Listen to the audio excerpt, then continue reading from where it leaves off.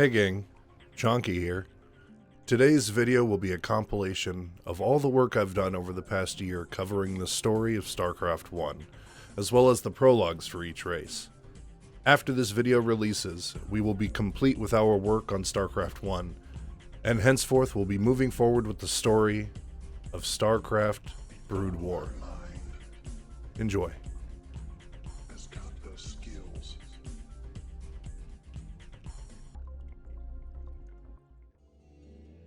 The decline of Western civilization. Although technology and world culture progressed rapidly throughout the 20th century, their advancements paled in comparison to the seemingly reckless leaps that would follow. By the end of the 21st century, mankind had seen bold and unprecedented changes within the world. Radical new technologies were surfacing at incredible rates, offering increased access to advanced computers and informational databases to even the most destitute nations of Earth. In the wake of the eradication of communism from the Eastern nations, nuclear weapons quickly became available in abundance. The international power structure, once defined primarily by the acquisition of capital and military superiority, was blasted apart as third world nations rose to challenge the economic and military might of the world's superpowers. As the manipulative sciences of cybernetics, cloning, and gene splicing rose steadily into the public forum, militant humanist and hardline religious groups challenged the rights of private interest corporations who profited from genetic experimentation. Multitudes of people were being augmented with cybernetic implants, while others began to manifest slight physical mutations ranging from heightened senses to advanced telepathy. These dramatic changes within the human gene pool caused widespread panic amongst many of the fundamental humanist factions. Technology continued to evolve and spread, and population rates soared. Near the end of the 20th century, there were 6 billion people upon Earth. Within 300 years, the population had grown to an estimated 23 billion. Pollution and a lack of natural resources and affordable fuels added to the fire as world leaders sought ways to stem the growth of their nation's inhabitants. Popular sentiment held that the world was plummeting towards an inevitable catastrophe as overpopulation and genetic alteration swept across the globe. Meanwhile, as tensions rose around the world regarding the use and capitalization of cybernetics and genetic mutations, many core international economic systems folded in upon themselves and shut down. Horrific acts of terrorism and violence erupted between the corporate sector and the humanist factions, resulting in forced police actions across the globe. Irresponsible media coverage of these atrocious police actions spurred the already rampant civil chaos in many of the larger countries. Ultimately, the precarious balance of world power exploded into international pandemonium. The New Order. On November 22nd, 2229, the United Powers League was founded. The UPL was to become the ultimate incarnation of the vision of a unified humanity held by the now defunct United Nations. This new power encompassed and controlled close to 93% of the Earth's population. Failing only to bring order to a few volatile South American states, the UPL was founded upon the basis of enlightened socialism, but often resorted to harsh, fascist police actions to maintain the public order. With its control lasting for nearly 80 years, the UPL began to devise a rigid agenda that would unify the various cultures of humanity for all time. Great lengths were taken to eradicate the last vestiges of racial separatism, and the Unitariate Commissions banned many of the world's oldest religions. English was designated as the common tongue of the planet, replacing many ancient languages that were subsequently banned in their native countries. Although religions were officially banned by the UPL, the organization held an almost zealous belief in the supposed divinity of mankind. This quasi-religious dogma called for the immediate eradication of any non-vital prosthetics or mutations amongst the pure-strain human gene pool. Hardline UPL proponents and scholars argued that genetic alteration, cyber technology, and the use of psychoactive drugs all led to the eventual degeneration of the human species. The UPL leaders formulated a bold plan that would assure that humanity would persevere unscathed by the tempting corruption of radical technologies. The Great Purification. Like the bloody inquisitions that devastated Europe 800 years before, the UPL set in motion one of the harshest agendas ever conceived by humanity: Project Purification. This genocidal crusade was the government's final solution to the matter of cleansing humanity of its more degenerate facets. UPL troops scoured every nation on Earth, rounding up dissidents, hackers, synthetics, the cybernetically enhanced, tech pirates, and criminals of every kind. This planet-wide culling resulted in the eradication of nearly 400 million people. The world media, now under the strict control of the UPL, downplayed the horrific violence and kept the general populace of Earth unaware of the scope of the atrocities being committed. Despite their heinous acts, the UPL succeeded in advancing many core technologies. Fields of research that had lain dormant for decades were open again under UPL control. The space exploration programs of the mid-20th century, abandoned by the American and Russian governments due to drastically reduced budgets and incessant political sabotage, became the basis for a new era of exploration for humanity. The coupling of cryogenic hibernation with warp drive technology resulted in the ability to travel amongst the stars. Within the span of only 40 years, the UPL founded colonies upon the Moon and several of the other planets within the Terran solar system. During this period, a brilliant young scientist named Doran Roth made plans to consolidate his power within the UPL. Uninvolved with the vulgarities of Project Purification, Roth was obsessed with founding colonies upon the worlds found beyond the Terran sector. Roth was convinced that the discovery of new minerals and alternate fuel sources on the outlying worlds would make him one of the most influential men on Earth. Through his political connections and personal fortune, Roth was able to secure thousands of UPL prisoners to use as guinea pigs for his secret plans. The prisoners, slated for mass execution under the edict of Project Purification, were transported to Ruth's private laboratories. Ruth, planning on sending the prisoners off to colonize the outlying worlds, had his science crews prep nearly 56,000 people for long-term cryogenic hibernation, cataloging the various mutations and cybernetic enhancements of the prisoners. Roth input all of the data into a revolutionary supercomputer. This artificial, teleempathic logistics analysis system, known as Atlas, then processed this genetic information and was able to predict which of the prisoners should be able to survive the trial to come. Only 40,000 of the prisoners were deemed viable to survive the rigorous conditions. Those 40,000 were then loaded onto 4 gargantuan, automated deep space supercarriers. As the prisoners were prepped for cryogenic cold sleep, the ships were loaded with enough supplies, rations, and hardware to aid them once they arrived at their scheduled destination. The navigation computer was then programmed with the coordinates of the outlying planet Gantris 6.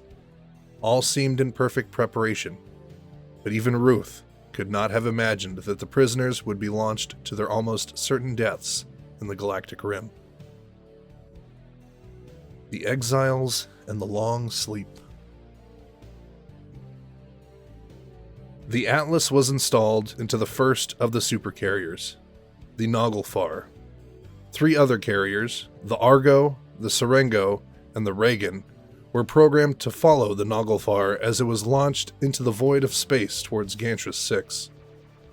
Over the course of this journey, which later generations would call the Long Sleep, Atlas continued to monitor the humans kept in cryogenic stasis, evaluating the numerous mutations and enhancements found within the prisoners' gene pool. Atlas became aware of a powerful mutagenic strain that existed in some of their DNA. While this mutation was found to reside in less than 1% of the prisoners, it seemed to augment the latent psionic potential within the human brain. Atlas calculated that, should the prisoners survive in their new environment, many of them might benefit from this psionic mutation within only a few generations. These findings were recorded and relayed back to Earth, straight into the logs of Dora and Ruth. Originally scheduled as a 1-year trip, their voyage took a turn for the worse. At some point during the journey, the navigational systems linked to Atlas shut down, erasing not only the coordinates of Gantris 6, but those of Earth as well. The 4 ships carrying their hapless cargo in stasis barreled blindly through space at warp speeds for nearly 30 years. Eventually, the warp drive engines of the 4 supercarriers reached critical meltdown. After 28 years of warp travel, the huge ships emerged into real space near the edge of a habitable star system, some 60,000 light-years from Earth. Their engines destroyed and their life support batteries nearly exhausted, the ships engaged their emergency protocols and plummeted towards the nearest habitable worlds in the system. The Reagan and the Serengo crash-landed on the world that would be named Umoja. The Serengo, which had suffered massive system failures during its atmospheric descent, smashed into the planet, killing all of its 8,000 passengers. The Reagan was more fortunate, making a controlled descent and landing safely. Once the ship had landed, the cold sleep chambers were deactivated, and the surviving passengers slowly awakened.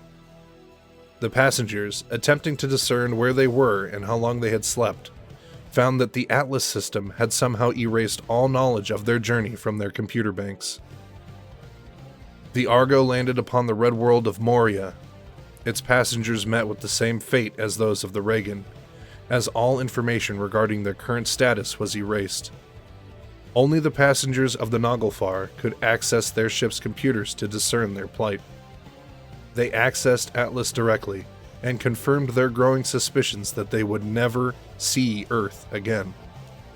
For although they had landed on the temperate planet of Tarsonis, the Naglfar was damaged beyond repair.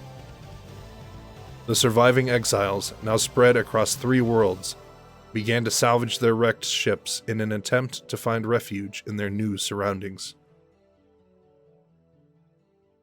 The Confederacy and the New World. The inhabitants of each planet worked to survive in what they termed the New World, unaware that their fellows also thrived upon the other worlds in the system. The vagabond Terrans made do with whatever meager resources they could find. Having lost the means to communicate over interplanetary distances, when their ships were stripped for essential materials, the Terrans lived in isolation for decades.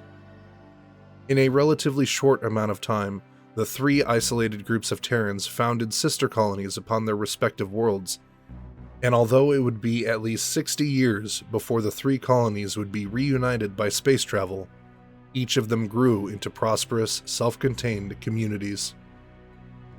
Tarsonis, the largest and most technologically advanced of the colonies, soon developed second-generation sub-warp engines. This allowed their ships to explore the myriad, barren planets of the surrounding star system, and eventually led them to find the other survivors of the Long Sleep. Once reunited, the 3 colonies benefited from mutual trade and commerce treaties. Although Tarsonis kept pushing Umoja and Moria to join in a conglomerated government, the 2 colonies steadfastly refused. The fleets of Tarsonis continued to explore the Terran patch of space that came to be known as the Caprulu sector, founding prosperous colonies upon 7 other worlds within the system enabled the military might of Tarsonis to grow by leaps and bounds. A new government, christened the Terran Confederacy, was founded by the Tarsonian colonies. The Morian colony, which had benefited from having the largest resource mining operation in the sector, began to fear that this new confederacy might attempt to move in and regulate their lucrative operations. Thus, the Kelmorian Combine was formed, a shady corporate partnership that would supply military aid to any mining guild that was oppressed by the Confederate policy. Tensions rose between the Confederacy and the Combine, leading to the outbreak of the Terran Guild Wars. The Guild Wars lasted for nearly 4 years, with the Confederacy eventually negotiating peace with the Combine. Although the Combine retained its autonomy, almost all of its supporting mining guilds were annexed into the holdings of the Confederacy. The Umojan colony, after seeing what blatant abuse the Confederacy was capable of, founded the Umojan Protectorate. This nationalized militia would keep its colony free from Confederate tyranny. In the final analysis, the Guild Wars assured the Confederacy its position as the dominating factor within the Terran power structure. The might of the Confederacy continued to grow as its prospectors claimed world after world with their reckless expansionism. Pirate groups and radical militia organizations began to spring up more frequently as the Confederate enforcement agencies continued to abuse their citizenry. One of the greatest examples of revolt against the Confederate policy was the Rebellion of Korhal. The Rebellion of Korhal. Korhal was one of the core Confederate worlds originally settled by Tarsonian colonists. A world of affluence and enlightenment, Korhal contributed greatly to the military and technological advancements of the Confederacy. Although the Confederacy benefited from Korhal's continued productivity, the citizens of the colony resented their forced affiliation with the often corrupt Confederate senators. Attempting to retain their independence, the citizenry of Korhal instigated numerous riots against the local Confederate militia. The Confederates responded in kind and declared martial law throughout the colony. This only seemed to agitate the populace even more, escalating the already rampant civil chaos. The Confederates believed that if their most treasured and pampered colony could turn against them, then all of their other colonies might revolt as well. It was decided that the crisis on Korhal would be ended by any means necessary. Korhal would serve as a chilling example to all of the colonies in the Confederacy. A dynamic Korhalian senator by the name of Angus Mengsk took it upon himself to formalize the sentiments of his fellow citizens. Their cry for freedom was undeniable when Mengsk actively declared war against the Confederates, whipping the people of Korhal into a volatile, patriotic frenzy. The senator succeeded in capturing all of the Confederate outposts on Korhal. Issuing statements declaring that the Confederacy no longer held any claim over the world of Korhal, Mengsk succeeded in garnering the respect and admiration of many other struggling colonies. The Confederates, seeking to contain the situation, pulled their forces from Korhal and withdrew their fleet from its skies. Mengsk and the other leaders of the revolt, believing that they had won their independence, celebrated their victory over the Confederacy. The Confederates, knowing that a perceived loss of Korhal might instigate other colonies to revolt, planned to retake the planet through subtler means. The Confederates sent 3 of their deadliest assassins, known only as Ghosts, to eliminate Mengsk and his supporters on Korhal. The senator's decapitated body, along with those of his wife and young daughter, were found the next morning on the private balcony of his towering fortress-like headquarters. Mengsk's head was never found, while the assassination did much to weaken the revolt of Korhal. While the assassination did much to weaken the revolt on Korhal, it also fueled the fires that would eventually forge the greatest enemy the Confederacy would ever know. Arcturus Minsk, an accomplished Confederate prospector and businessman, did not take the news of his family's death well. Having been a prospector for years, Arcturus knew of the despicable lengths that the Confederacy would go to in an effort to reach its objectives. He was uninterested with greater sector policies, and was even alarmed and somewhat embarrassed by the actions of his estranged father on Korhal. He never dreamed, however, that his family would be killed merely to prove a point. Their deaths stirred something inside the young Arcturus, leading him to forsake his promising future and follow a lonely path of vengeance. Rallying the various militant groups that had followed his father against the Confederates, Arcturus succeeded in fashioning an impressive, yet somewhat ragtag army. Minsk's followers struck boldly at various Confederate bases and installations, costing the Confederacy billions of credits in men, machines, and equipment. With rumors spreading of a secret alliance between Minsk's group and the Umojan Protectorate, the Confederate government quickly decided on a final solution to their problem. A salvo of 1,000 Apocalypse-class nuclear missiles was fired at the planet of Korhal from the distant Confederate capital of Tarsonis.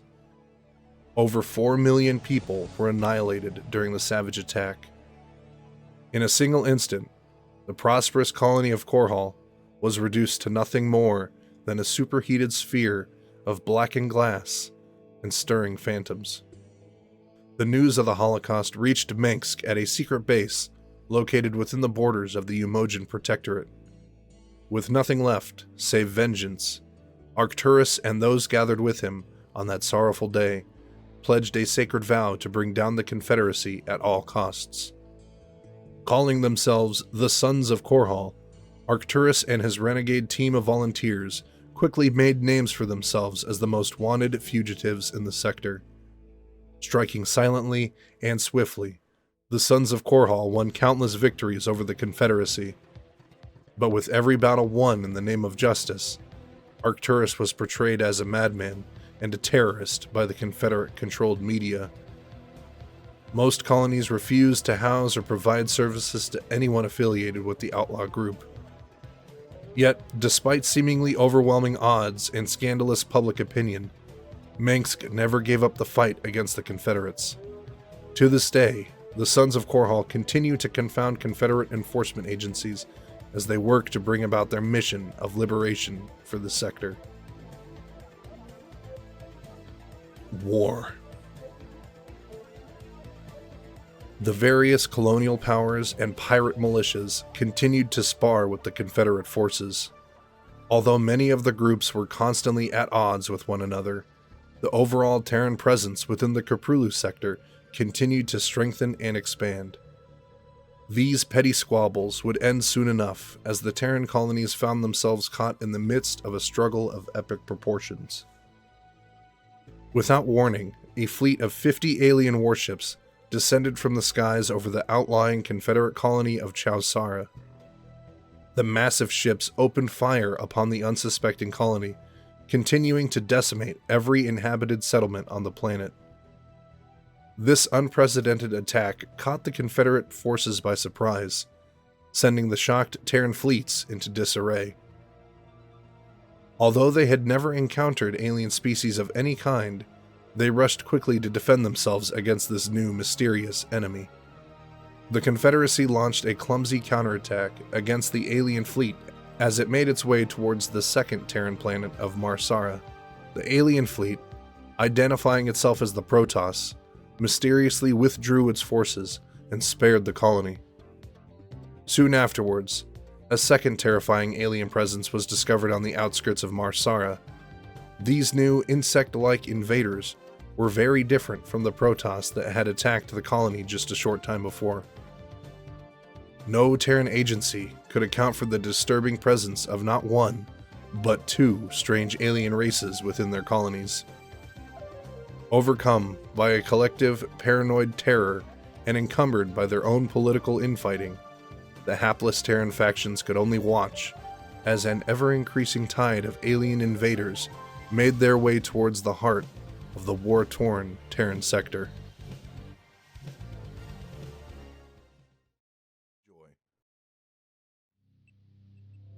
The Grand Experiment. Driven to perfect their science of protogenetic evolution, the ancient, enigmatic race known as the Xel'Naga traveled to the distant fringe world of Ire. The vast jungles of Ire had produced the most advanced race that the Xel'Naga had ever seen. Believing that they could steer the race's evolution to the pinnacle of physical perfection, the Xel'Naga began to conduct their protogenetic experiments. The race that the Xel'Naga would eventually name the Protoss advanced rapidly and gained what their creators termed a distinct purity of form. Unfortunately, the Xel'Naga pushed their experiment too far. The inherent essence and sentience of the Protoss developed far too rapidly, leading to bitter strife and division between them and their creators. The Xel'Naga deemed that the purity of form they sought to create had been sullied by a conflict of essence, and thus decreed that the Protoss were, in fact, a failed creation. The Xel'Naga abandoned their children and launched themselves into the void.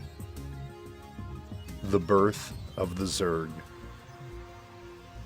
Traveling thousands of light years into the burning core of the galaxy, the Xel'Naga eventually settled upon the volatile ash world of Xeris.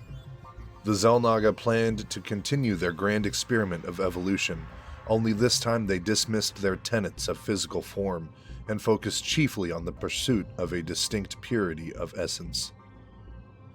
Residing in their massive ships high above the fires of Xeris, the Xel'Naga began once again to challenge the wiles of fate. The Xel'Naga were more successful with their second venture than they could have imagined. They labored to advance the evolution of the most insignificant life form on Xeris, a race of miniature insectoids known as the Zerg. Through Xel'Naga protogenetic manipulations, the Zerg survived the torrential firestorms of their world and thrived. Although extremely small, worm-like, and possessing no ability to manipulate their physical surroundings, the Zerg adapted to survive. They developed the ability to burrow into the flesh of the less vulnerable species indigenous to Xeris. Feeding off the nutrients contained within the spinal fluids of their hosts, the Zerg learned to parasitically merge with their host creatures. Once they became capable of controlling the metabolic and anatomical processes of their hosts, the Zerg used their new bodies to manipulate their surroundings. As the Zerg incorporated more and more host creatures into their fold, they began to assimilate their various genetic strains and processes. Zerg chemistry began to mutate and adapt according to the volume of new genetic material being processed. However, as diverse as the range of host creatures became, there was always the undeviating drive to consume only the most evolutionary advanced species encountered. The Zerg were innately selective as to which species they consumed, ensuring that at every stage of their development, they were at the top of their proverbial food chain. Any race that the Zerg came across that was deemed unworthy of assimilation was eradicated to further purify the strains. The Xel'Naga soon made an alarming discovery. The original races assimilated by the Zerg were hardly recognizable after only a few short generations of their inception. Somehow the Zerg had developed the ability to supercharge and steer the latent evolutionary process within their host creatures. The host creatures fell prey to the effects of gradual physical mutations that caused all of the various strains to grow armor-piercing spines, razor-sharp limbs, and ultra-dense carapaces. Over a surprisingly short amount of time, the strains grew to resemble a terrifying, ravenous, and unified race. Overmind. The Xel'Naga, remembering all too well that their failure with the Protoss was a result of pushing the sentience of the fledgling species too quickly, decided to follow a different path with the burgeoning Zerg. Attempting to waylay the potential hazards of different egos, the Xel'Naga structured the collective sentience of the Zerg into a unified, amalgamated overmind. The overmind coalesced into a semi-sentient being that represented the primary drives and instincts of all the Zerg strains. As time passed, the overmind developed the rudiments of personality and advanced intellect. Although the overmind directed the actions of every creature within the swarm, it did so through the use of secondary agents. The overmind created a new strain of Zerg that could facilitate the communication of its whims. These cerebrates were massive versions of the original Zerg insectoids and were engineered to process and carry out the various objectives of the overmind. Each cerebrate had a unique objective, such as defend the hive, scout for potential strains, produce more warriors, or eradicate all lifeforms. The cerebrates were then empowered to build their own hive clusters and carry out their intended agendas. Over time, they developed personalities that corresponded to their primary drives. However, the cerebrates were still genetically incapable of ignoring or overriding the commands of the overmind. The Zerg chain of command lengthened as new races were incorporated into the swarm. Cerebrates began to use secondary agents to communicate their orders as well. For the defense and productivity of the immediate hive, the cerebrates turned to queens to further extend their control over the swarm. The queens oversaw drone activity throughout the resource lines of the hives and kept a vigilant watch over the budding spore colonies of the collective. In times of battle, cerebrates called upon the overlords to directly relay their commands to the myriad warriors of the swarm. Overlords not only transported Zerg warriors into the fray, but also directed their attacks against their enemies. Just as the cerebrates followed the overmind, the queens and overlords were incapable of disobeying the commands from their cerebrates. This rigid system of command kept the swarms at peak, savage efficiency. As the swarms continued to grow and strengthen, the overmind turned its thoughts towards its own future. It realized that within a few short centuries, its race had assimilated all of the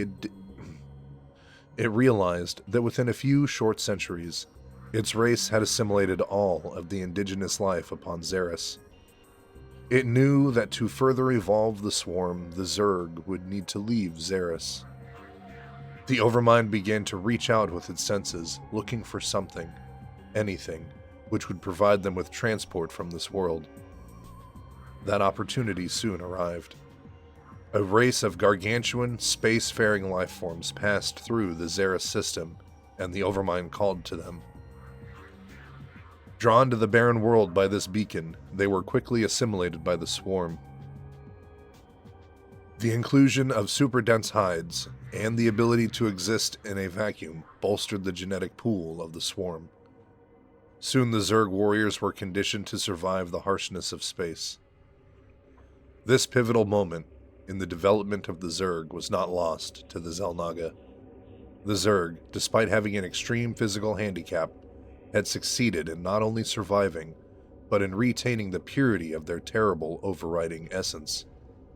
The Xel'Naga knew that they had achieved their goal. The fall of the Xel'Naga. The pride in their achievements proved to be the fatal downfall of the Xel'Naga. The Overmind, while slowly expanding itself into the void of space, became aware of the mighty Xel'Naga world ships hovering ominously above the skies of Xeris. The Xel'Naga, having kept a constant watch on the Overmind, were horrified to find that it had actually severed their psychic link, effectively hiding itself from their view. With its need to consume driving its minions into a lustful frenzy, the Overmind launched the now spacefaring Zerg swarms at the unsuspecting Xel'Naga. The ancient race did what they could to stem the tide of the ever-advancing Zerg onslaught, but in the end, their efforts were in vain. Wave after wave of Zerg swarms hammered the reinforced hulls of the Xel'Naga's ships with no signs of abatement. Within only a few hours, the Zerg overran the defenses of their creators and laid waste to the Xel'Naga fleet. As the greater whole of the Xel'Naga race was consumed by the raging genetic whirlwind of the Zerg, the Overmind gained the knowledge and insights of its masters. The Overmind processed thousands of sentient beings into itself, causing it to grow far more powerful than it had ever imagined. It learned the secrets of the sacred Kadarin crystals and began to incorporate the energies of these crystals into its own. Through the intimate knowledge of evolution and protogenetic physiology gained from the Xel'Naga, the Overmind was able to increase the level of sentience in many of the higher Zerg strains, while still keeping them fully under its control. Through dissecting the memories of the Xel'Naga, the Overmind was made aware of the myriad races that had, at one time or another, been influenced by the ancient race. The Xel'Naga had kept a detailed genetic history of each race, giving the Overmind a clear understanding of their respective strengths and weaknesses. Most importantly, the Overmind learned of an exceedingly powerful race that lived near the galaxy's fringe, known only as the Protoss. The Overmind knew then that the Protoss and the Zerg would eventually be caught in an inevitable apocalyptic conflict. The Determinant. The Zerg left the lifeless, burning world of Xeris and laid waste to every planet they found along their path towards the Protoss homeworld. As they progressed slowly through the trackless dark between the stars, the Zerg assimilated only the strongest of the races that they came across. The swarm continued to build steadily, ever increasing in size and power. As they progressed, the Overmind sent out numerous deep space probes that scouted ahead of the swarm, searching for new worlds to plunder. Despite innumerable victories, the Overmind was greatly disturbed. The Overmind was aware that the Protoss had become a highly psionic race, able to bend and warp the very fabric of reality to their whims. It sought a way to counter the awesome might of the Protoss, but found no answers among the genetic strains it devoured. On the verge of despair, the Overmind made an amazing discovery. One of its deep space probes had relayed the location and vital statistics of a race that occupied a series of nondescript worlds, right under the shadow of the Protoss. The new race, called Humanity, was mere generations away from developing into a formidable psionic power. But the Overmind also knew that humanity was still in its infant stages, hardly capable of defending itself against the ravenous Zerg. Although a short-lived and seemingly frail species, the Overmind knew that humanity would be the final determinant in its victory over the Protoss. If it could assimilate the psionic potential of humanity, the Overmind would have the ability to combat the Protoss on its own terms. Thus, the Zerg swarms slowly made their way towards the burgeoning worlds of humanity. The journey lasted for 60 years, but eventually, the massive, extended Zerg swarm reached the outskirts of the Terran sector of Caprulu. Sending in a scouting brood, the Overmind soon discovered that the humans dwelt on over a dozen different worlds within the sector. Seeding the atmosphere of a planet called Chao Sara with rudimentary hive spores, the Overmind began to unfold its master plans to enslave humanity. The hive spores gradually drifted down to the surface of Chao Sara and saturated the ground with its denuding alien toxins. Although the human colonists had no idea that the Zerg had subtly infested the topsoil of their world, Zerg minions began to descend to the planet's surface and construct their bizarre structures and hive clusters. Once the infestation of the colony was well underway, the Overmind sent its voracious children to the other nearby worlds. Insidious and elusive in their tasks, the agents of the Overmind soon infested the colonial worlds of Chao Sara, Marsara, Brontes, and Dylar IV, unnoticed by the denizens of these colonies. Yet, from out of the cold void of space, a mighty fleet of Protoss warships emerged to combat the Zerg invasionary forces. The Overmind, anxious to learn what it could about the enigmatic Protoss, decided to let them hamper the initial infestation process. Holding its ravenous warriors at bay, the Overmind watched as the Protoss razed the colony of Chowsara. The Overmind watched as the Protoss razed the colony of Chowsara.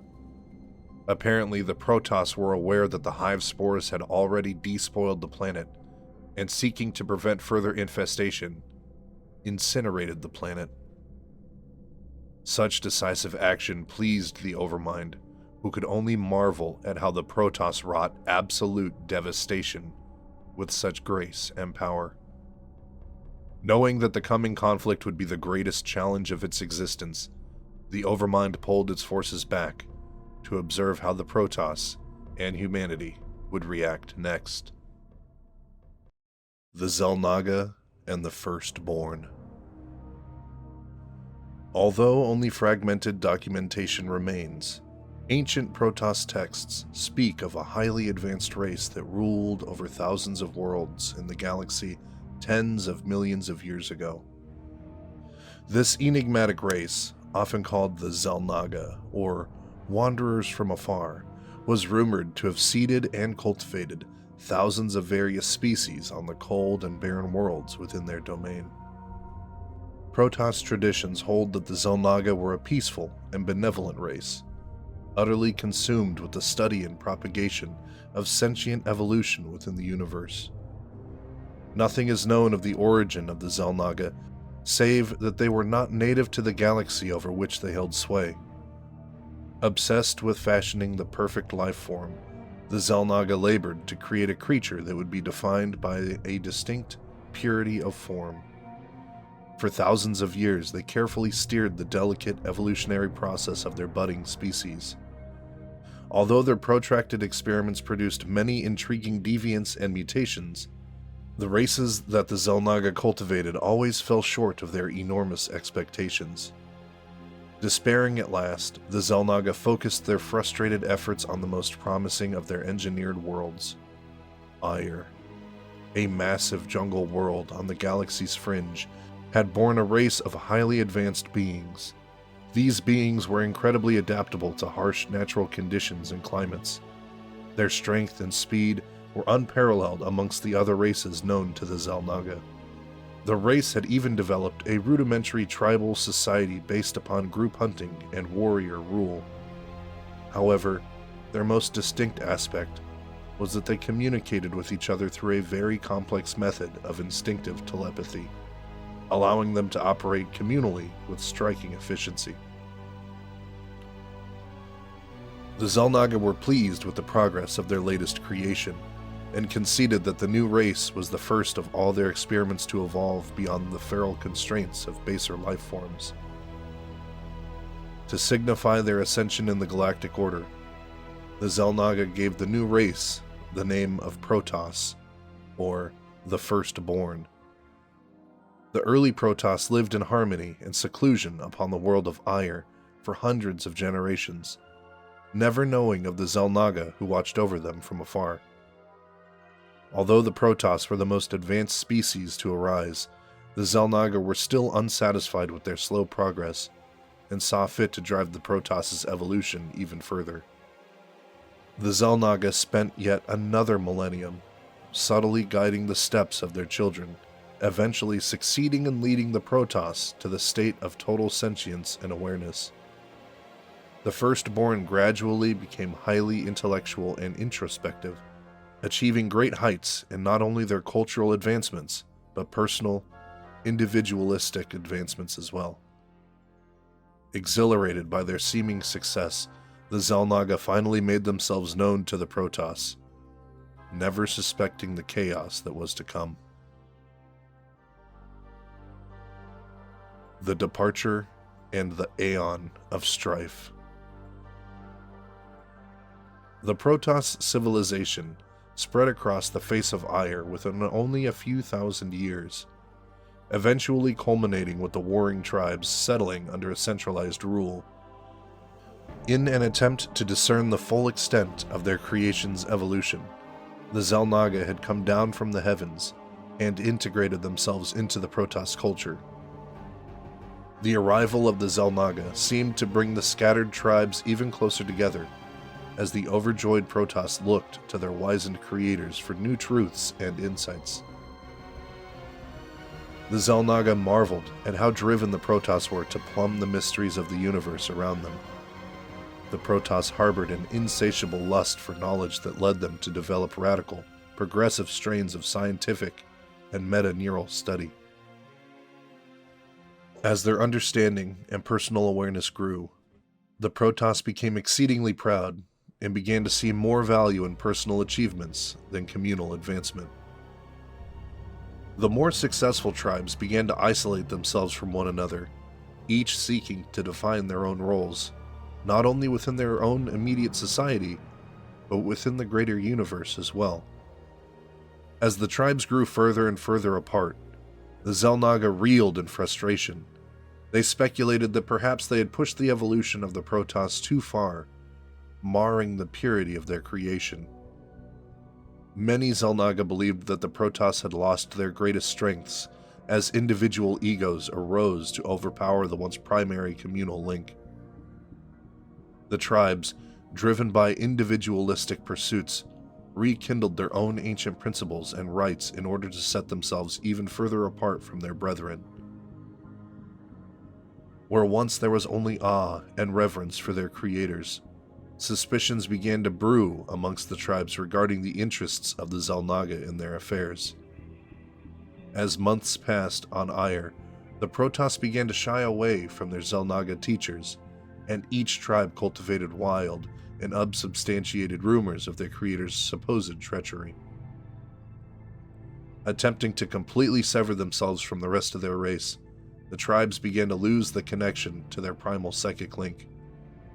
This breakdown in the inherent empathy of the Protoss for one another did the most to dissolve the last remnants of unity and brotherhood amongst them. The severing of the psychic link was also the greatest sign to the Xel'Naga that the Protoss had tragically lost the most fundamental element of their greatness. Believing that they had made a grave mistake in pushing their failed creation too fast, the Xel'Naga made to depart Aiur forever. The suspicious Protoss, at hearing of their creator's departure, reacted with a rash, violent attack upon the Xel'Naga's world ships. Many hundreds of Xel'Naga were murdered by the raging Protoss, who only decades before had worshipped them as gods. The Xel'Naga fended off the Protoss's reckless attack and sorrowfully launched the greater number of their massive ships into the trackless void beyond Aiur. The Protoss tribes, left confused and abandoned in the wake of the departure, turned on each other in despair. What followed has been recorded as the bloodiest, most violent civil war ever recorded in galactic history, the Aeon of Strife. The raging battles waged during the Aeon of Strife were fought by countless generations of Protoss, all bent on perpetuating the guilt and blame for their abandonment. Although few actual records remain from this lost period of Protoss history, it is clear that the Firstborn devolved into frantic legions of merciless killers. Driven by centuries of unthinking hatred towards their brethren, entire generations of Protoss lived and died without ever knowing the legacies of their past, or of the primal psychic bond that their forefathers had once shared. It is legend that even the greater land masses of Aiur were devastated by the epic struggle between the maddened tribes. It seemed that the whole of the once glorious Protoss culture was precariously poised upon the precipice of total annihilation. Kala, the Path of Ascension. Although there were many different factors that led to the ending of the Aeon of Strife, one unprecedented discovery is cited with bringing about the radical changes of the Second Age. As the ancient, vicious blood feuds continued to take their toll upon yet another generation of Protoss warriors, one eccentric mystic stumbled upon a pivotal insight.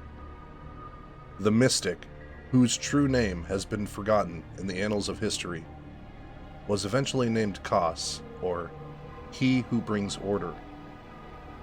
Kos, having studied the archaic forbidden teachings of the Xel'Naga, unearthed ancient monolithic artifacts known as the Kadarin crystals.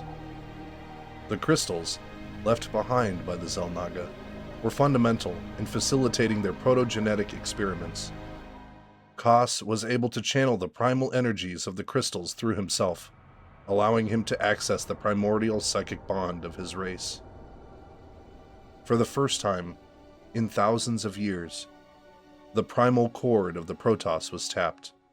Flooded by emotions emanating from every member of his race, Kos became aware that the Protoss had not lost their primal link, but had simply forgotten how to attune themselves to it. Horrified by the warring emotions that had been tearing his race apart for countless centuries, Kos began to search for a way to heal the searing pains of his people. Kos, gathering many young Protoss together, was able to teach the new generation of warriors how to access their latent psychic bond. These young ones, suddenly free to distance themselves from the horrendous strife around them, were able to see clearly that the conflict of their race was folly. They believed that the Xel'Naga had been right to abandon them, and that because their racial essence had been corrupted by the rise of ego, they were indeed a failed creation. They maintained, however, that because their inherent failure was not of their own doing, the inner conflict of the Protoss and racial turmoil was baseless and hollow. Kos developed a radical system of psychic progression that he hoped would discipline the new generation and keep them from repeating the tragic mistakes of their ancestors.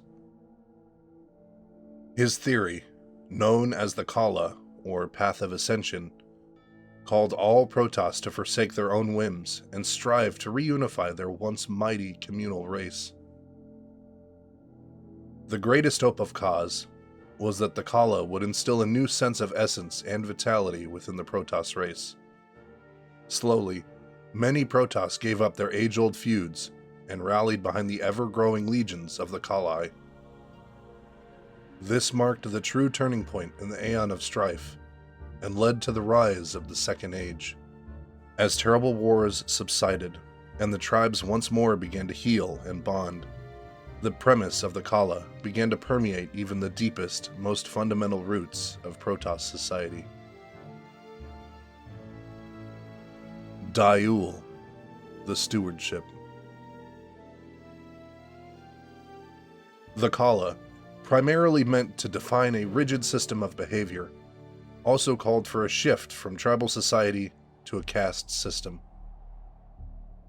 All members of the Protoss tribes were split into 3 new castes: the Judicators, the Kali, and the Templar. This shift worked to remove the last remnants of the old hostilities between the tribes and strengthen the resolve of the Protoss to embrace a new beginning. The Judicator caste was comprised of Protoss elders and statesmen, with its main responsibility being the governing of the Protoss under the dictates of the Kala's law. The Judicator Assembly was ruled over by a small group of elders known as the Conclave. The second caste, known as the Kali, comprised the greater bulk of Protoss society. The Kali caste represented the driving industrialists, scientists, and workers who continued to rebuild their homelands after the harsh conflicts of the Aeon of Strife. The third caste, called the Templar, were the holy warriors and defenders of Aiur, who followed the Kala's disciplines to achieve ever-escalating pinnacles of psionic power. Under the new leadership of the Conclave and their Judicator administrates, and armed with the zealous might of the Templar, the Protoss soon rebuilt their decimated world of Aiur into a bustling paradise. With their growing prosperity leading them to rediscover many of the sciences and studies they had lost, the Protoss learned to travel amongst the stars. Over the course of only a few hundred years, the Protoss conquered hundreds of worlds within their corner of the galaxy, and spread the fruits of their great civilization to many of the more advanced races that they encountered. All in all, the Protoss inadvertently succeeded in reclaiming an eighth of the worlds once presided over by the Xel'Naga. In keeping with the strict codes of the Khala, the Protoss took upon themselves the burden of the Daiul, or Great Stewardship. Following the ancient traditions of the Xel'Naga, the Daiul called for the Protoss to protect and safeguard the lesser races that lived under their shadow. Unlike their predecessors, however, the Protoss refused to manipulate or interfere in the evolutionary process of the lesser races under their protection. Ever vigilant against xenomorphic threats, the Protoss kept a close watch over their unsuspecting wards. But, much like the Xel'Naga many millennia before, the Protoss kept their presence hidden from the lesser races in their care. Many hundreds of species grew and thrived on the various worlds within their space, never knowing that they were secretly guarded from on high. The Dark Templar. Although their new enlightened civilization grew and thrived, the Protoss Conclave kept a dark, shameful secret hidden from the masses. There were a few dissident tribes who refused to embrace the Khala, believing that their individual identities would be erased to further promote the Judicator rule. The rogue tribes were not hostile or militant, but they believed that the Conclave's communal agenda would be the eventual doom of their race. Thus, the knowledge of the rogue tribes was kept hidden, for the Conclave believed that their aberrant influence might spread throughout Protoss society and destroy all that Khass had accomplished. Convinced that the rogue tribes constituted a palpable threat to the new order, the Conclave ordered the Templar forces to eradicate the dissidents. The Templar, led by a young warrior named Adun, could not bring themselves to slaughter their wayward brethren. Instead, the idealistic Adun attempted to hide the rogue tribes away from the sight of the Conclave. Adun believed that he could convince the rogues of the Khala's truth by teaching them how to manipulate their own latent psionic powers. Although their powers equaled those of the mighty Templar, the rogues still refused to submit their passionate, free spirits to the Khala. Without the discipline of the Path of Ascension, the powers of the rogues spiraled out of control and unleashed horrible, devastating storms across the fields of Ire. The Conclave, shocked that the Templar had not destroyed the rogue tribes, attempted to salvage the desperate situation. If the Conclave punished Adun and the Templar for their insubordination, it would be forced to publicly admit the existence of the rogues. Thus, the Conclave decided to banish the wayward tribes from Ire forever. The Templar under Adun were sworn to silence as the rogues were loaded onto an ancient but functional Xel'Naga ship and launched into the void of space. Forever after, the rogue tribes would be known as the Dark Templar. Over time, the legend of the Dark Templar spread across the face of Ire, sparking the imaginations of many young Protoss. To show their disdain for the Conclave and their Judicator lackeys, the Dark Templar ceremoniously cut off their nerve appendages, effectively severing themselves from the basic communal link that all Protoss share. It was widely rumored that since the Shadowhunters were cut off from the primal cord of their race, they were forced to draw their psionic energies from the dark, cold void of space. This tale, above all others, worked to incriminate the vagabond warriors for all time. Hunted and feared by their own brethren, the Dark Templar led a solitary existence within their spacefaring vessels. Traveling throughout the cold void of space, they never abandoned their love for Ire, and thus worked to safeguard their long-lost homeworld in any way they secretly could. Humanity and the Coming of the Zerg. The Protoss bore silent witness to the portentous arrival of humanity to their edge of space. Although the Protoss were uncertain of the vagabond origins of the Terrans, they knew that these volatile, short-lived humans would prove to be interesting study, 2 centuries passed as the Protoss watched over the budding Terran colonists. The Terrans had succeeded in building up rudimentary colonies on over a dozen worlds within the Protoss's borders. Although the technology of the Terrans was inferior to that of the Protoss, they adapted to the worlds upon which they lived and thrived. The Protoss found the Terrans to be fascinating, and that they constantly fought against one another, yet still flourished and advanced their technologies and industries by leaps and bounds. The Protoss were alarmed at how quick the Terrans were to access and drain the natural resources from their various worlds. It seemed to the Protoss that the Terrans had no respect for the delicate balance of nature, as they recklessly sped from one world to the next, leaving nothing but barren wastelands in their wake. Bidden by the strict dictates of the Daiul, the Protoss were forbidden to directly interfere with the reckless Terrans, no matter how much they wished to do so.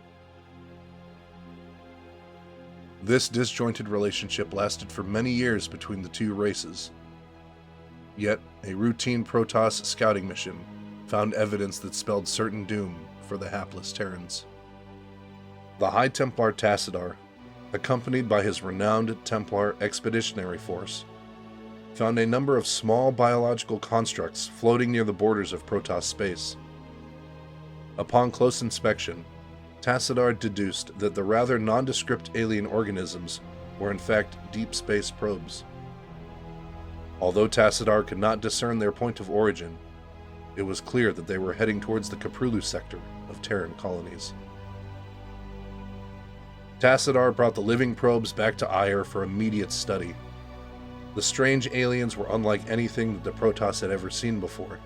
The respective physiologies of the probes were apparently engineered for deep space travel and reconnaissance.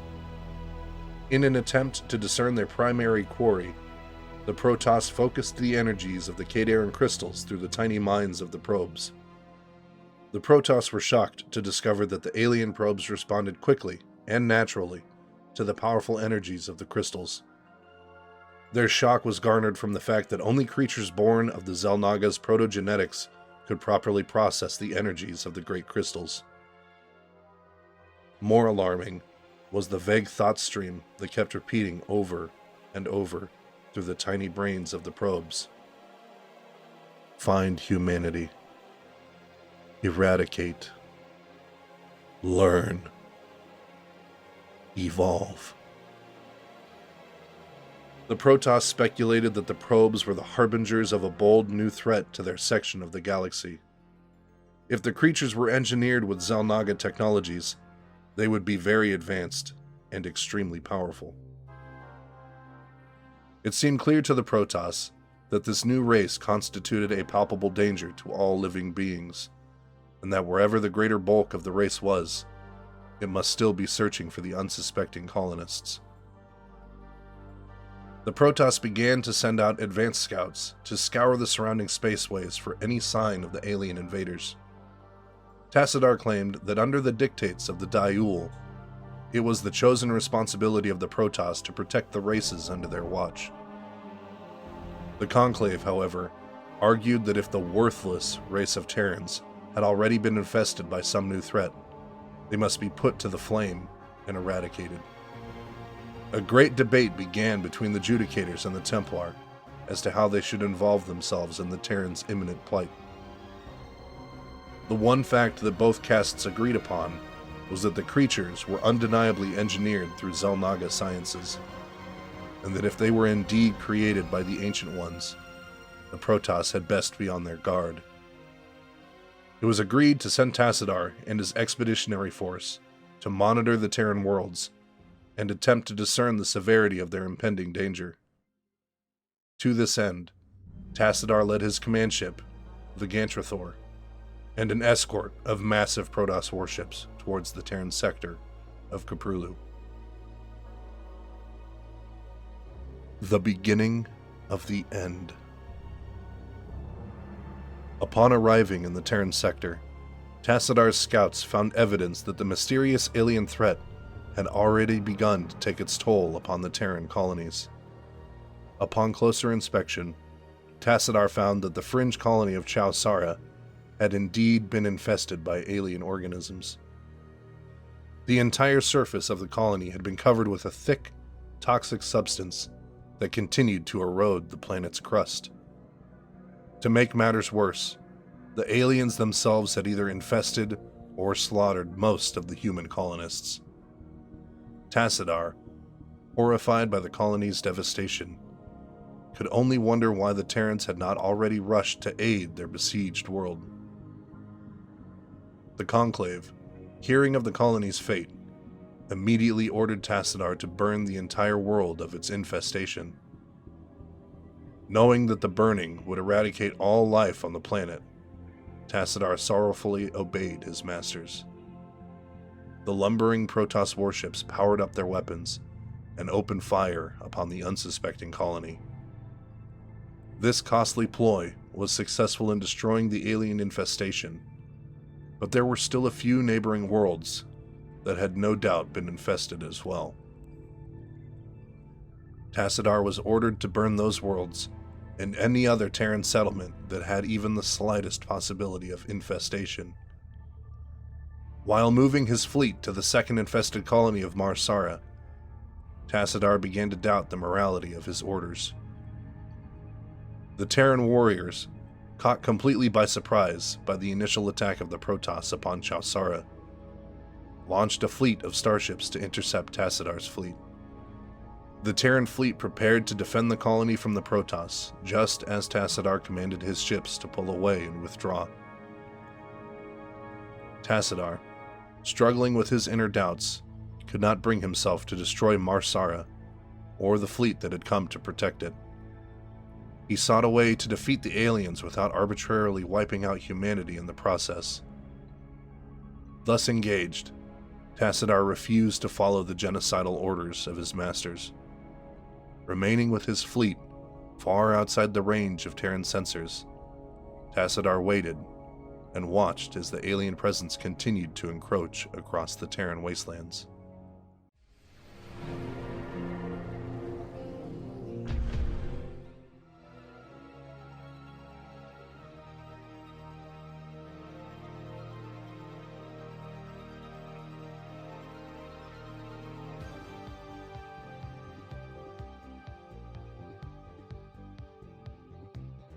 Our story begins on the planet of Marsara.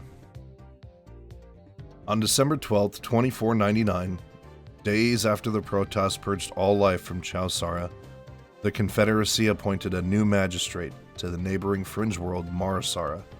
This was done in an effort to quell the fears and suspicions of the surrounding planets. You assume the role of that newly instated magistrate overlooking this small colony. After the downfall of Chowsara, the Confederacy tightened its grip and began a military crackdown on all outlying systems and fringe worlds. Now keep in mind that none of these planets have any knowledge of the xenomorph menace that was responsible for the fall of Chowsara.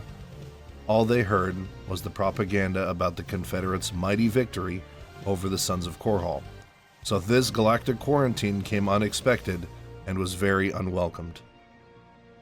Soon after your arrival, a message is left with the Magistrate's Adjutant, which is a non-sapient artificial intelligence used for various important functions that necessitates an assistant for a military commander.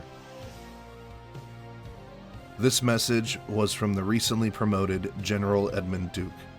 The contents explained that he has now included Marsara in the planetary quarantine order and now requires the Magistrate to relocate his colonists and his limited amount of military personnel to the wastelands. Naturally, this was unpopular with the colonists and would only be the beginning of colonial unrest with the brutality of Confederate tactics here on Marsara. Can't believe we're being sent to the wasteland. These Confederates think they can push anybody around. The Magistrate's resources are severely limited, and his military forces are composed of only the most basic of soldiers, the SCV and the Terran Marine. The Space Construction Vehicle, or SCV for short, is a small mech measuring about 12 feet tall, built solely for construction and resource gathering. Orders, Captain? I read you. Yes, sir? Reporting for duty. again, Captain? I'm not reading you clearly. I can't believe they put me in one of these things. And now I gotta put up with this, too? I told them I was claustrophobic. I gotta get out of here. I'm socked in here tighter than a frog's butt in a watermelon seed fight. This unit, while not a soldier, is constructed out of neosteel with a plasteel view hatch in the front. SCVs have been observed to be equipped with fusion cutters, plasma welders, a power drill, a utility clamp, and also include heavy-duty thrusters. Now, aside from the SCV, the Magistrate only has access to a single type of offensive unit at this time, the backbone of any Terran military, the Marine.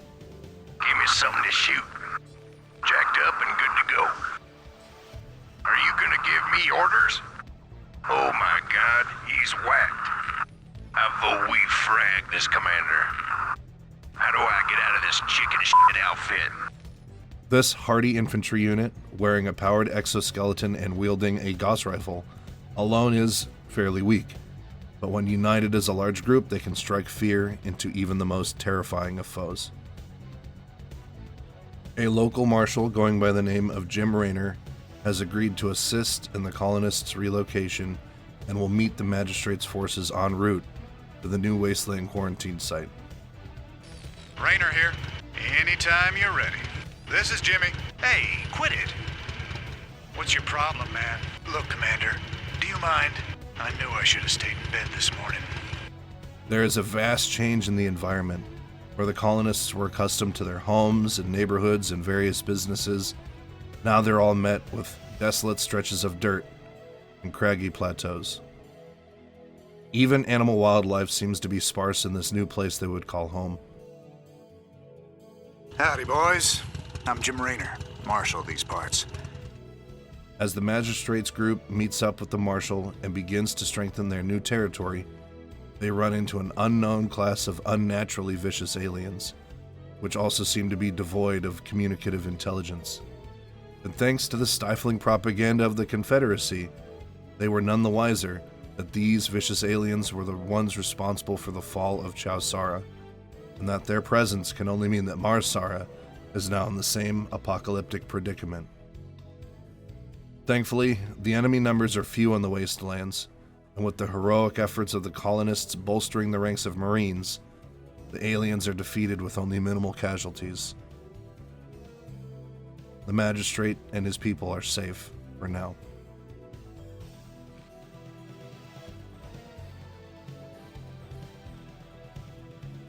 With the combined efforts of the Magistrate and Marshal Jim Raynor, the Wasteland forces were now secure, safe from the alien onslaught for the time being. Yet this momentary peace was not to last. A distress beacon, activated one morning at 06:58 hours, echoed across the reaches of space from a nearby colony here on Mars-Sara. Hey, what's up, man? Got your refugees tucked in nice and tight. Provided you can sidestep any more surprises from our Confederate friends and we can keep them away from those critters, they should have an easy time. Priority alert. Backwater station under attack by unknown alien organisms. While the beacon's destination was the Confederate homeworld of Tarsonis, to request aid and reinforcements to fight off the very same unknown alien menace that we had run into, General Duke issues a stern command that neither we nor Marshal Raynor are to do anything in response. He insists that the Confederacy would be issuing reinforcements when able, and that if the situation needed our attention, we would be notified.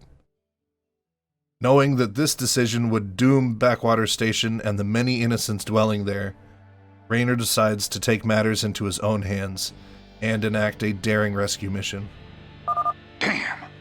Listen, if we wait for Confederate reinforcements, that station's dust. I'll head out there now and do what I can. You send in some militia, and we'll save those folks. Trust me.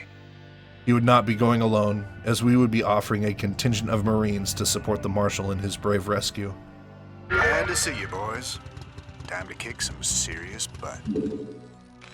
The safety of the colonists on Mars-Sara is paramount, as we would need all the help we could get for the fights that the future holds.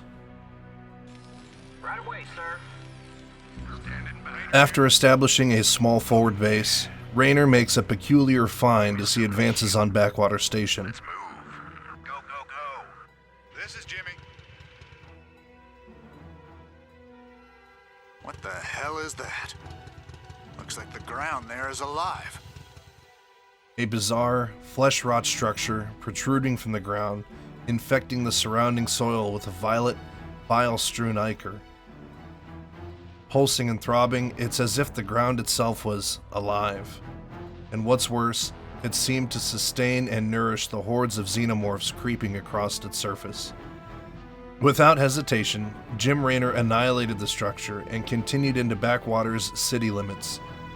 Upon entering the area, Backwater Station's survivors emerged from their bunkers, confirming their dire situation and for the first time dubbing the alien swarm with an official designation, This should be good. the Zerg. Thanks for the rescue. We've been holed up in these bunkers for days hiding from the Zerg. Can I read you? Right away, sir.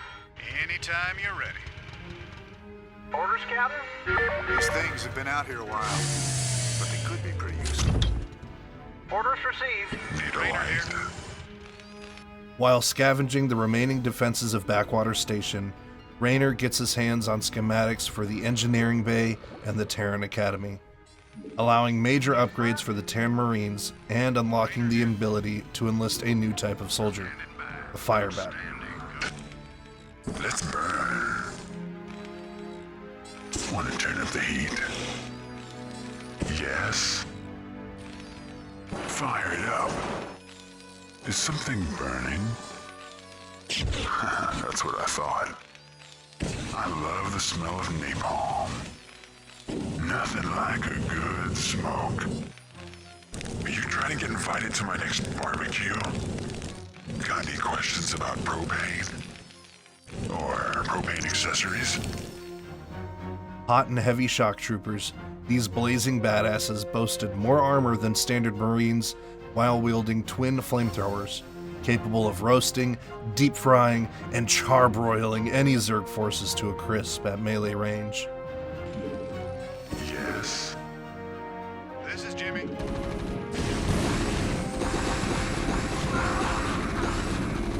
Anytime you're ready. The Zerg, however, revealed a new species of their own to match, the Hydralisk, a large, serpent-like beast reaching over 2 meters in height, with wicked flesh scythes for arms, capable of rending limb from limb with ease.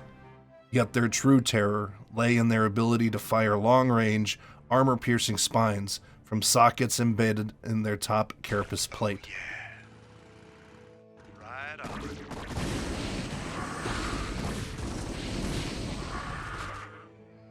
This should be good.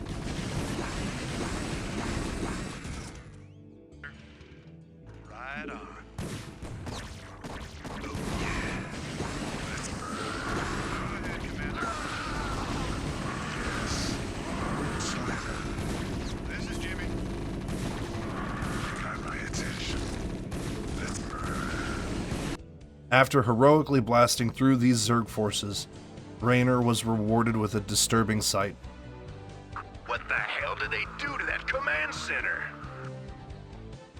A Terran command center, infested by the Zerg to the point of near unrecognizability. Knowing this could only mean trouble, the structure was razed to the ground. Finally breathing a sigh of relief, Raynor and the Magistrate's forces can relax knowing that they have saved Backwater Station from annihilation. Yet this victory was short-lived. Immediately after the enemy forces are routed, General Duke hails Jim Raynor. Marshal Raynor, by destroying a vital Confederate installation, you and your men have violated standing colonial law. As of right now, you're all under arrest. I suggest you throw down your weapons and come peaceably. Are you out of your mind? If we hadn't burned that damn factory, this entire colony could have been overrun. Maybe if you hadn't taken your sweet time in getting here. Now, I asked you nice the first time, boy. I didn't come here to talk with you. Now throw down them weapons. Guess you wouldn't be a Confederate if you weren't a complete pain in the ass. By destroying this vital Confederate installation, Rayner and his company have violated colonial law. Now outlaws placed under arrest by General Duke, Rayner and the Magistrate's militia forces wouldn't be making it back to the wastelands.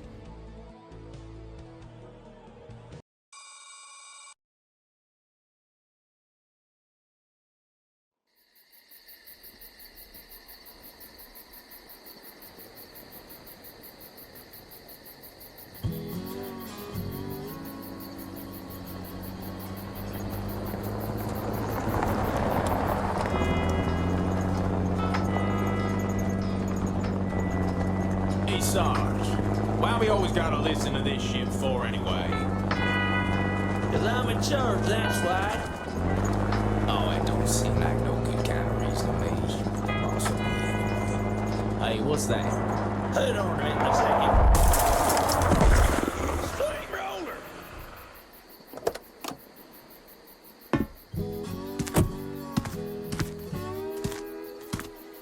Looks like you mashed some poor feller's dog, Sarge. It's a Zergling, Lester. Smaller type of Zerg. He can be out this far unless... Oh, shit.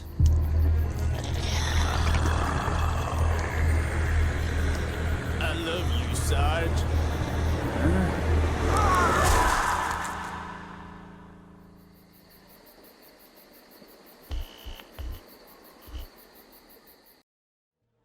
After the unjust arrest of Marshal Jim Rayner and the Magistrate's militia by General Edmund Duke, the Magistrate submits numerous appeals on Jim's behalf to get him and our militia forces released. Yet our words fall on deaf ears. General Duke rejects our requests, dismissing our loyalties as misplaced and the ramblings of damn fringe world yokels.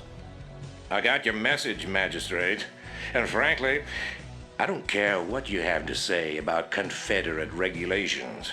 You damn fringe world yokels are all alike. Don't know where your loyalties lie. Y'all have a real good day now, you hear? After the transmission, the adjutant fills us in on our planet's current situation. 16 outlying stations on Mars Sara have come under heavy attack by Zerg forces, and 3 of them have already fallen. As a precaution, knowing conflict is inevitable, the Magistrate has commanded all of the colonists from the wasteland into an evacuation zone, in hopes of awaiting rescue. Despite numerous pleas for aid, the Confederacy has refused to send reinforcements, and has even begun actively arresting standing militia forces, just like what happened at the Backwater Station. With any hope of rescue fading fast, the Magistrate reaches out to any and all militant groups that might be able to aid them, and only one responds: the Sons of Korhal. The adjutant patches us through to their charismatic leader, Arcturus Minsk. Minsk mentions that his group is always on the move, never staying in one spot for long, but he is willing to send an evac team for the remaining colonists that have assembled in the evacuation zone. Despite the propaganda that the Confederacy has issued, painting the Sons of Korhal as barbaric cutthroats, they are not as nefarious as the Confederacy would have us believe. However, Minsk makes it plain that if the Magistrate accepts their help, all of their forces, civilians included, will be branded as outlaws and henceforth be enemies of the Confederacy. Seeing no other option, the Magistrate accepts Minsk's deal, and not a moment too late, because within hours, the evacuation zone would be completely overrun by the Zerg swarm. Surveying the situation outside, the Magistrate sees that their defenses have been severely damaged and are in need of repair.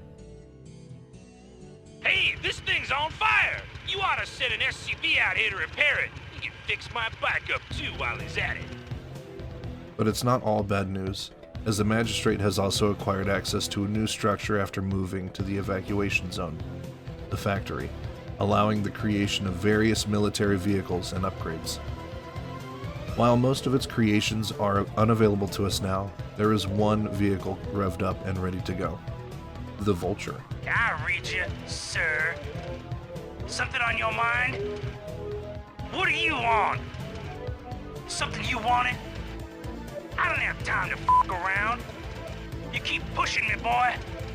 and I'll scrap you along with the aliens. A weaker version of the hoverbike driven by Marshal Rayner, this agile scouting unit is capable of firing off salvos of frag grenades, which are absolutely devastating to organic units and light armor. They're also capable of laying a clutch of spider mine, wicked proximity mines that spring out of the ground and sprint to the nearest enemy unit that dares come close. Perfect for dealing with hordes of mindless Zerg.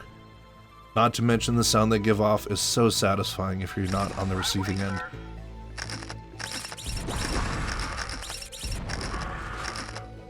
With the Sons of Korhal transports about 30 minutes out from touchdown, the meager colonial defenses don't need to hold out for long. Yet the Zerg, ever evolving, have their own new terror to unleash on us as well. The Mutalisk. A worm-like entity which glides over the battlefield on a pair of leather wings, which spews a glaive-like slug projectile from its tail that bounces between its targets.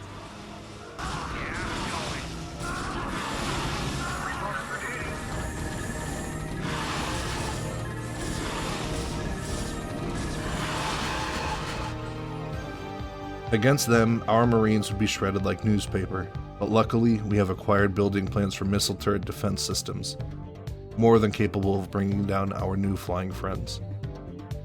As evacuation gets closer and closer, we are assaulted by larger and larger waves, the largest force nearly breaching our defenses when help is only about 2 minutes away. Commander, go, go, go. Your forces are under attack.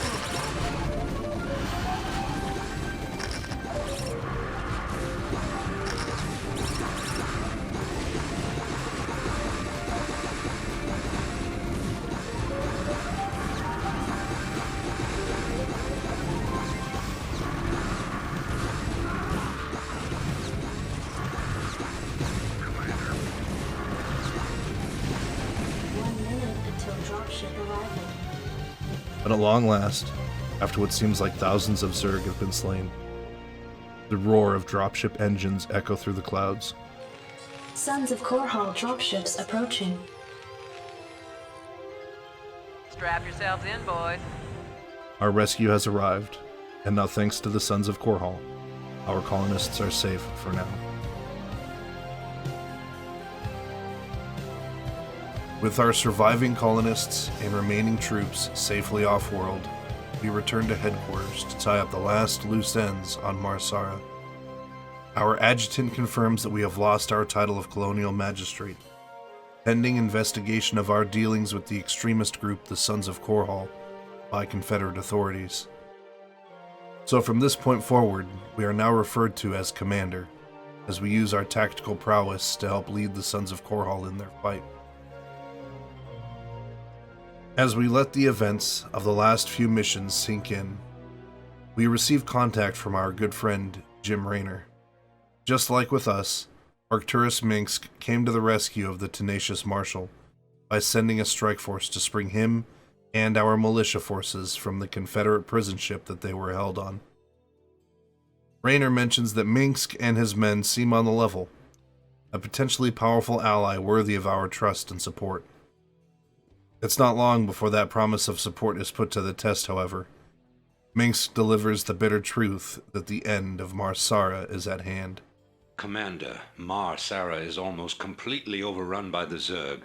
The Confederates are abandoning the planet, and so are we. However, there is one thing I'd like to do before we leave. It's only a matter of time before the planet is purged, just as Chowsara was, and so the remaining colonists and Confederate forces are evacuating as quickly as they can. The level of chaos and disorder presents us with a lucrative opportunity. Key Mars Sara structures now lie abandoned by the Confederacy, save for a skeleton crew of workers and security. One such structure is the Jacobs Installation, a secret installation not on any Confederate records, built into the side of a mountain. It was built over a massive cavern with walls that are over 3 meters thick. It was operated by Alpha Squadron, and parts of the installation were heavily automated and defended, with numerous sources of backup energy, and it is without a doubt full of valuable Confederate intel ripe for the raiding by our newfound alliance. Minsk announces his orders. Infiltrate the Jacobs installation outpost and extract any weapon schematics we can find so that he might wield them in the fight against the Confederacy. Our strike team of Firebats and Marines is led by Jim Raynor, who, in rare form, has donned his Marine armor for this mission. And I mean, it makes sense. You wouldn't want a hoverbike indoors, lobbing grenades in tight hallways and close quarters. Just as Minsk expected, Confederate security within the facility is minimal, with most of the corridors completely empty, save for a few security turrets and the few hapless SCVs and scientists maintaining the machinery.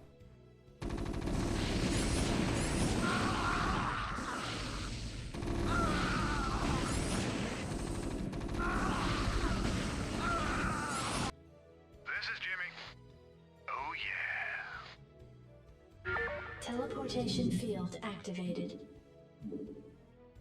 Right on. Hey, you're not allowed in here. After entering through a lone teleporter deep within, our strike team rifles through the security room, revealing the location of several key rooms ahead of us.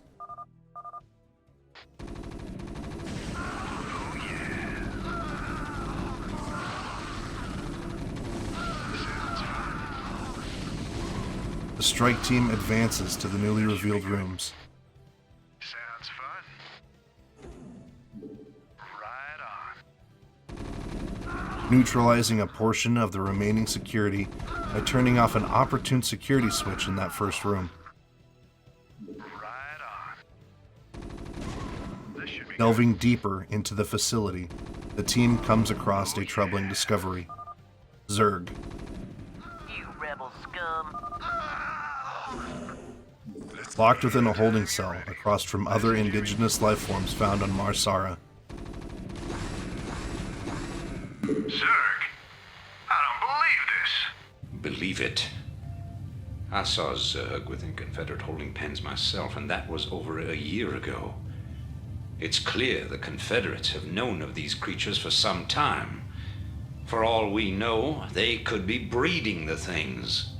Be that as it may, our priority here is accessing the Confederate network. We'll deal with the Zerg another day.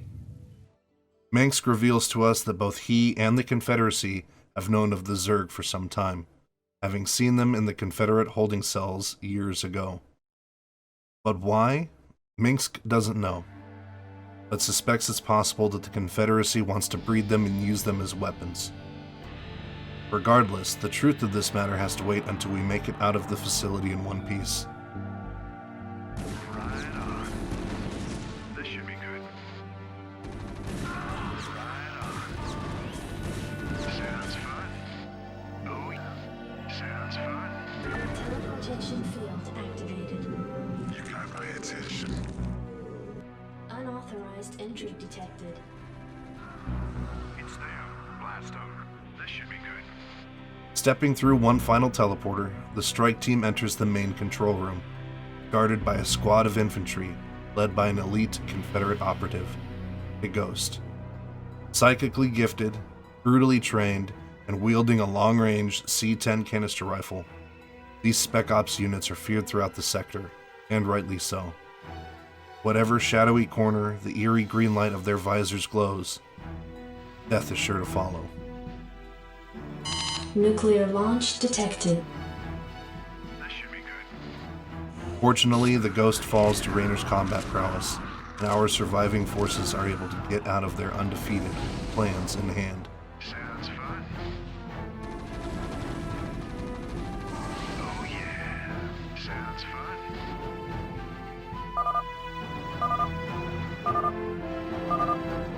Hey, we found the plans, man. And the transport's waiting when we come out.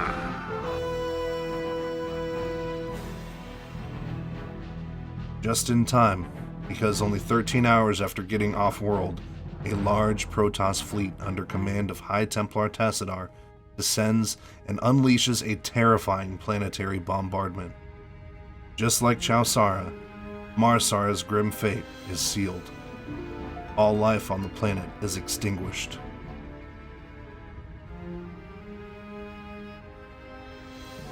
With Mar Sara annihilated, Minsk ushers us towards our next destination, another fringe world at the edge of Confederate influence, the border colony of Antigua Prime.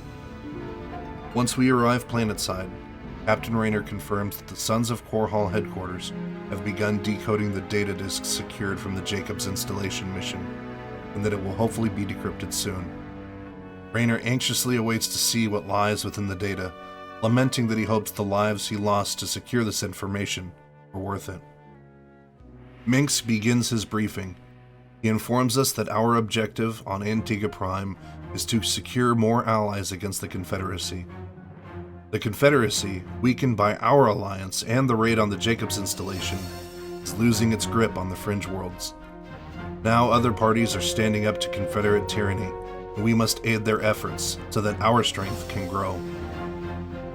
Minsk then turns the mission briefing over to his second-in-command, Sarah Kerrigan, a ghost who Minsk liberated from the Confederacy some time ago. She confirms that the residents on Antigua Prime are ready for revolution. General Duke has caught wind of this descent and stationed a large detachment of Alpha Squadron soldiers near the planet's main colony to keep the peace there. Our mission is not only to free the colony from the Confederate soldiers putting them on lockdown, but to eliminate the Alpha Squadron detachment on the planet as well.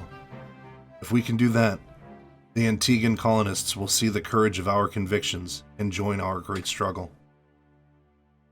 Our forces, led by Jim Raynor, rendezvous with Kerrigan nearby before moving forward. Lieutenant Kerrigan reporting. What now? I'm waiting on you. Easily amused, huh? Doesn't take a telepath to know what you're thinking. You get off on annoying people, don't you?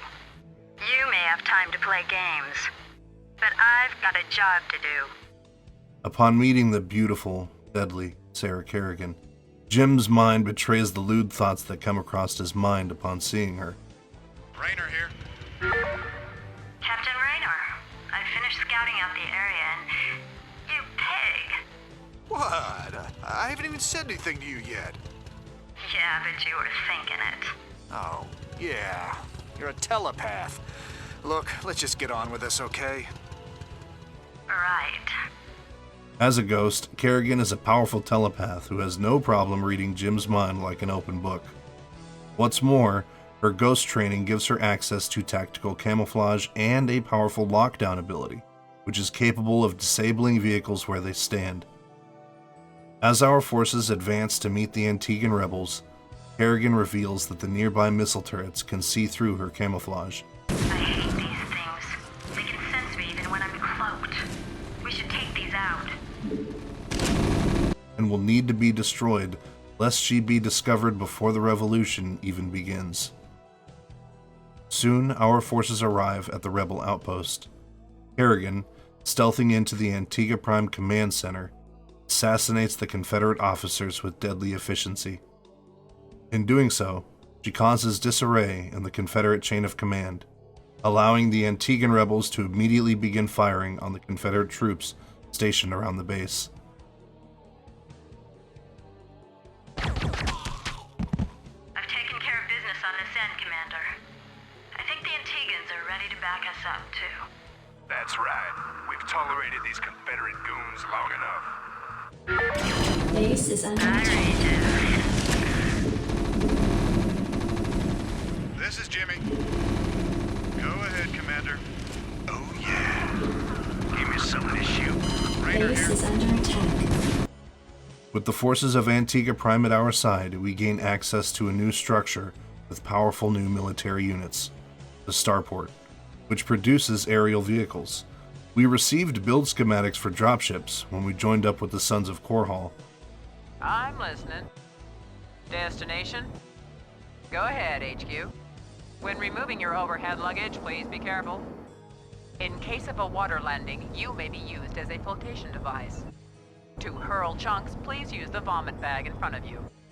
Keep your arms and legs inside until this ride comes to a full and complete stop.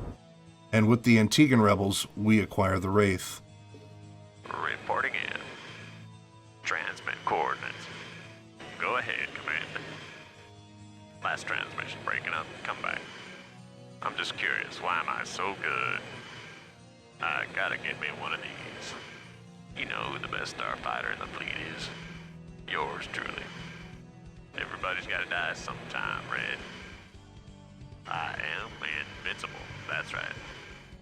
A stealth fighter with powerful air-to-air missiles and a burst laser to deal with ground forces.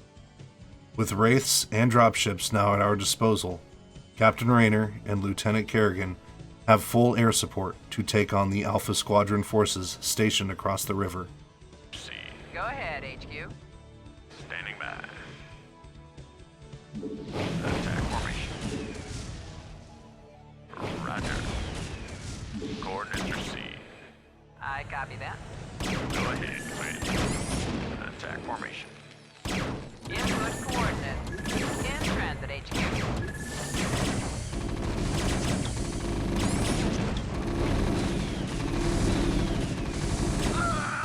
We break through their lines on the east bank. Their defenses there are weaker due to the abundance of resources. We strike where they are vulnerable and rush forward to create a forward operating base. Though their position on the river is well defended from aerial assaults, being assaulted via infantry from the east side of the base was not in their plans. Attack formation. You want a piece of me, boy?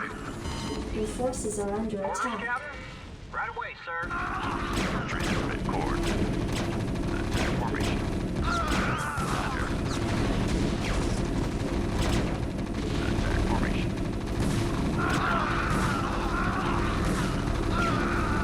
Yeah? Reporting in. Additional supply depots required. Reporting for duty. You want a piece of Your me, forces boy? are under attack. Roger. Let's move. Sector locked in.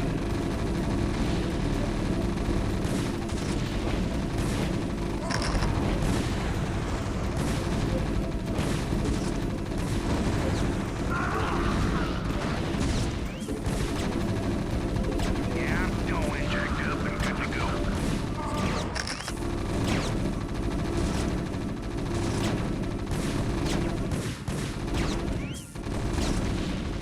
I reach you, sir. Reporting Your in. forces are under details required. Yeah, I'm going. I dig.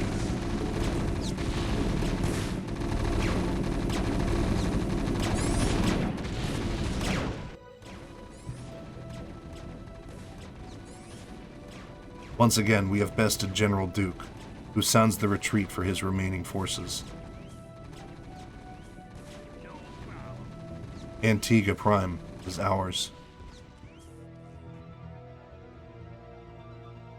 Once again defeated, General Duke retreats, thinking his forces would be safe in orbit above Antigua Prime.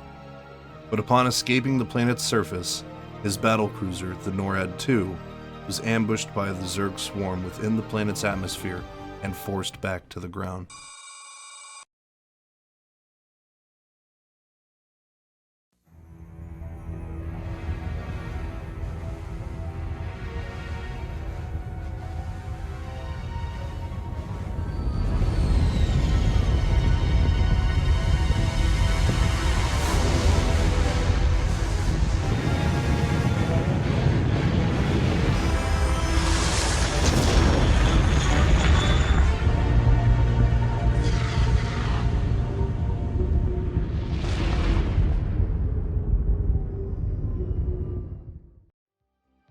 We enjoy a moment of victory on Antigua Prime, explained to us by our adjutant in our mission debrief. The colony, now being in open revolt against the Confederacy, has left the remaining Confederate forces in a state of mass panic. Their few leftover outposts on the planet are in a state of disarray now that they are fending off rebels on all fronts. While most Confederate transmissions are encrypted, the adjutant intercepts a distress call from an unsecured Confederate line.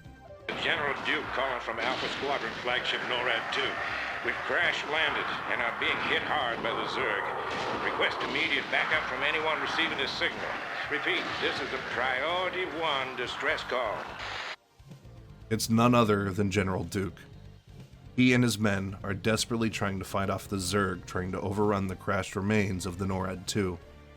He requests immediate aid from anyone who can give it. If no one comes, death is certain. In a surprising act of benevolence, Minsk orders Captain Raynor to save General Duke. Jim, I want you to move in and save that base. I'm positive I didn't hear that right. Arcturus, have you lost your mind? Raynor and Kerrigan protest, but Minsk explains that having a Confederate general join the Sons of Korhal could only be a boon to their cause. Listen, I know Duke's a cold-hearted bastard, but an entire colony shouldn't have to suffer for that. Besides, a Confederate general could prove to be a powerful ally. This is an opportunity we cannot miss. I don't like this at all. I'm not asking you to like it. I'm asking you to do it. Begrudgingly, we agree. Yes, sir. Great. Let's get this over with. And accept our new mission. Raynor here. If we're doing this, we better hurry. That ship won't last long against those Zerg. Raynor and our forces deploy at the outskirts of an Antiguan rebel base, not far from the crash site of the NORAD II. The only obstacle standing between us and the General are two extensive Zerg bases. An aerial approach would be suicide, since the crash site is surrounded by several anti-air defenses and a large swath of airborne forces.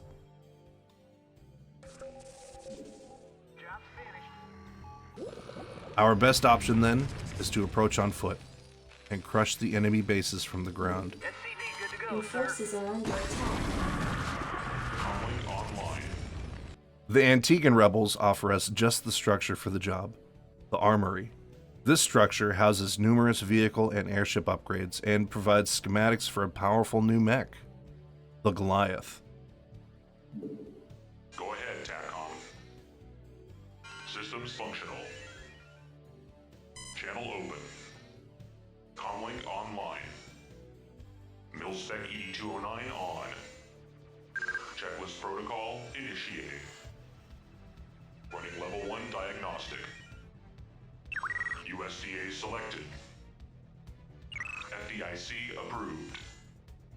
Checklist completed. SOB. This upright killing machine, whose frame is entirely composed of neosteel, is outfitted with dual machine guns and a salvo of surface-to-air missiles. Just what you need to show a Zerg swarm where they can stick it. These mechs first made their appearance in the Terran military in 2480 and became integral within all parts of combat in 2485 when their schematics were leaked to the Confederacy, which tipped off the start of the Guild Wars. Also a fun fact, their design was based on the Ed 209 mech from RoboCop, which is pretty cool. With this new weapon at our command, we can turn the tide of the battle against the swarm of Zerg.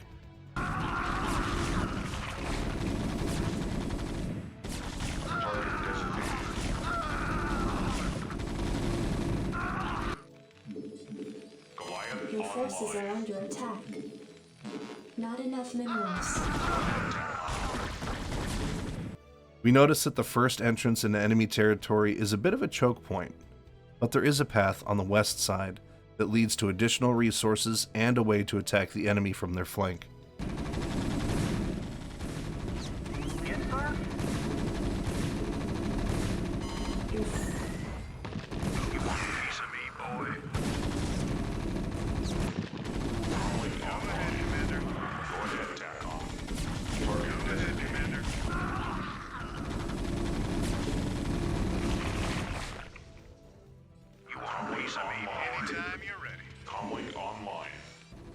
By exploiting a bit of strategy, we find our enemies running before us.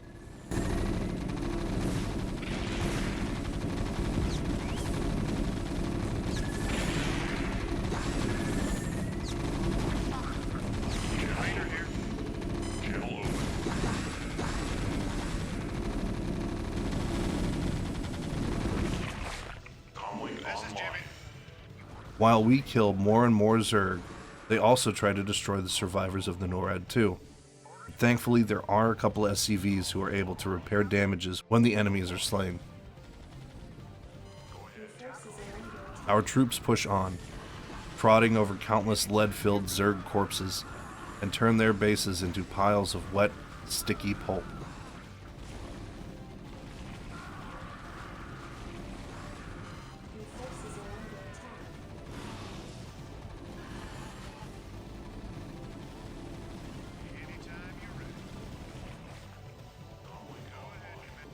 After what feels like our hardest battle yet, Captain Rayner accompanies a battalion that destroys the spore and sunken colonies on the plateau surrounding the NORAD 2.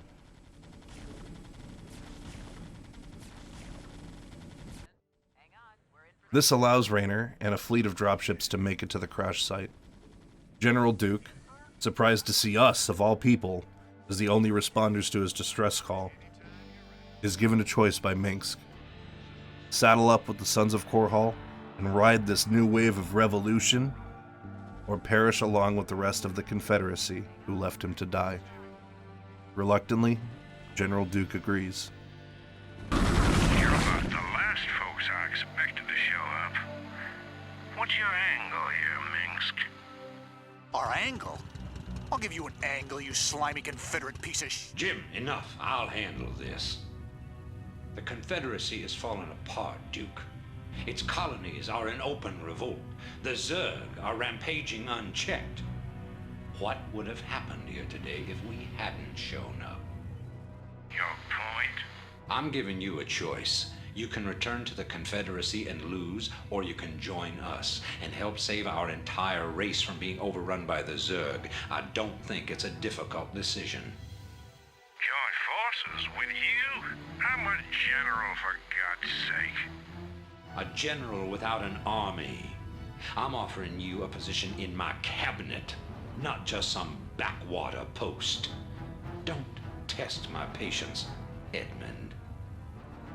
All right, Minsk. You got a deal. You've made the right choice, General Duke. I can't believe you're really gonna trust this snake. Don't worry, Jim. He's our snake now. With General Edmund Duke joining us as a powerful new ally within the Sons of Korhal, we have yet another obstacle to overcome. With the rescue of the Confederate general, it looks like we've received some unwanted attention from other Confederate forces in the system. Knowing that Antigua Prime is our current base of operations, the Confederacy has dispatched a massive strike force to our position. They mean to pull us out by the root and crush the Sons of Korhal once and for all. Declaring an emergency meeting, Minsk has vital intel he wishes to share with us. Greetings. I know you're all concerned about the Confederate strike force, but first we have a grave matter to discuss. It seems our data disks didn't hold weapon designs after all. Lieutenant Kerrigan will explain. Our science teams have successfully decoded the data disk extracted during the raid on the Jacobs installation. What it contains is much stronger than a mere weapon.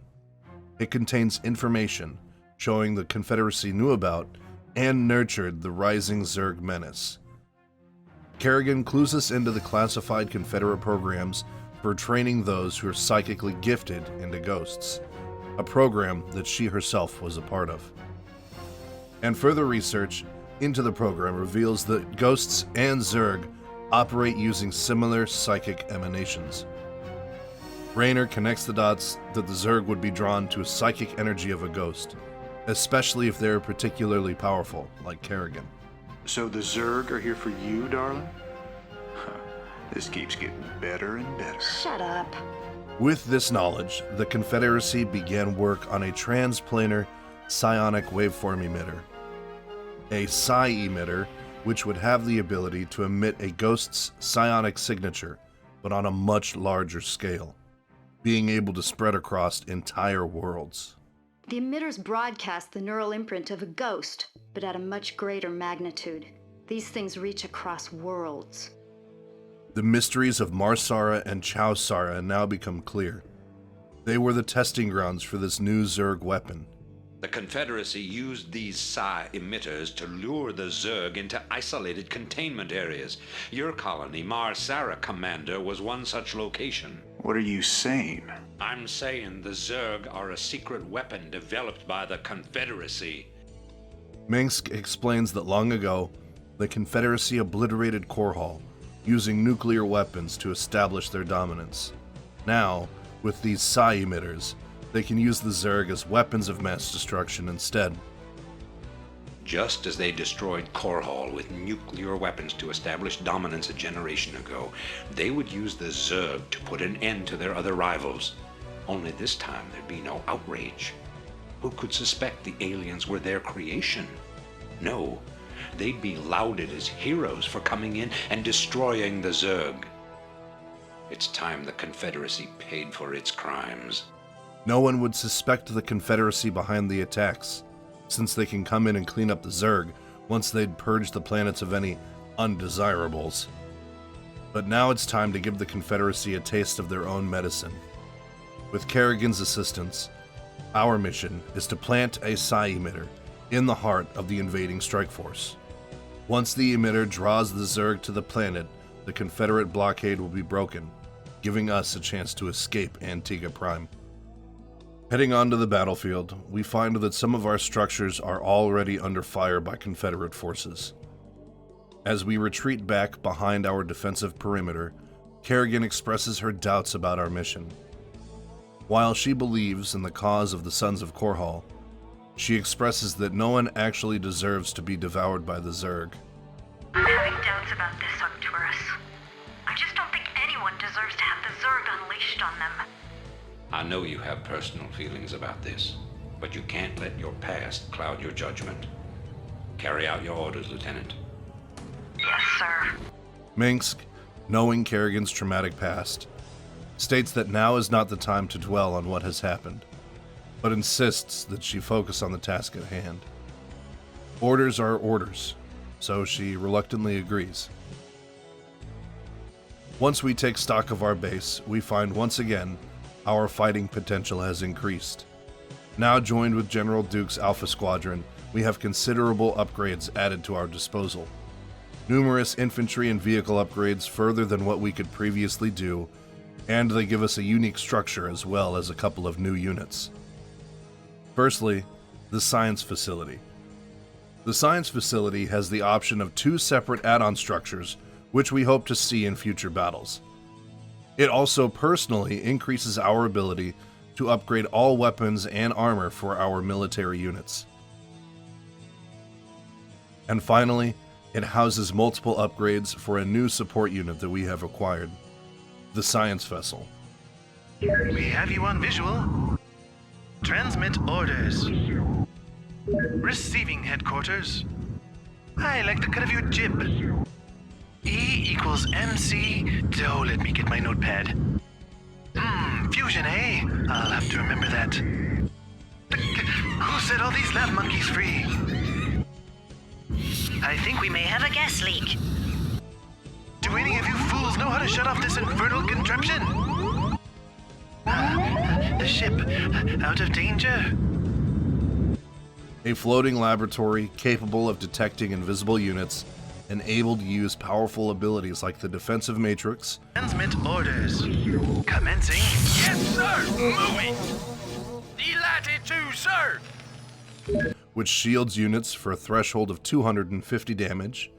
An EMP blast capable of draining enemy shields and wiping out their energy stores. Excellent. Commencing. Standing by. Outstanding. And Irradiate, which causes biological units to break down on a cellular level, causing them to rapidly lose HP while damaging any other biological units in a close proximity. Excellent. Upgrade complete. Receiving headquarters. Also, cool side note, before StarCraft was released, the science vessel originally was going to have 4 legs and walk around almost like a spider. That would have been pretty cool, but I like the way they went with it, flying around instead. But the science vessel pales in strength when compared to our newest arrival, the Terran siege tank. Orders, sir! Yes, sir! Identify target! Da-da-da-da, down, da-da-da-da, down. I'm about to drop the hammer and dispense some indiscriminate justice. What is your major malfunction? Seeing much attention and praise during the Guild Wars, this powerhouse has the ability to lock itself into the ground and extend its range farther than any other unit on the battlefield. But just as this big boy enters our ranks, we see that the enemy is deploying them against us on the outskirts of our base. This will be a fair fight. Immediately, we are assaulted by various waves of infantry, vehicles, cloaked wraiths, and enemy siege tanks. We, as the commander, are pushed to our tactical limits. But we push forward and establish a strong forward base, using high ground and our new tanks to keep the enemy at bay. Move it! Delighted to, sir! Absolutely! Greetings, Command. Excellent. Commencing.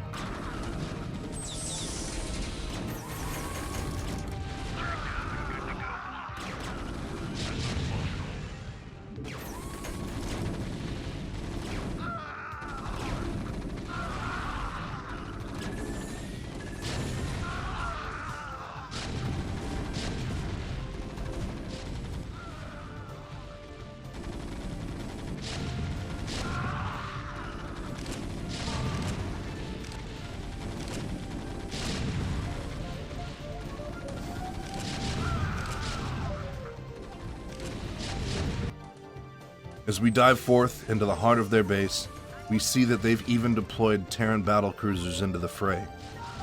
These aerial titans boast the strongest combination of durability, armor, and weaponry the Confederacy has at their disposal, able to wipe out multiple units just by themselves. But we will not be defeated. While keeping the enemy forces distracted, with Kerrigan's assistance, we are able to sneak an SCV into the middle of the Confederate base and trigger the psi emitter. The Zerg are coming, and the battle is won. While this Pyrrhic victory ensures our survival for now, Kerrigan pleads to Minsk that this be the last time we use such a depraved weapon. But Minsk replies that, at this point, what we do now, we do for the survival of our species, and that our responsibility is too great for us to do anything less. Psi emitter in place. Just promise me we'll never do anything like this again. We will do whatever it takes to save humanity. Our responsibility is too great to do any less. With Antigua Prime overrun by the Zerg, and all surviving life on the surface annihilated by the Protoss fleet commanded by High Templar Tassadar, we have no choice but to move on to the next stage of Minsk's vision for the galaxy. In light of our recent discovery of Confederate secrets, Minsk aims to take the fight to the Confederate homeworld of Tarsonis. The Confederacy has never been this vulnerable before, having recently thrown away several armies trying to take us out on Antigua Prime, and having lost one of their most decorated generals, Edmund Duke, who now fights for our cause since we saved his life from the Zerg, there may never be a better time to strike. So the Sons of Korhal deploy into orbit above Tarsonis. But first things first, before we can touch down on the planet's surface, we have to break through the planetary defense platform. We meet up in the war room with Raynor, Minsk, and Duke, so that Duke can brief us on the state of the Confederate defenses. General Duke explains that he has defended Tarsonis in over 30 major battles, and that he's confident in assaulting the central platform full force, instead of using some sneaky tactic or ploy to get through. General Duke will brief you. I've defended Tarsonis in over 30 major battles, so I know its defenses inside and out. There are 3 primary orbital platforms that serve as staging areas for the Confederate fleet. If we assault the central platform, we should cause enough of a ruckus to allow a small force to break through the planetary defenses. He advises that the best approach would be to hit the central defense platform with an overwhelming assault. Smashing through this would cause enough disruption in their defense network that we could penetrate the blockade and land our forces planetside. General, I'm impressed. I never figured you for the frontal assault type. Raynor snidely remarks how uncharacteristic of Duke it is to get his hands dirty with a direct attack, and whether through his own bullish ignorance or the need not to give Raynor the satisfaction of getting on his nerves, Duke plays it off as a compliment. Well, the Confederates have Omega and Delta Squadron troops defending the platform.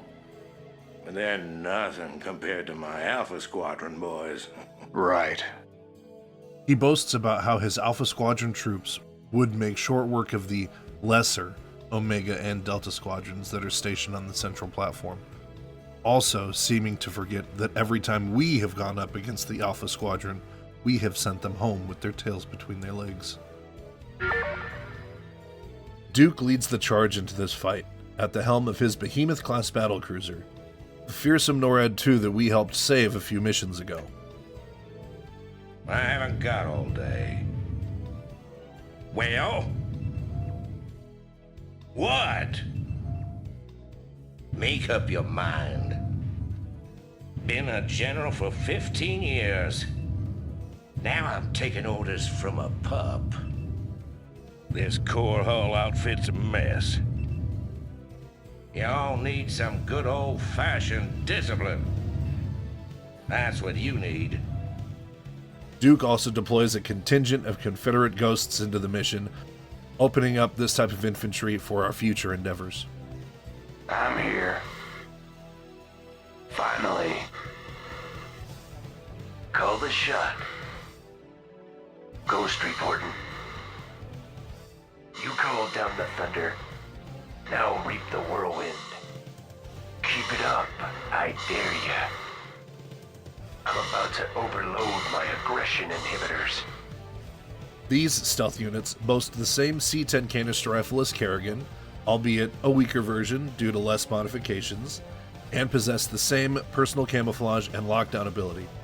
But they also wield a devastating weapon we have yet to use, the tactical nuke. Nuclear launch detected.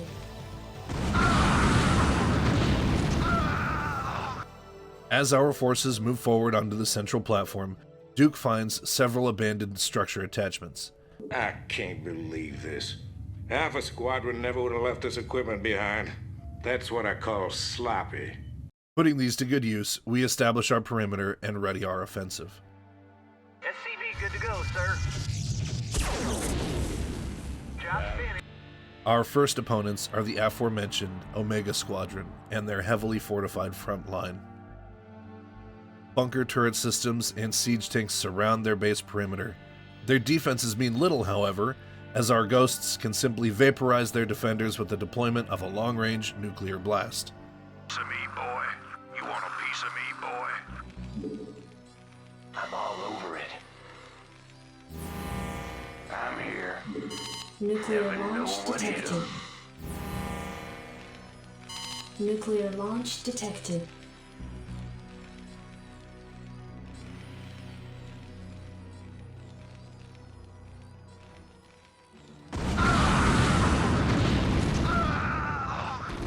Your forces are under attack. Omega Squadron structures are toast, and the only survivors are the ones lucky enough to be hiding inside the base's bunkers. Unluckily for them, our forces move in the moment the nukes go off, not giving them a moment to catch their breath.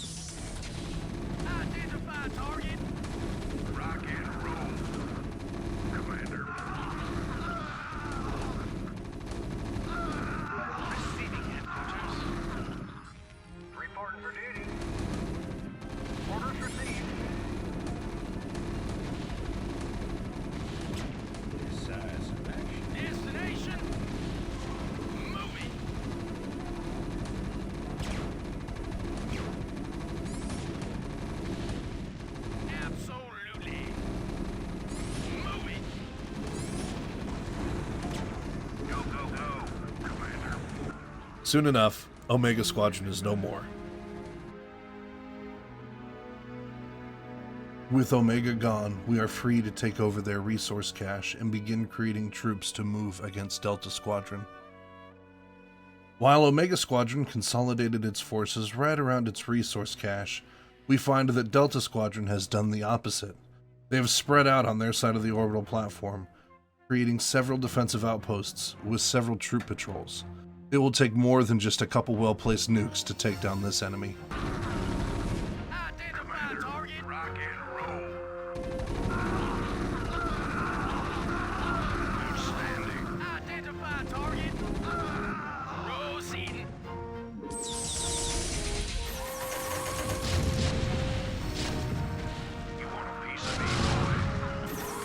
Next, we advance towards the fortified position of Delta Squadron.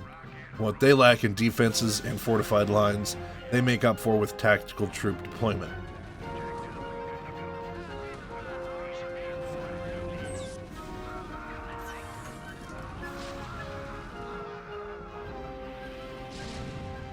Stray defensive structures make flanking a challenge, and their ability to reinforce their areas under attack with reserve troops could have made this a difficult fight.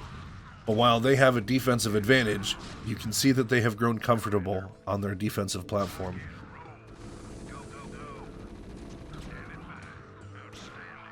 They are not nearly as competent as our veteran forces who have faced the burning forge of war and lived to make it this far.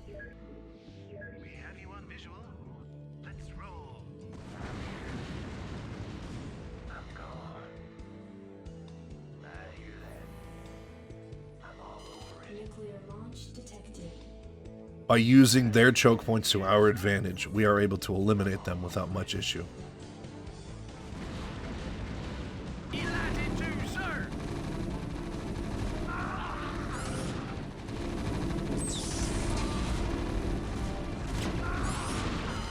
forces are under attack.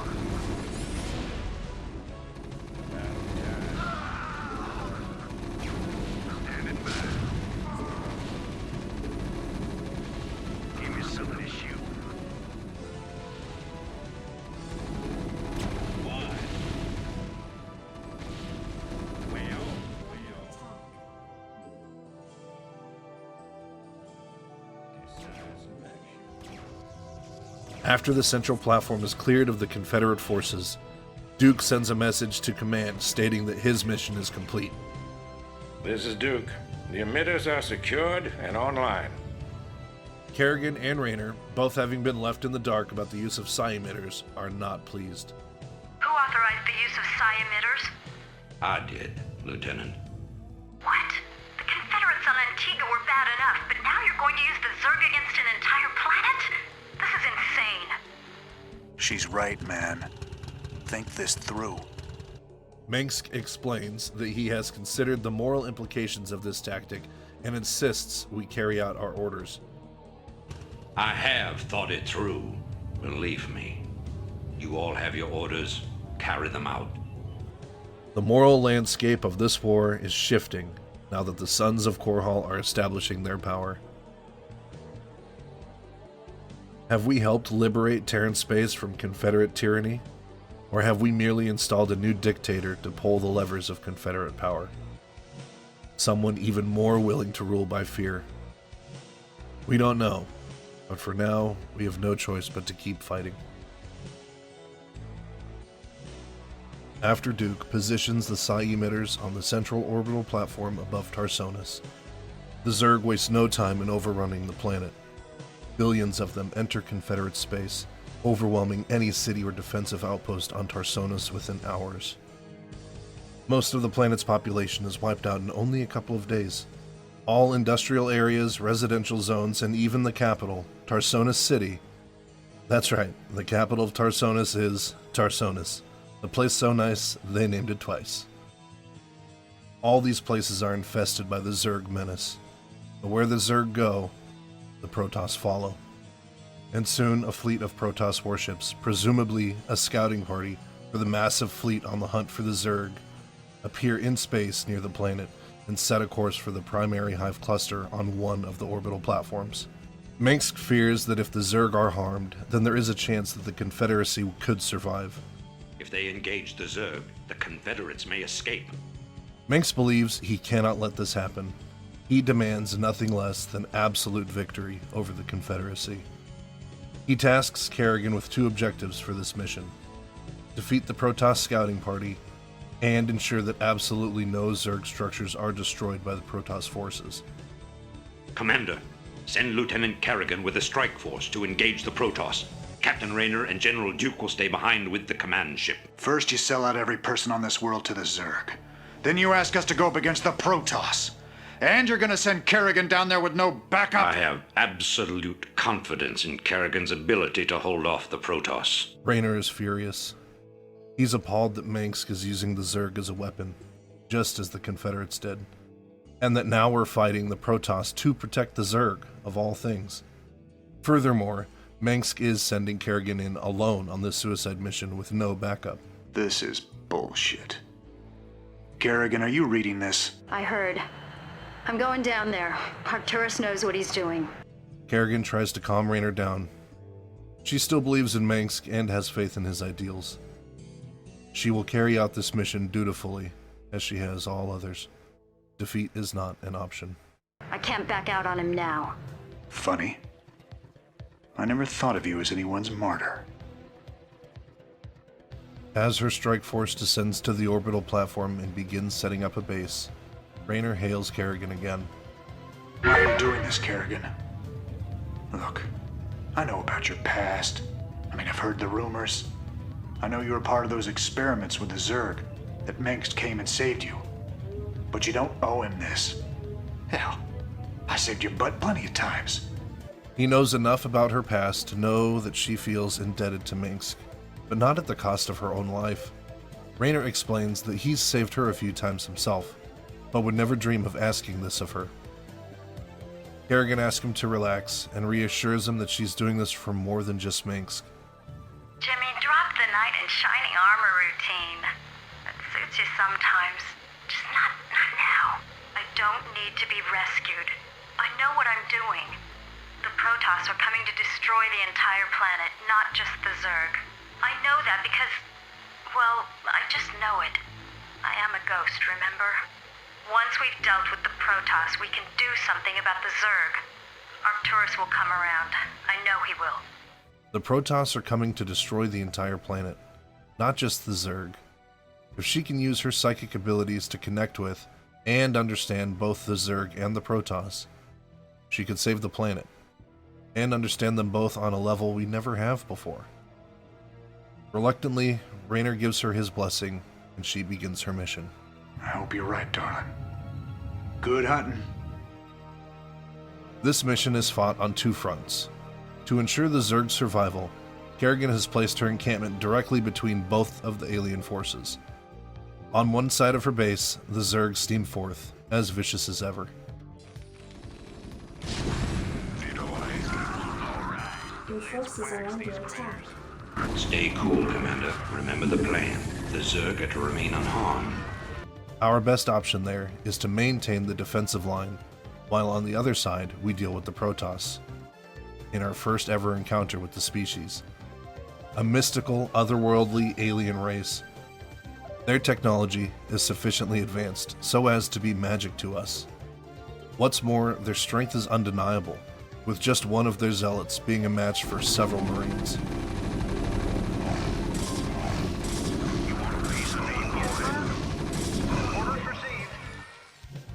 Thankfully, Kerrigan has been allowed access to the ultimate expression of Terran might, the battlecruiser. Receiving transmission. Good day, Commander. Hailing frequencies open. Identify yourself. Shields up, weapons online. Not equipped with shields. Well then, buckle up. We are getting way behind schedule. I really have to go, number 1. These flying fortresses boast incredible defenses, as well as devastating weapons, capable of blowing both air and ground targets to smithereens. And they can use the Yamato gun for devastatingly long-range energy blasts. While they can only use one blast at a time before their energy needs to recharge, one Yamato blast is more than enough to deal with most foes. Set a course.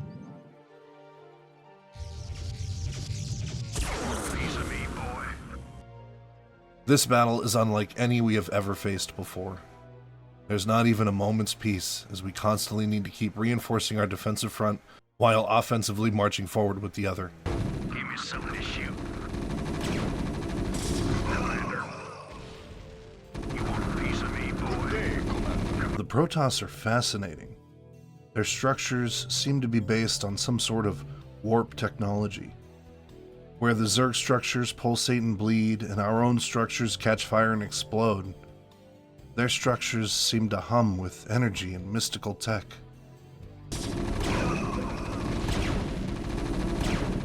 The first of the Protoss bases is razed to the ground after we overwhelm them with sheer numbers. They may be individually powerful, but this scouting party was not prepared for our kind of numbers. Plus, I'm sure they're surprised to see us protecting the abominable Zerg. We amass even more Marines for the next enemy base. We are not sure of the level of resistance in the final Protoss base, but it's safe to be prepared. And the Zerg seem to be not attacking as much now. Perhaps they are distracted with something.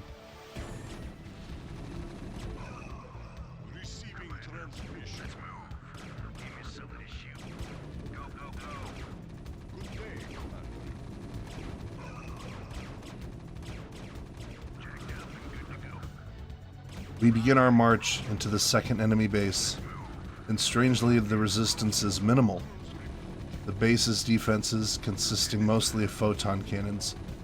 There are a few zealots, but other than that, this base seems almost abandoned.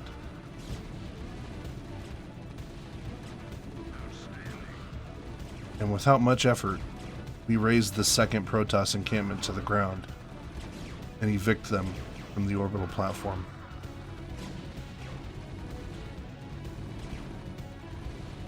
But our victory is bittersweet. Once the Protoss are routed, almost as if they sensed their disappearance, the Zerg surge forth in numbers never before seen. Merciless and unceasing, they break upon our defensive perimeter and begin to shatter our lines. Kerrigan reaches out for immediate evac, but in vain. Mengsk has no plans of rescue.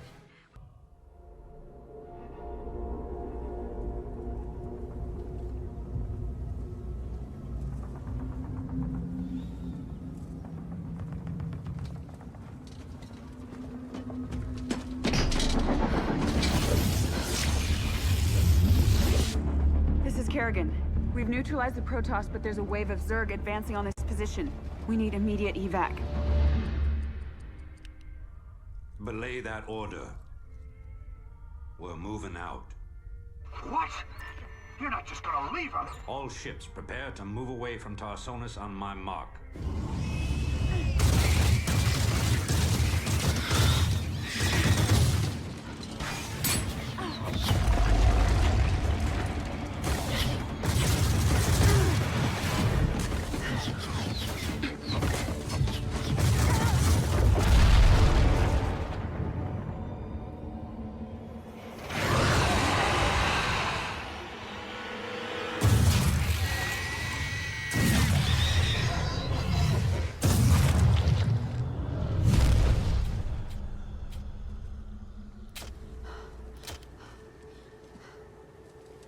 Boys, how about that evac?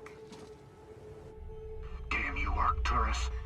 Don't do this. It's done. Helmsman, signal the fleet and take us out of orbit. Now! Commander. Jim? What the hell's going on up there?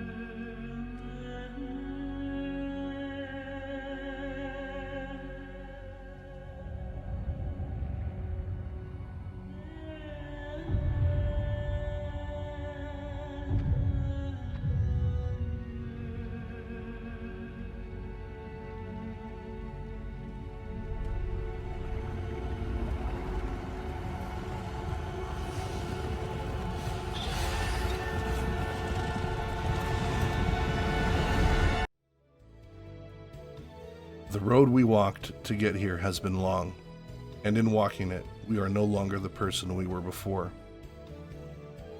It feels like only yesterday we were a fresh-faced Confederate magistrate fighting to establish peace in the chaos of the fringe worlds. No fear of being slaughtered by the Zerg swarm. No terror at seeing Protoss warships darken the sky. Now we're a master of warfare, caught up in the swells of galactic revolution. And at our hand, the Confederacy is no more. How many planets? How many billions have been lost to the Zerg's hunger, or to the Protoss' callous genocide? And what was it all for? Mengsk has proven his own cursed humanity, that he is no better than the Confederates he's overthrown.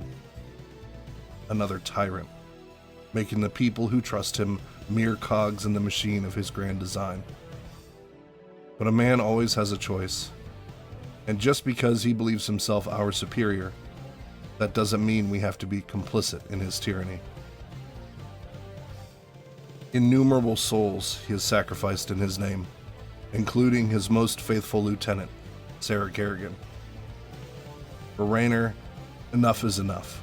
He wants out, and he wants us to go with him. I'm gone, and you better come with me. There's no telling who Arcturus will screw over next.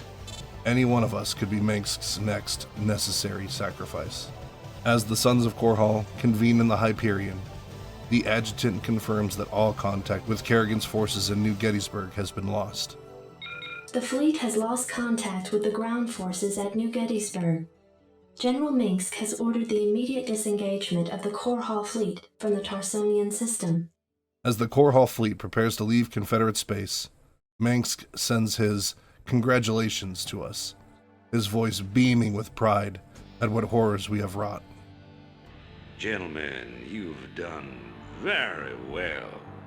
But remember that we've still got a job to do. The seeds of a new empire have been sown, and if we... As Mengsk begins to wax poetic about having sown the seeds of a new empire, Raynor cuts him off and shuts down his moment of triumph. To hell with you! Immediately, Mengsk becomes cold. You're making a terrible mistake. Don't even think to cross me. Icily reminding us that he has sacrificed much to get this far, and that he will not abide traitors. I have sacrificed too much to let this fall apart. You mean like you sacrificed Kerrigan? Raynor shoots back the betrayal is exactly what he did to Kerrigan. You'll regret that. It's become clear that on the path Mengsk is going down, he has no intention of letting anyone stand in his way. You don't seem to realize my situation here. I will not be stopped. Not by you, or the Confederates, or the Protoss, or anyone. Intoxicated by his own power, he would rather burn all he has done to cinders, rather than allow anyone to threaten his new regime. I will rule this sector, or see it burnt to ashes around me. If you try to get... As Mengsk begins to monologue about how much of a villain he has become, the adjutant alerts us that our forces are ready to move out. Raynor immediately cuts the feed, silencing the mad tyrant mid-speech. The fleet is prepped and ready, Commander, awaiting orders. The hell with him. We're gone. There's no rest for the weary, and before we can make our escape, there is one more obstacle put in our way by the good General Duke. It appears that General Duke has successfully activated Tarsonis' primary defensive weapon, the ion cannon. The cannon must be shut down if any escape attempt is to be made.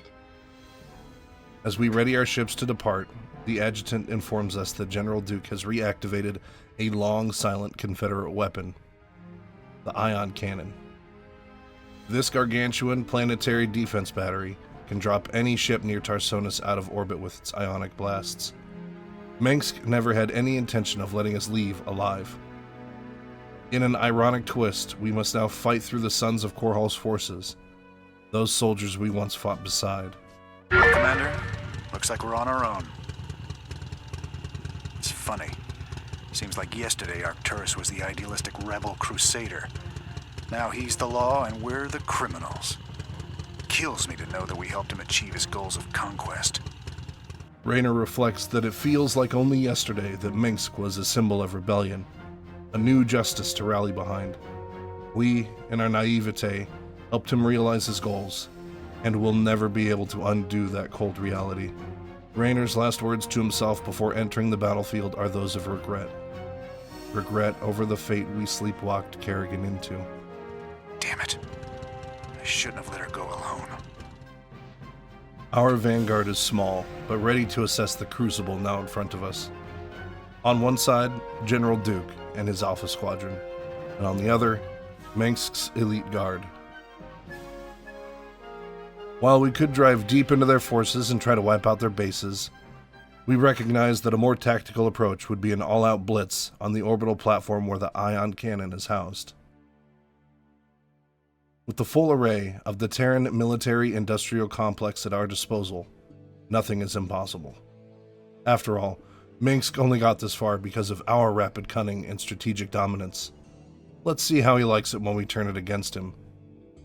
Given our circumstance, we decide to completely rout the enemy forces. If Mengsk wished death upon our forces, then we shall return the gesture on all those he sends before us. Immediately, we are assaulted by enemies from both ground and air. You want a piece of me, boy? Excellent. Commencing. Affirmative, sir. Slander. You got it.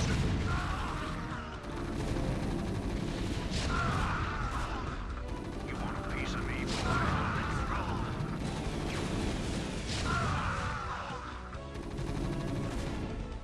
Science vessels deploy to irradiate our infantry, while ghosts infiltrate unseen and devastate us with nuclear fire. Excellent. Let's roll. Affirmative, sir. Excellent. Affirmative, sir.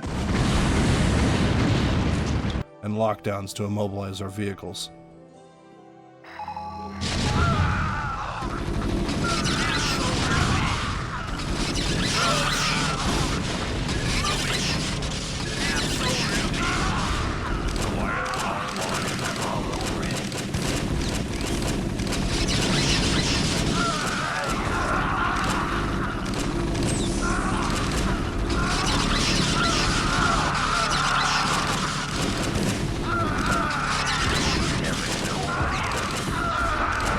Your forces are under attack. But we are undaunted. Raynor rallies our men as we shake off wave after wave, never giving in to defeat.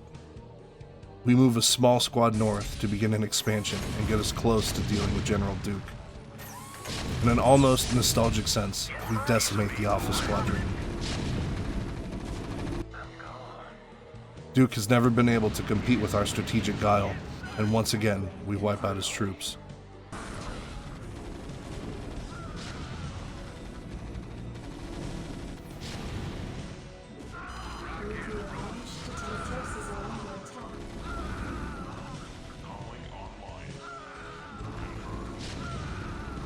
Between nukes, a rush of infantry, and artillery support, their base falls quickly.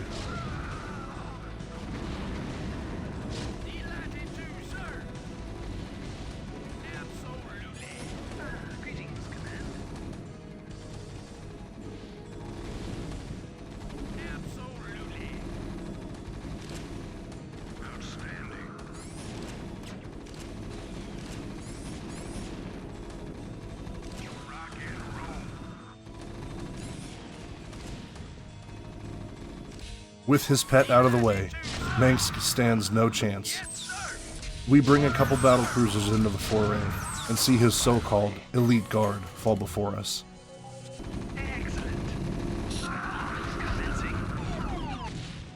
Orders, sir.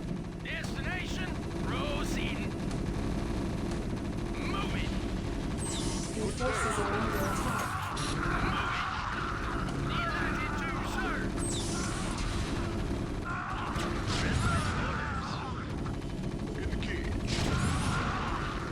Set a course.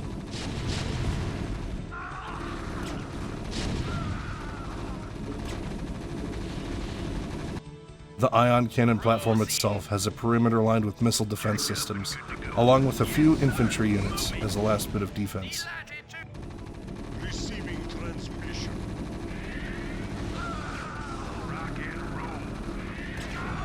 Our scouts initially reported a bigger resistance, but those troops must have been spent attempting to stop us.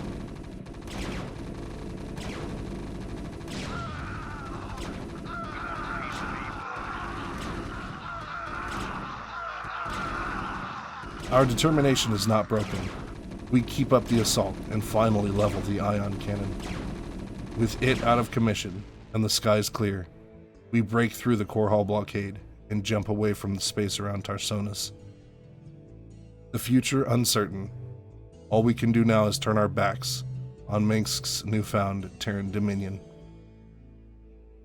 The cold quiet of space reminds us that both Raynor and ourselves must decide who we really are, what we fight for, and to prepare for the dark future ahead.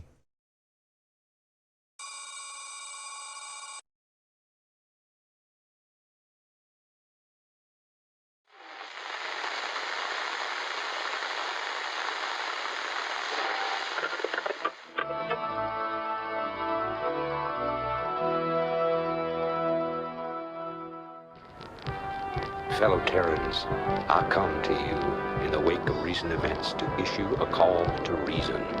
Let no human deny the perils of our time. While we battle one another, divided by the petty strife of our common history, the tide of a greater conflict is turning against us, threatening to destroy all that we have accomplished. It is time for us as nations and as individuals to set aside our long-standing feuds and unite. The tides of an unwinnable war are upon us, and we must seek refuge upon higher ground lest we be swept away by the flood. The Confederacy is no more. Whatever semblance of unity and protection it once provided is a phantom, a memory. With our enemies left unchecked, who will you turn to for protection? The devastation wrought by the alien invaders is self-evident. We have seen our homes and communities destroyed by the calculated blows of the Protoss. We have seen firsthand our friends and loved ones consumed by the nightmarish Zerg. Unprecedented and unimaginable though they may be, these are the signs of our time. The time has come, my fellow Terrans, to rally to a new banner. In unity lies strength. Already many of the dissident factions have joined us. Out of the many, we shall forge an indivisible whole, capitulating only to a single throne. And from that throne, I shall watch over you. From this day forward, let no human make war upon any other human. Let no Terran agency conspire against this new beginning, and let no man consort with alien powers. And to all the enemies of humanity, seek not to bar our way, for we shall win through, no matter the cost.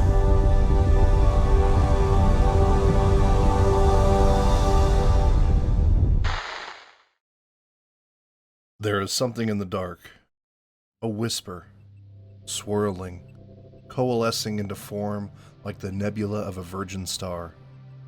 Before this, nothing, and after, everything.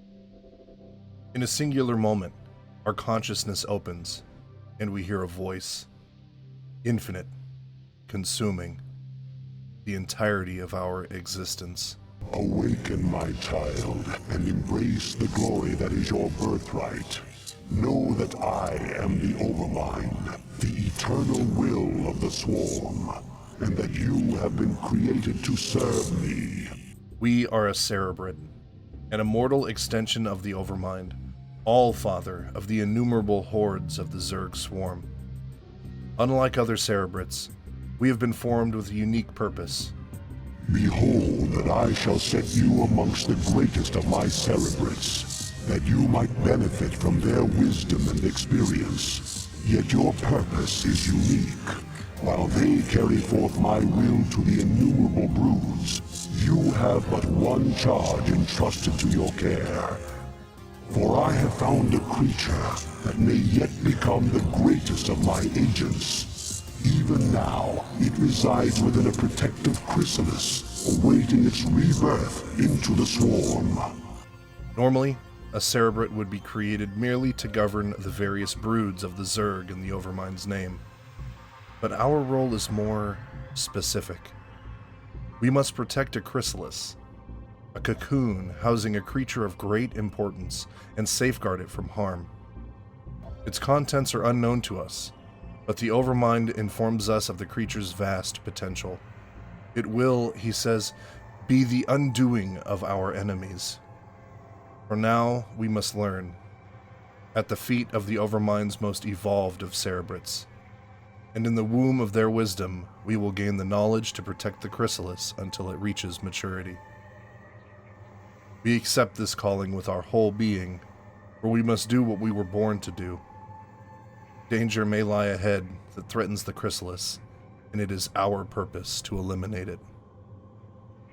You must watch over the chrysalis and ensure that no harm comes to the creature within it. Go now and keep safe my prize. We are introduced to another cerebrate, Dagoth, the mightiest of the Overmind's cerebrates, leader of the strongest of the swarm, the Tiamat brood, and the right hand of the Overmind, executor of his will. His very presence exudes an aura of experience, and so we understand anything Dagoth says carries enormous worth. He introduces us to the basics of the Zerg military. The hatchery is the heart of any Zerg colony. It spontaneously generates larvae, which in turn are used to spawn your various warriors and minions. The hatchery, which periodically spawns larvae, with the potential to morph into any one of our units. Our worker unit, the drone.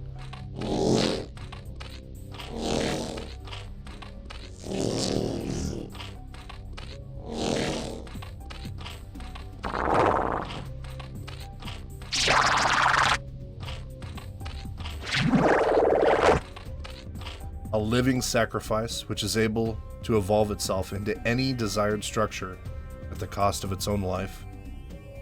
The Overlord,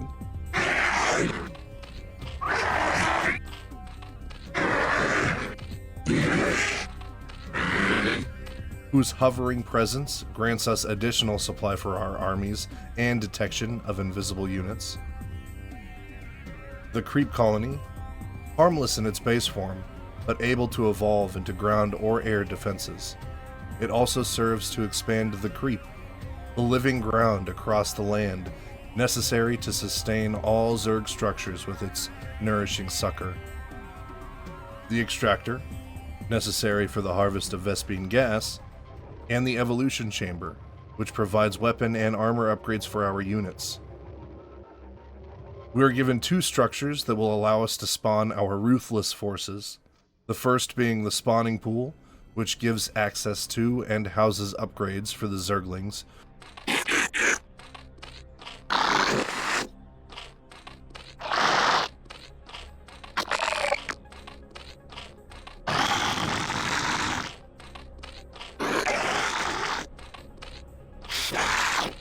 who may be the weakest of our units, but what they lack in strength, they more than make up for, with speed, veracity, and sheer numbers. Then there is the Hydralisk Den, providing upgrades and access to one of our deadliest units, the Hydralisk.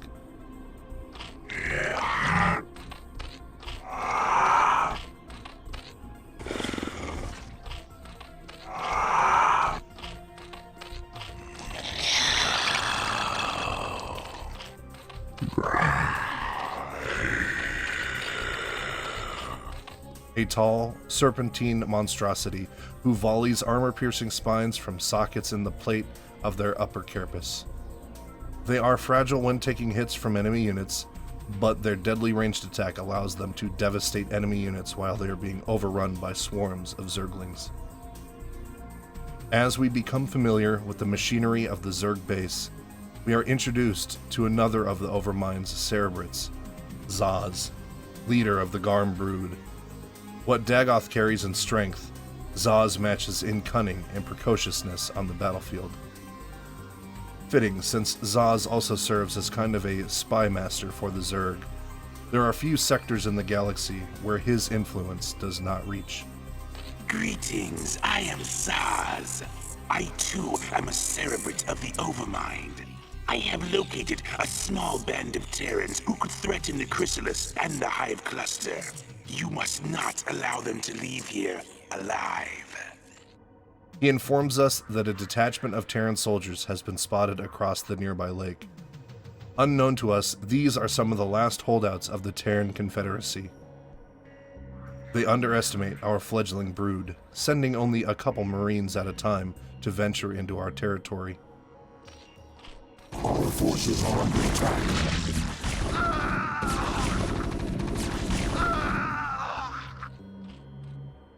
Once we have a sizable force ready, we marshal our troops forward, and even though this is our first time commanding legions of the Swarm, it feels natural.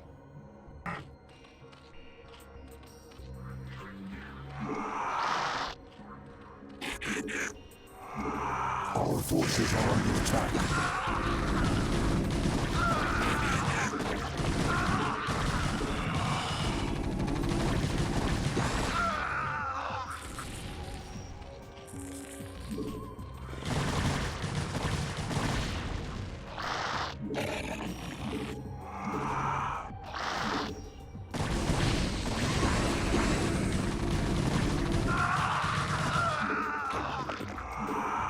Our forces are under attack.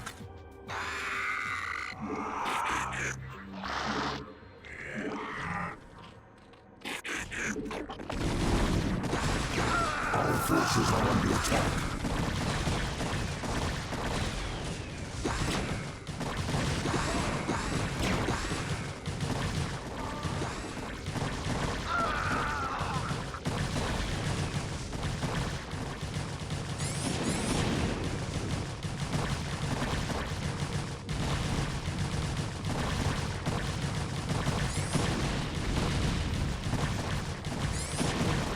Their forces and structures burn at our touch, and we bury the Terran with overwhelming numbers and deadly speed.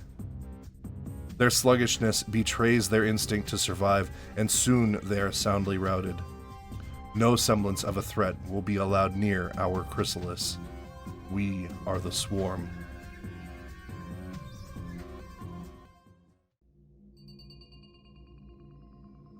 Some time has passed since the Overmind saw fit to breathe life into us as a protector of the all-important Chrysalis, and we have served him well in that purpose.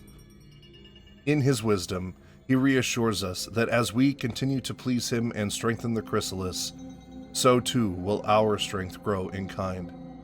For our flesh, being of the Overmind, is not lost to death should we fall, but instead will be born anew.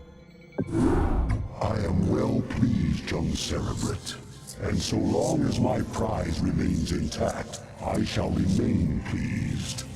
Thus its life and yours shall be made as one. As it prospers, so shall you, for you are part of the Swarm. If ever your flesh should fail, that flesh shall be made anew. That is my covenant with all Cerebrates. Since then, our chitinous form has grown out of its nubile stages, and the Overmind believes us vital enough to endure the stress of warp travel. Now you have grown strong enough to bear the rigors of warp travel with the Swarm. Thus we shall make our exit from this blasted world and secure the Chrysalis within the Hive Cluster upon the planet Char. The Overmind directs us to ensure the protection of the Swarm's future by migrating the bulk of our forces back to the planet of Char, the once Terran-inhabited world that has since become the foothold of the Swarm in the Caprulu sector. We are to escort the Chrysalis across the planet's surface, where we will then make the jump through space and rejoin the central Hive Cluster. Yet remnants of a Protoss contingent pollute the surface of Tarsonis. Remnants of the Protoss fleet still linger within this planet's orbit. They will attempt to block our exodus at every turn. My brood shall aid you, Cerebrate, should you require assistance. Though their main force has left the system, this meager detachment stands to inhibit us in our mission.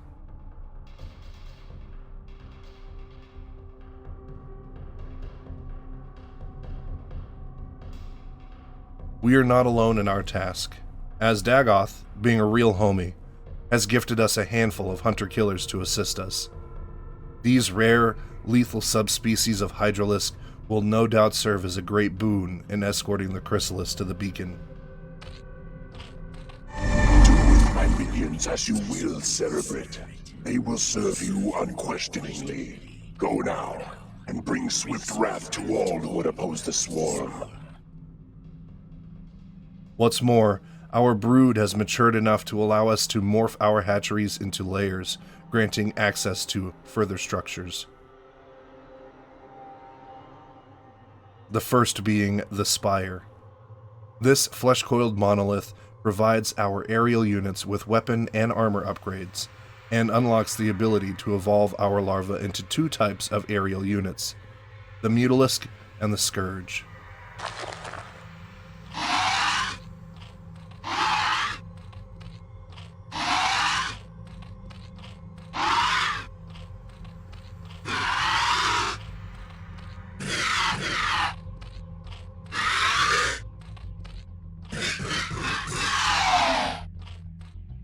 The Mutalisks are hungering bat-like beasts which glide over the battlefield, flinging glaive-like worm projectiles which bounce between 3 targets.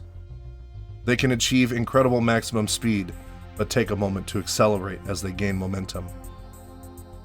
They serve as serviceable scouts, capable of holding their own, but lack a combat advantage over other airborne enemies of the swarm.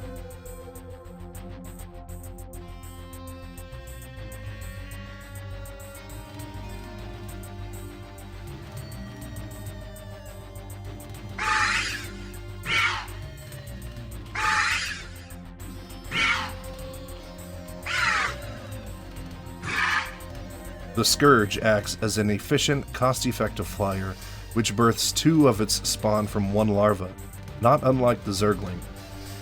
The price of this efficiency is endurance. This fragile species cannot survive being attacked, but has the unique ability to kamikaze into their enemies. Our best method of utilizing them is to send them in only a couple at a time to surgically annihilate foes, as their explosive attack is capable of taking out fellow Scourges along with their intended targets.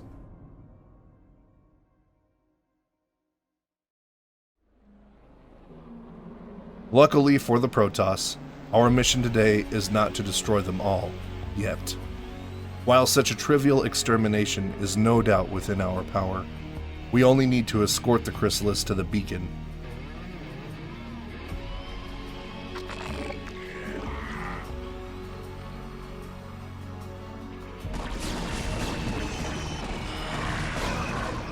All forces are under attack.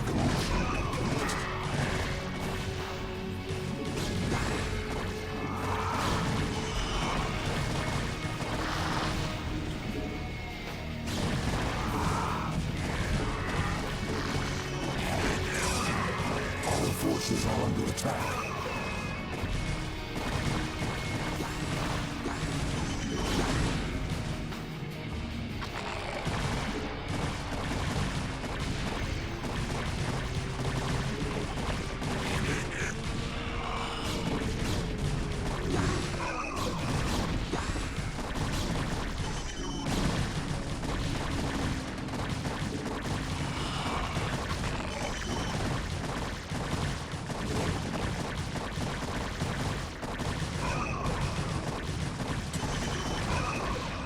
Forces are under attack.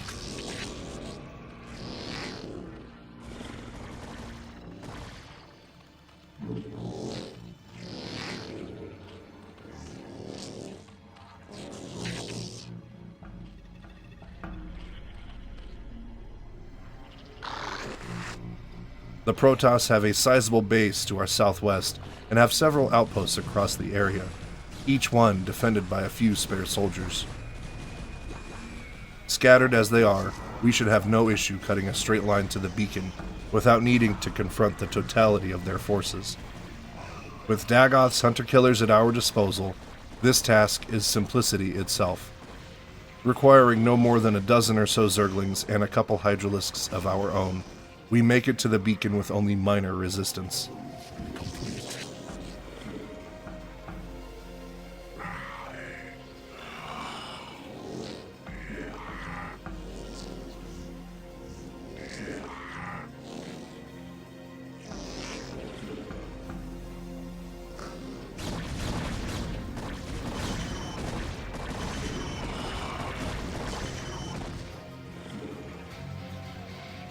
Once we arrive, Zaz warns us before we make our jump that the first time through warp space can be somewhat jarring. Prepare yourself, Cerebrate. Your first jump through warp space could be unsettling. This is no issue, for as the chrysalis matures, so do we gather in strength and deadliness with it. Zaz underestimates our potential and does not yet realize what we are capable of, and is ignorant to just how much the creature within the chrysalis will shape the future of the swarm. The next great stage of Zerg evolution will happen under our watchful eye on Char.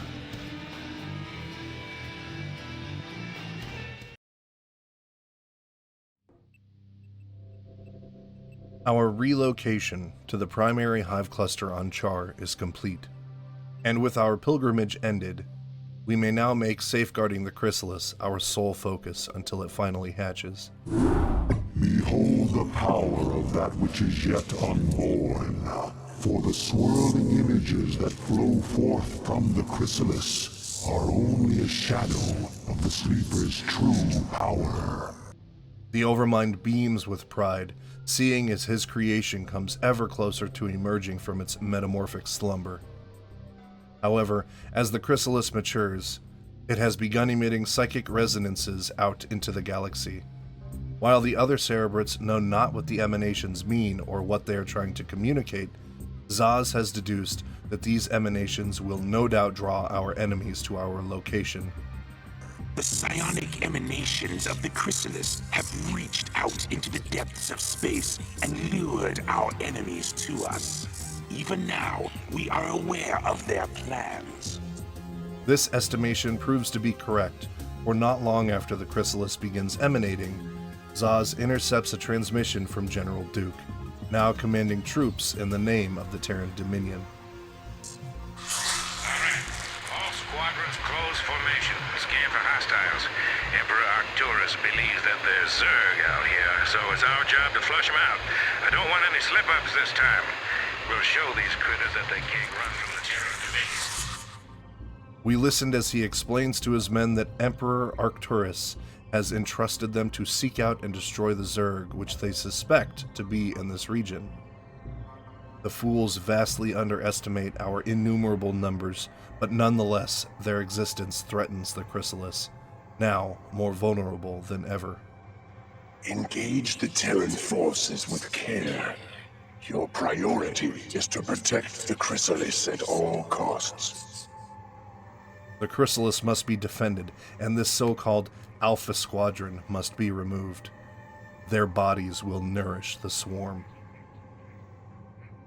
We are not gifted with new units in preparation for this battle, nor are we reinforced by Dagoth or Zaz, so we take a moment to examine the battlefield proper.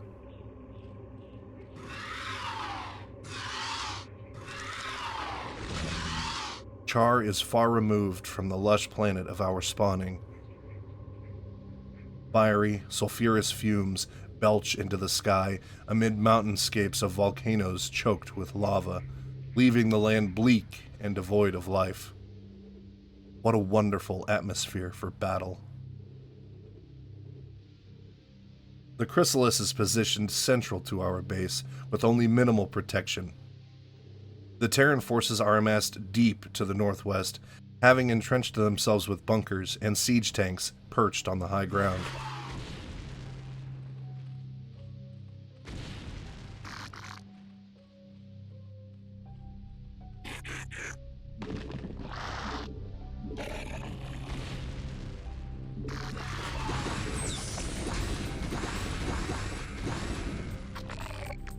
These tactical advantages mean this will not be as easy as we had initially thought. Wasting no time, the Terrans send in wave after wave, trying to wipe out either our base structures or the chrysalis itself.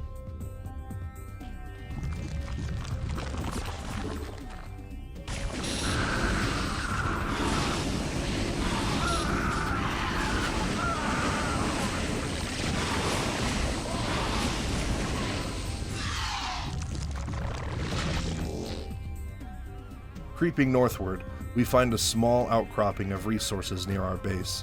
While useful, they are not nearly enough to tip the scales in our favor.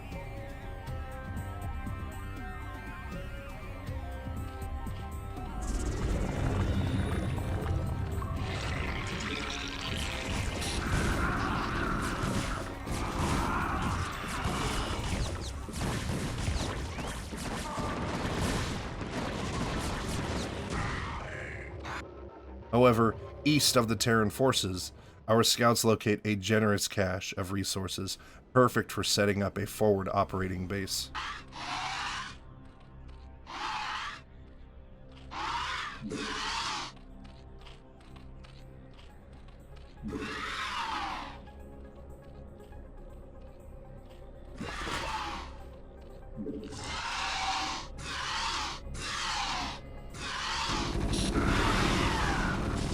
Forces are under attack.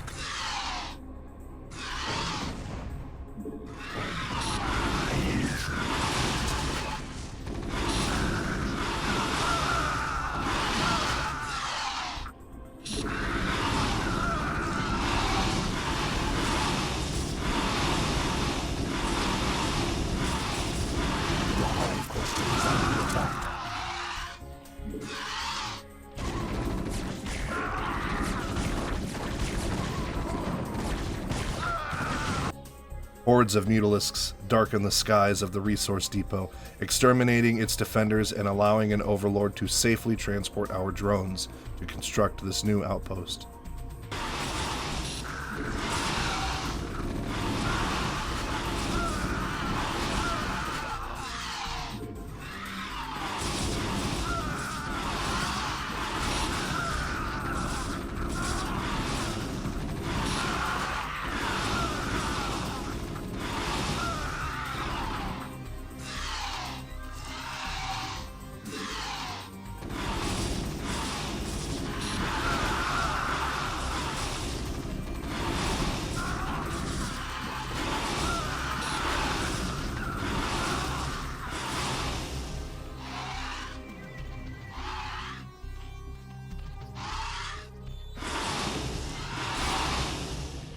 Our forces are under attack.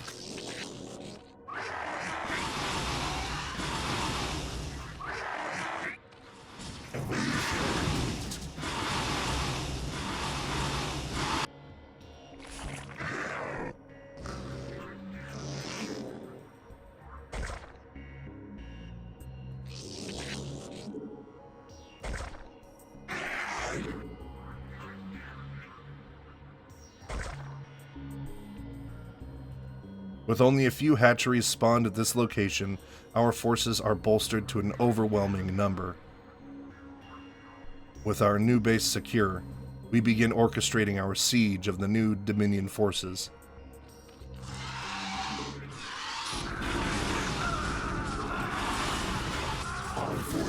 All manner of Zerg species are unleashed upon them, and while the Alpha Squadron think themselves strong, they are taught a swift lesson by our ceaseless horde, and soon General Duke sounds a retreat.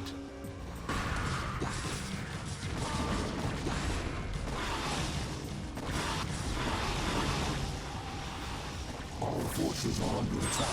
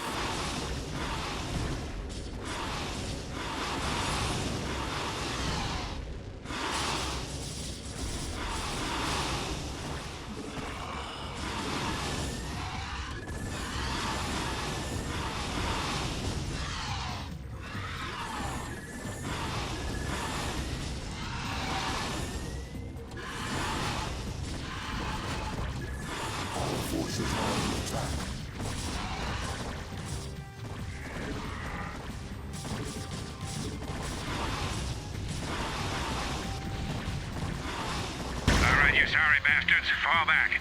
Fall back! Hold, Cerebrate. Do not pursue them. Zaz, while commending our destruction of the Terran detachment, reminds us that we must stay behind with the Chrysalis and protect it, while Dagoth and his brood will pursue the Alpha Squadron forces. Cerebrate, you must stay and relocate the Chrysalis to a more secure location. Dagoth shall deal with the remaining Terran forces. For now, we must relocate our base and the Chrysalis to a more secure location. The time of its birth is nearly at hand.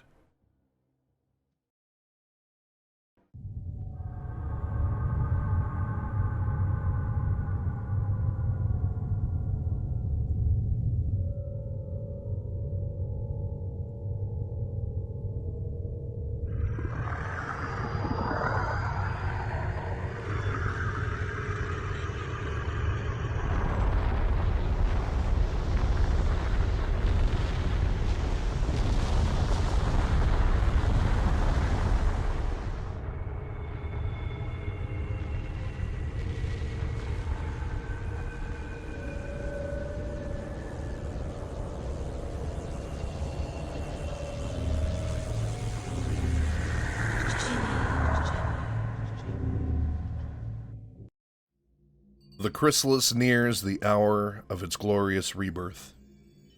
Though finally in a secure location, Zaz informs us yet even more Terran forces have ventured to Char, drawn in by the Chrysalis's psychic emanations. Cerebrate, be warned. While Dagoth is occupied with the forces of the Dominion, the emanations of the Chrysalis have called even more of our enemies to Char. While Dagoth keeps the Dominion's main force occupied, our task remains, defending the Chrysalis from any who would approach it. The Overmind echoes into our mind once more, expressing his satisfaction with our growth and the ferocity with which we've dealt with both the Terran and the Protoss so far. He reminds us that we are to hold our ground and wait until the new creature emerges from its slumber within the Chrysalis, for the importance of this new agent of the Swarm has yet to be revealed. These too shall be eradicated by your hand, Cerebrate, for you grow more cunning with each passing battle. Indeed, you are a testament to my will and the fury of the Swarm. Yet first must you stay your wrath and watch over the Chrysalis a while longer, for the very hour of the Sleeper's rebirth is at hand, and soon my greatest creation shall be loosed. In pursuit of our task, we are fortunate enough to have secured a highly defensible position, hunkered down onto a small island of rock resting on a molten bed, making any ground approach impossible. Zaz intercepts a transmission from an enemy base to the east, broadcast from a feeble Terran force known as Rainer's Raiders. All right. All crews stay frosty and keep your eyes peeled for our target. Remember, not only are we up against the Zerg here, but our old pal General Duke may be creeping around too. Let's hope this trip wasn't a big mistake. Their leader is warning his troops about the presence of our swarm and the possibility they will clash into enemy forces under the command of a General Duke. It would be fortuitous. Their preoccupation with fighting each other will certainly ensure our ability to defend our ward, but regardless, Dagoth has seen fit to keep the Alpha Squadron at bay. The Chrysalis is only minutes away from hatching, and we continue fortifying our position against the Terran interlopers. Our evolution as a Cerebrate has bore yet more fruit, as we may now evolve our larva into another glorious flying monstrosity, the Zerg Queen.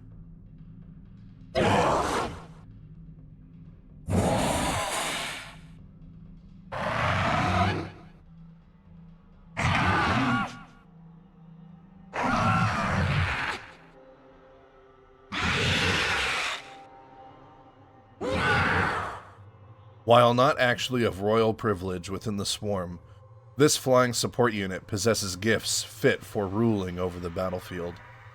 The Queen can ensnare units in a viscous web, revealing them if they are invisible and slowing their movement to a crawl.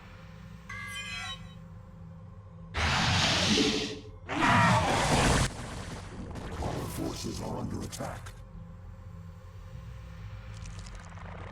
Even more delicious, they can also embed hidden parasites in enemy forces, revealing everything their unwitting host sees. These cunning passengers are fit for infesting enemy dropships, so we can receive early warning of an imminent attack.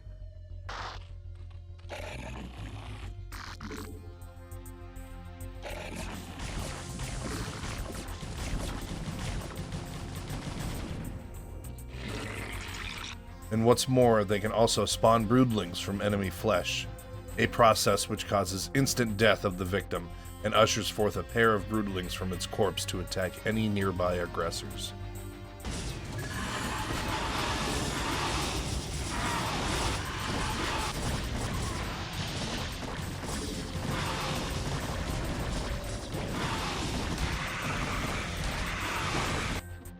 Finally, the greatest skill they possess is the ability to infest enemy command centers, allowing for the recruitment of infested Terrans to our forces. Live for the swarm! Complete. Let me serve. Sacrifice me. Ready to kill. Prepare to die. I am wretched, but I am strong. I am the future. I am Zerg. These Terrans, guided to the glory of the eternal swarm, charge towards our enemies at great speed before sacrificing themselves in a virulent explosion, many times more powerful than that of a scourge. This is the single most devastating attack in Starcraft. Sacrifice me immediately, gladly.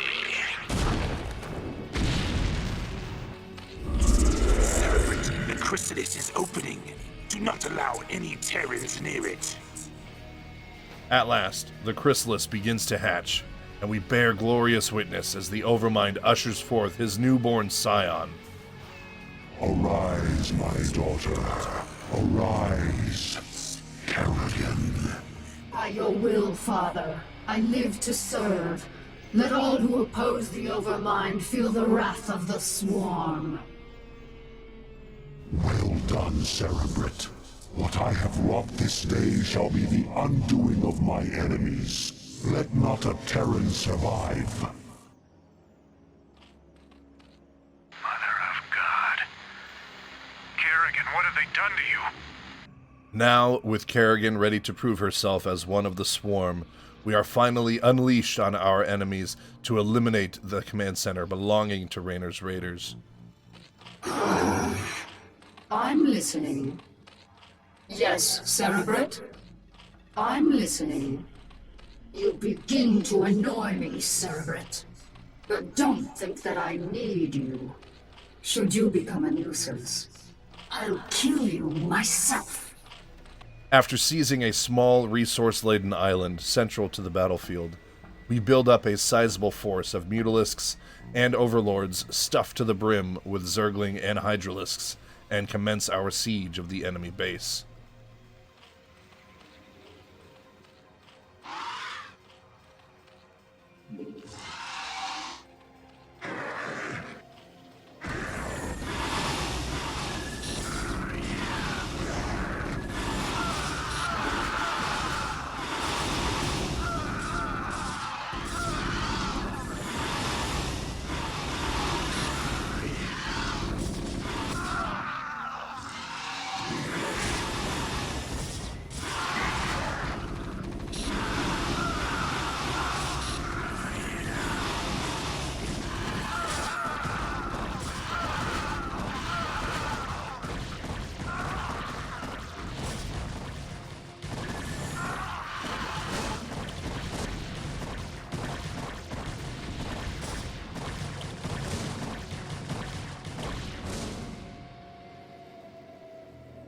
Sarah, is that really you? To an extent. I'm far more than I once was, Jim. You shouldn't have come here. But the dreams. I dreamed you were still alive, that somehow you were calling to me. I was. While I was in the chrysalis, I instinctively reached out to you and Arcturus telepathically. Apparently, Arcturus sent Duke here to reclaim me. But that was then, Jim. I'm one of the Zerg now, and I like what I am. You can't imagine how this feels. Raynor desperately tries to reconcile with Kerrigan in vain, who strangely shows some mercy on the fool. And while this is unbecoming of Zerg, she allows Raynor to leave the battlefield with his life. So, what? Are you gonna kill me now, darling? That is certainly within my power. But you're not a threat to me, Jim. Be smart. Leave here now and never seek to confront the Zerg again. Doesn't look like I have much choice. Now that our ward has emerged and we have seen the potential of her ferocity, we can only speculate with glee at what our future holds. For now, we are an extension of Kerrigan. Just as the Overmind would command us, we will obey her, and through her growth we shall evolve to even greater heights, and further sunder the enemies of the Swarm. All shall be consumed.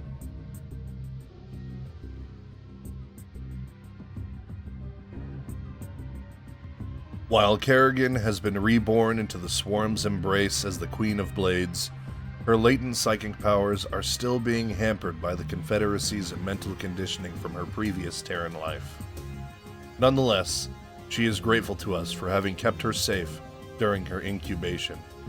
Our role as her protector has not changed, but rather than babysitting her, we will now follow her lead as a commander of the Swarm.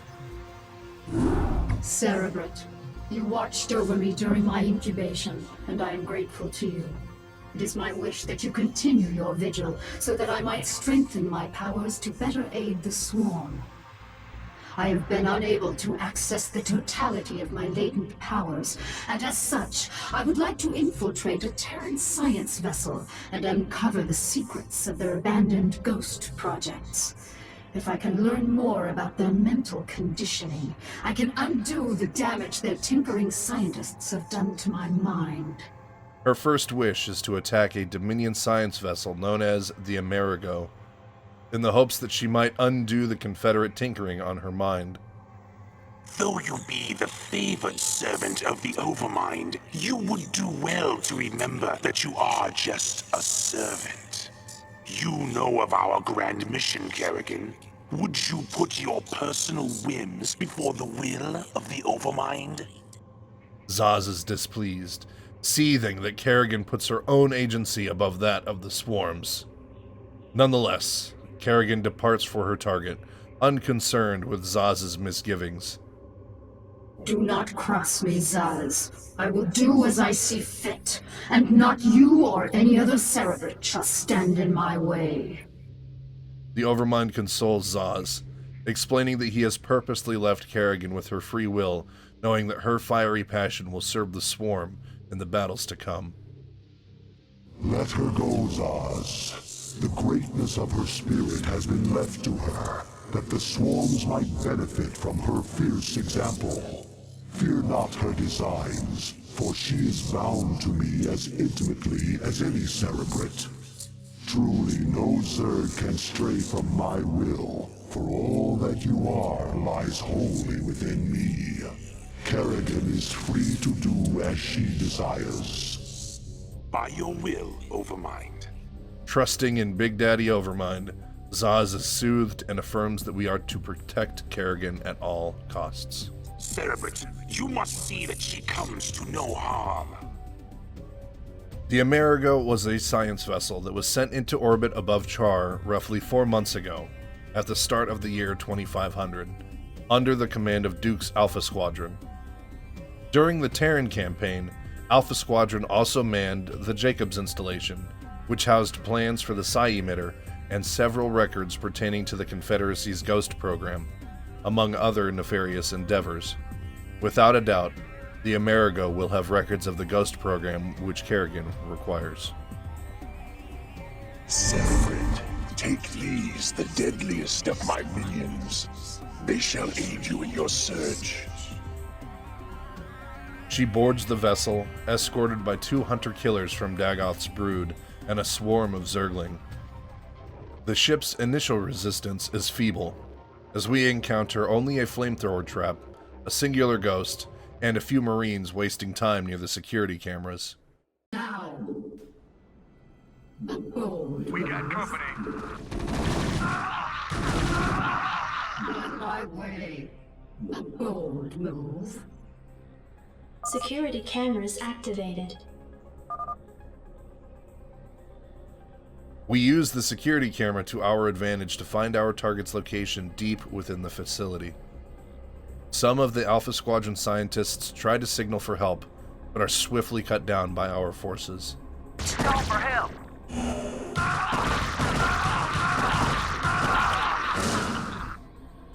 Soon, we enter a long hallway, a killing field for ghosts to snipe our brood from afar.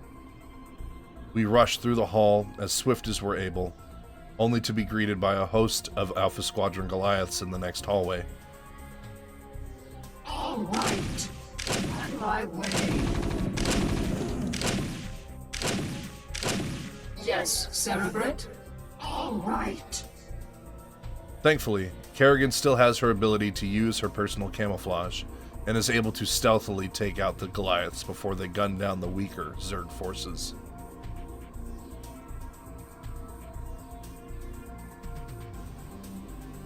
Soon we advanced forward to find a lab full of cowering scientists and only a single Marine to protect them. We waste no time using their blood to give the laboratory a fresh coat of paint. She's infested. Stay away from her.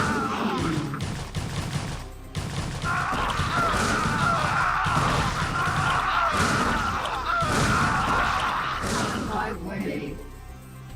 Pre-Zerg Kerrigan would have been horrified, but now she revels in the carnage of slaying her foes without pity.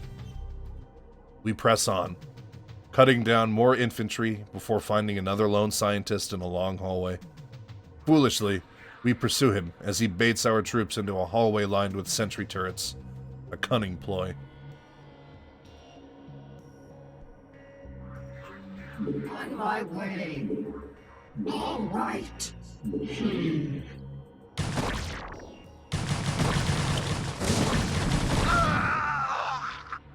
A bold move. In the next room, we find Dominion holding cells, with one cell housing indigenous life forms from various planets, and the other holding several Zerglings prisoner while Marines use them as target practice. See? They ain't so tough. These critters bleed just like anybody else. All right. We waste no time in ending their lives and liberate these Zerglings to rejoin the swarm. Their numbers are sorely needed, as yet more Marines and sentry guns await us around the corner, eager to turn our brood into pulp. The turrets also serve as detectors, nullifying Kerrigan's cloaking ability, so force is our only option.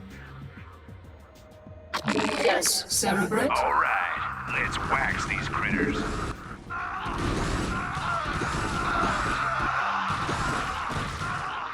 I'm listening. With our forces greatly diminished, we push into a large open room with several chasms and vents leading to the deeper levels of the Amerigo. Firebats stand guard in this area, so we push on without our Zerglings, who would no doubt be cooked up with a napalm flambe. A bold move. On my way.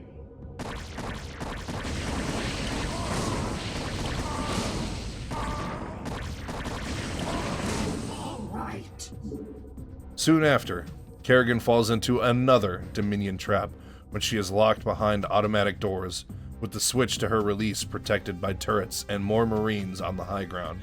You'll never make it out of here alive, bitch.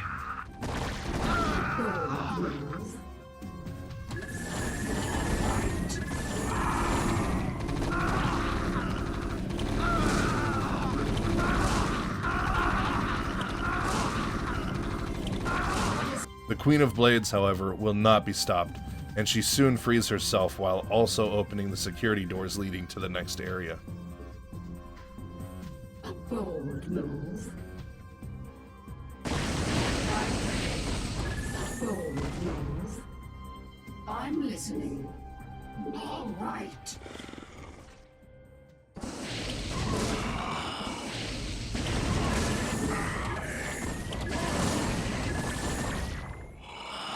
What is it now?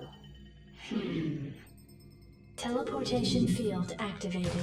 After stepping through a teleporter, we finally arrive at our target location and are met with a squad of Dominion ghosts, eager to die to protect the Dominion's secrets. On my way. A bold move. On my way. All right. Kerrigan cuts through them with deadly efficiency and retrieves the files, earning her title as the Queen of Blades.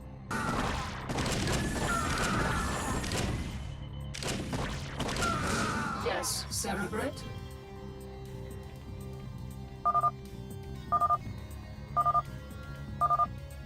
Cerebrate, I have located the records I sought. We have everything we need here. Soon, we depart from the Amerigo, with the Dominion labeling the devastated vessel as infested. On a date in the near future, a Dominion strike force would venture back to the Amerigo to see if it is safe to bring back under the Dominion's command, with orders to destroy the facility if a Zerg presence still remains there.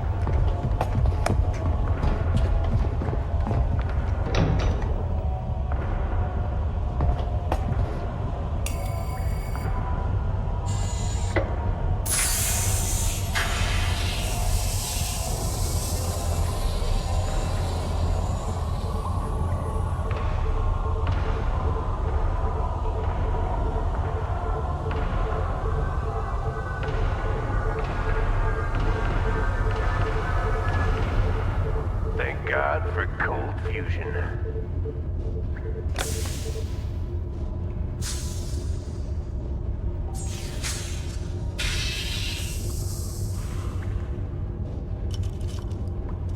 Hey, are we really gonna blow this place? Only if we see a Zerg. Yeah, I got your Zerg right here.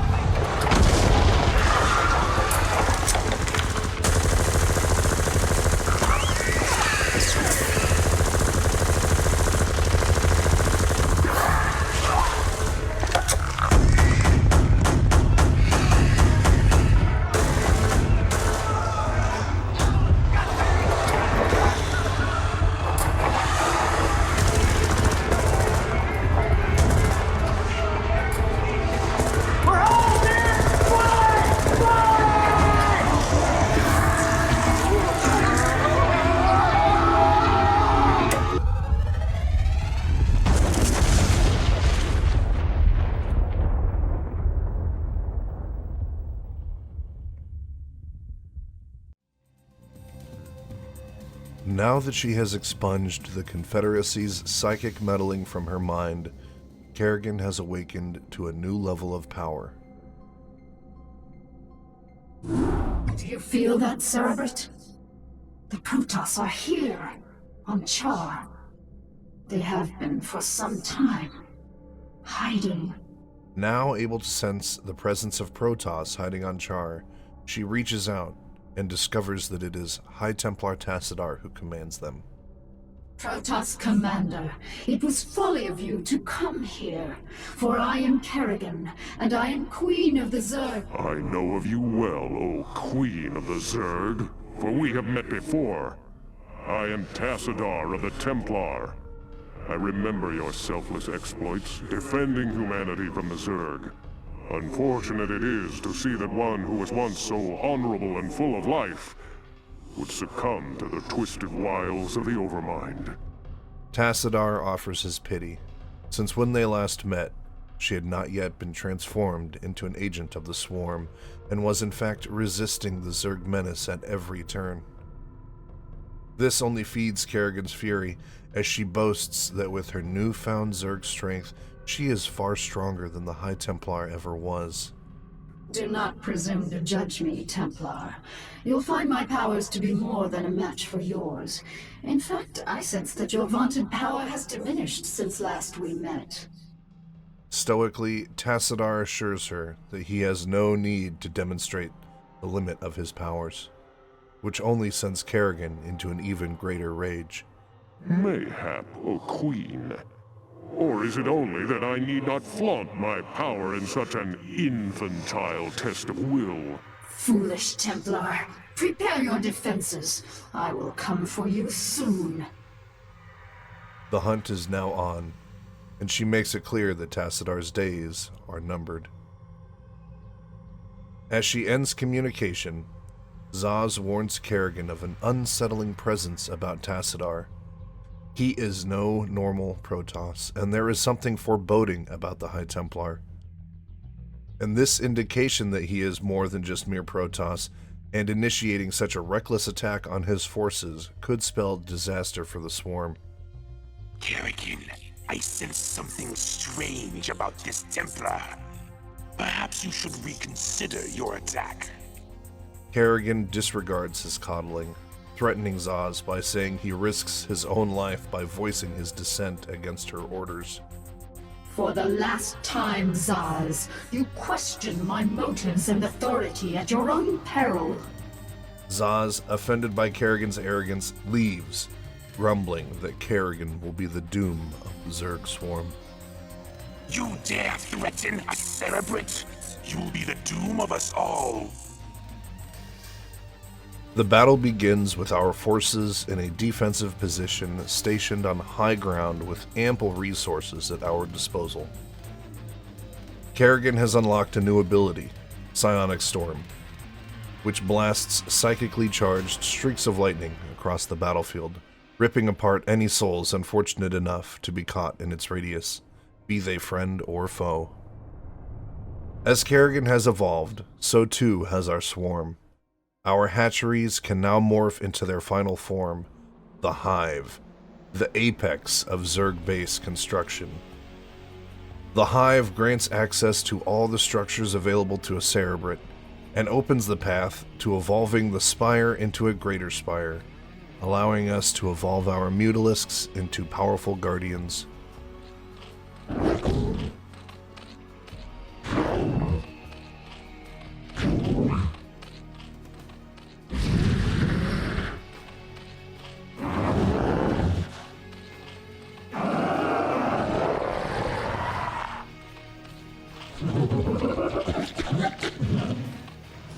These enormous flying crab-like monstrosities dominate the battlefield by raining down acidic death from above, besieging enemy bases from afar, but this power comes at a price. Guardians have no air-to-air fighting capability, making them vulnerable to attack from aerial forces. The Protoss have their own tricks ready to be wielded against us, such as the Reavers, bulbous robotic trilobites. These machines carry no weaponry, but are moving factories which produce combat drones known as scarabs. Scarabs can detect enemies from an extreme distance and are able to rush down those enemies faster than any other unit in Starcraft. Once more, they are invulnerable and unleash a devastating explosion, either upon contact with an enemy, or, if you are lucky enough to confuse the AI, detonate after a few seconds if they're unable to reach their target. Without the long-range destructive power of our new Guardians, these Reavers would surely lay waste to our defenses. As we further expand our defenses, we come across two easily defendable outcroppings of resources, which give us a resource advantage over the Protoss. We command various preliminary attacks to probe the enemy defenses, and soon realize that the Protoss Dragoons and Reavers are more than a match for our relatively basic infantry force.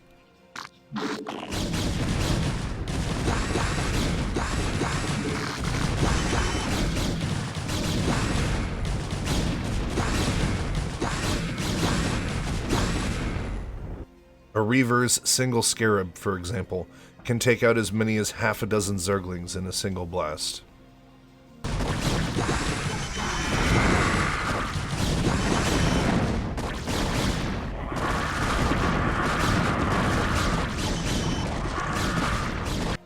But we are not to be deterred, and after diversifying the forces of our army, we lay waste to the Protoss encampment, wiping their base off the map.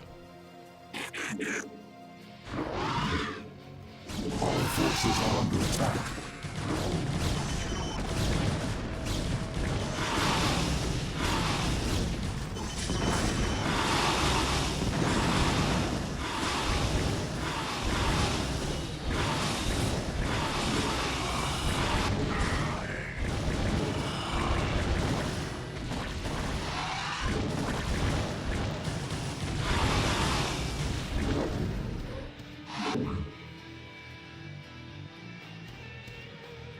All forces are under attack.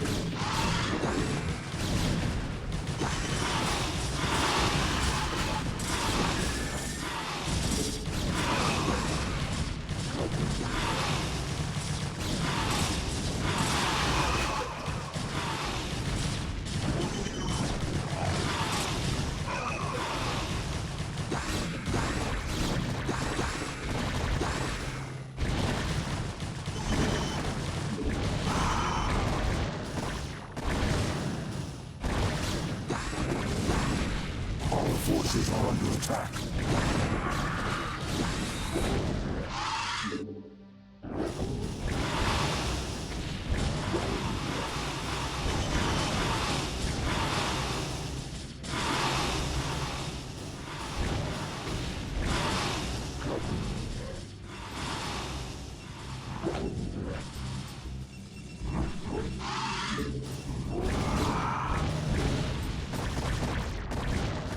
Our forces are under attack.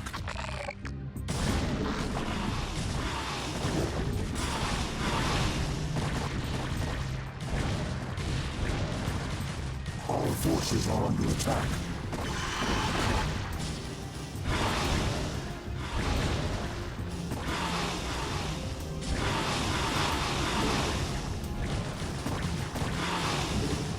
The enemy is devastated, but Tassadar is nowhere to be found. Kerrigan, furious at his absence, attacks his pride and challenges him to a duel. Where are you, Tassadar? Do your underlings always do your fighting for you? This shall be our battleground, O Queen. Face me here, and I will defeat you myself. Unwilling to sacrifice his honor, he accepts, agreeing to meet the Queen of Blades on a remote central plateau and fight each other one-on-one.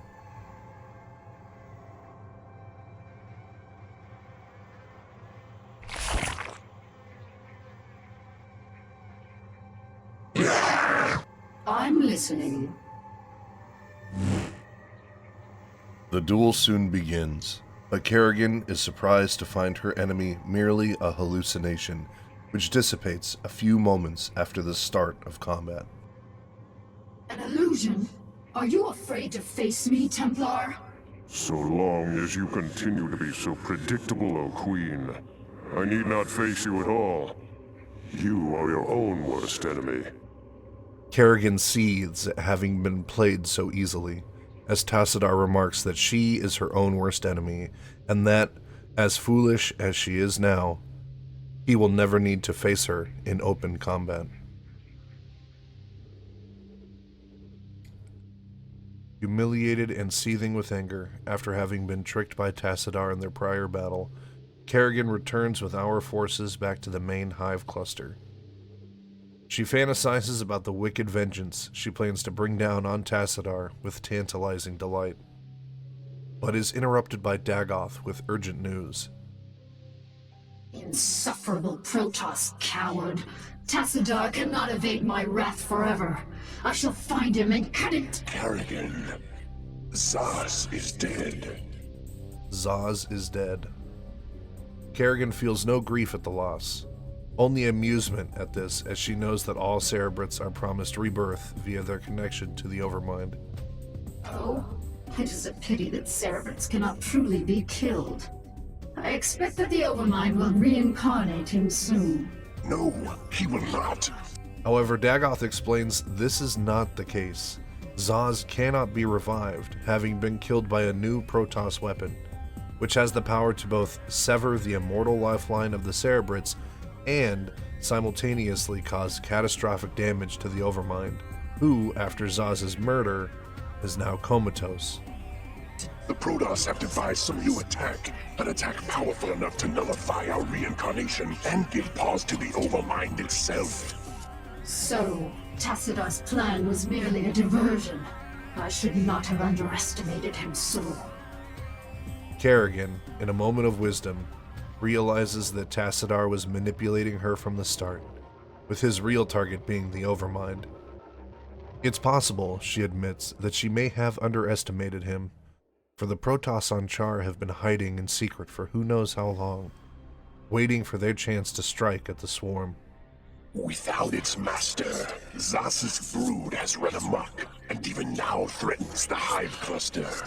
Cerebrit, you must eradicate the rampaging brood and stem any further damage it might cause. I shall deal with the Protoss myself.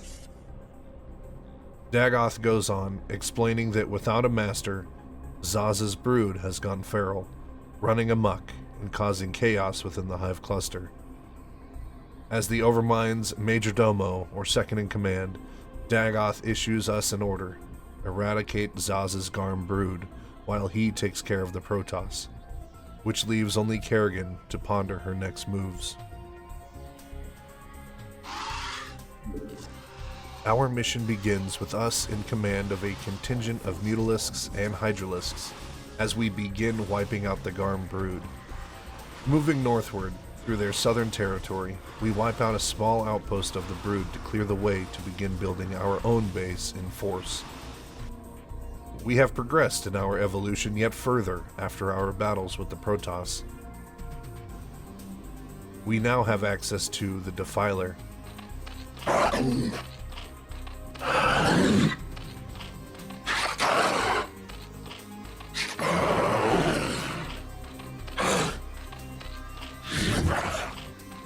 This wiggly jiggly boy is our new ground-based spellcaster, able to manipulate the battlefield with its unique abilities.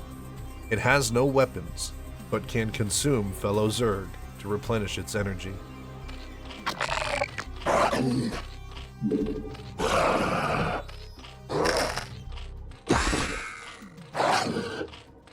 Allowing it to saturate the battlefield with its two unique spells. The first is Dark Swarm, a defensive ability which creates a protective cloud, shielding all units inside its radius from ranged attacks. Our forces are under attack.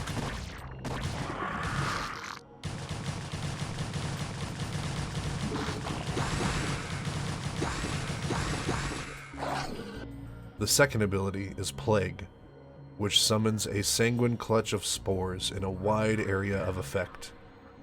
These spores can devastate their enemies, causing up to 295 damage, but are unable to deliver a finishing blow to an enemy unit, leaving them at 1 HP instead of actually killing them. This ability is fantastic for softening up enemy defenses before our swarm rushes in full force.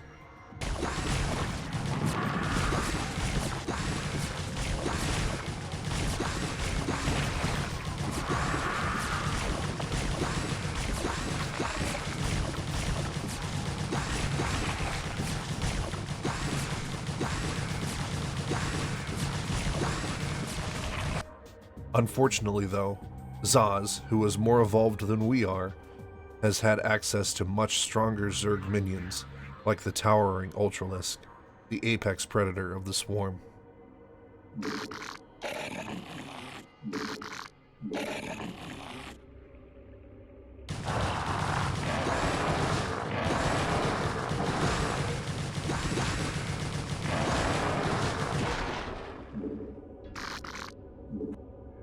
Expanding our forces outward, we flood across Zaz's former territory. First, we claim the forward base that the Garm Brood has situated to our west.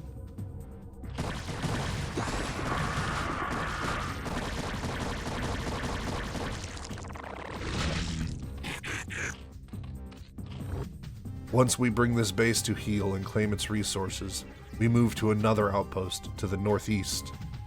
This base is defensible with high walls and even more resources. The hive cluster is under attack.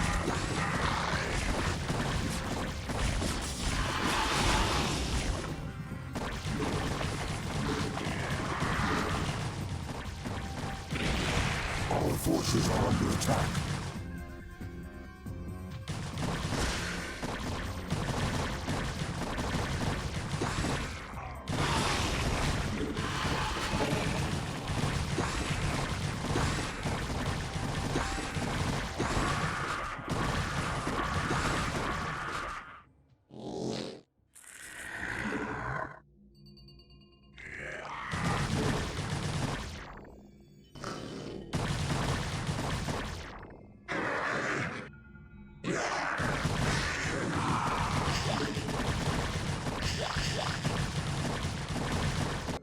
The onslaught continues, fighting tooth and nail with his rabid swarm as we butcher his units across each inch of ground.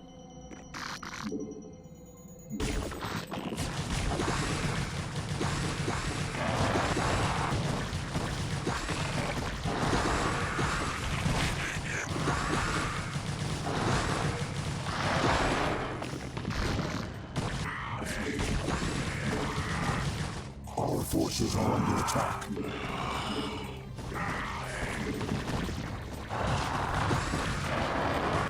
Guardians, Hydralisks, Mutalisks, and Ultralisks all try to get in our way, but we eventually push through to his primary hive cluster.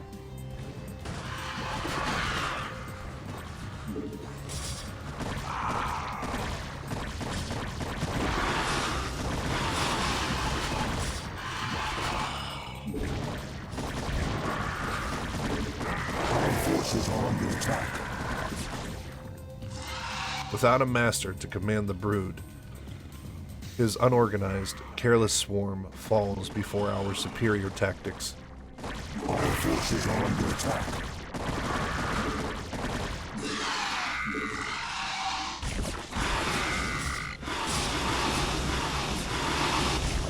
Our forces are under attack.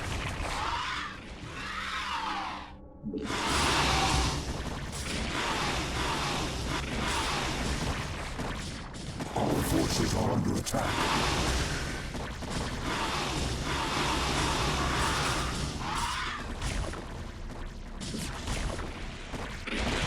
Our forces are under attack.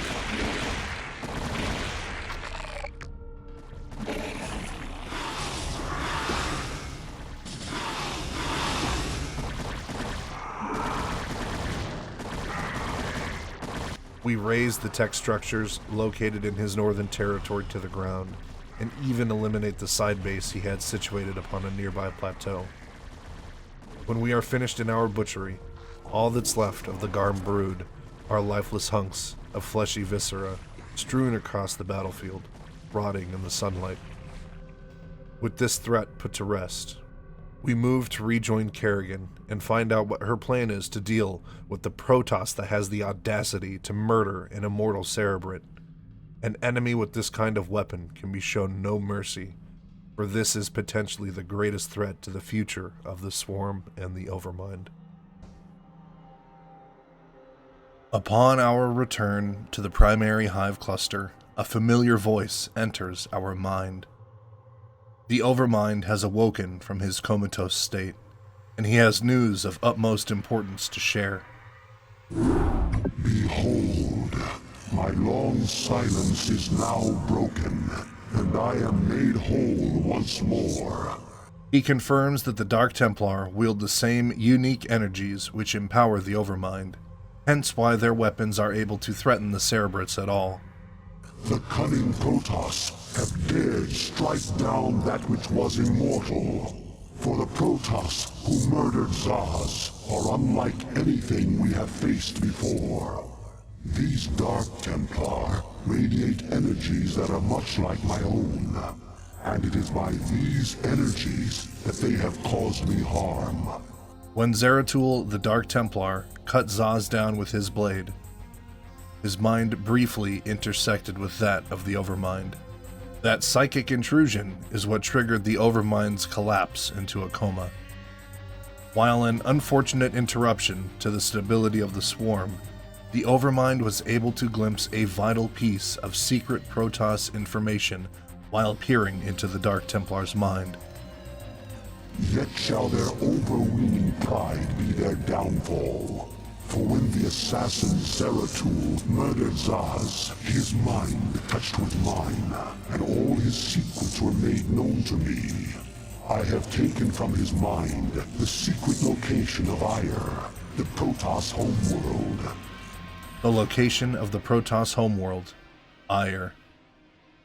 Never before have the Zerg set foot on the sacred homeworld of the Protoss, and now, armed with this knowledge, we shall infest it at its very core. Just as we warped from Tarsonis to Char when Kerrigan was still in her infantile cocoon stages, now we will make the jump directly into Protoss space. Only this time, the full might of the Swarm will join the Overmind in the assault. At long last, my children, our searching is done. Soon we shall assault Ire directly. For now, we must ensure that the Dark Templar can cause no more harm. Cerebrate, you shall set a trap for our foes. Kerrigan will lead them to you.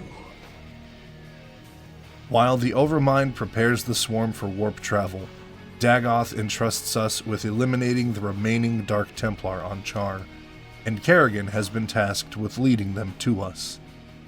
They can either succumb to her blades, or be massacred by our forces. No matter their efforts, the result will be the same.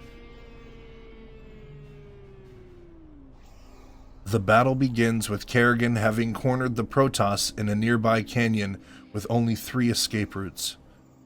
We are to station our troops at these exits and prevent the Protoss from escaping.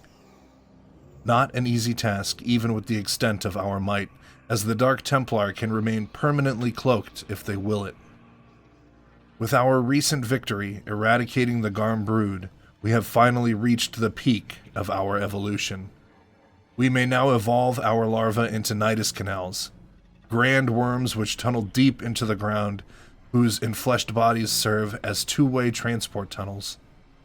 With their assistance, our troops can now instantly travel through the nidus canal to its exit, no matter where on the map it is, so long as it is located on the creep.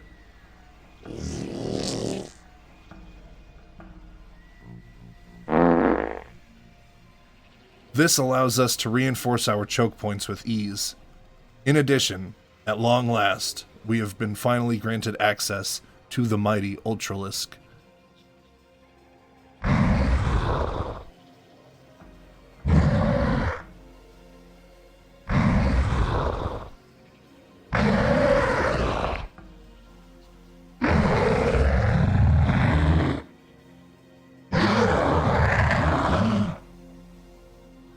These towering behemoths were originally known as brontoliths, large but docile creatures with no form of self-defense aside from their gargantuan size. After succumbing to the swarm, their forms were twisted and reconstructed numerous times until they could adequately serve as the swarm's behemoths of butchery.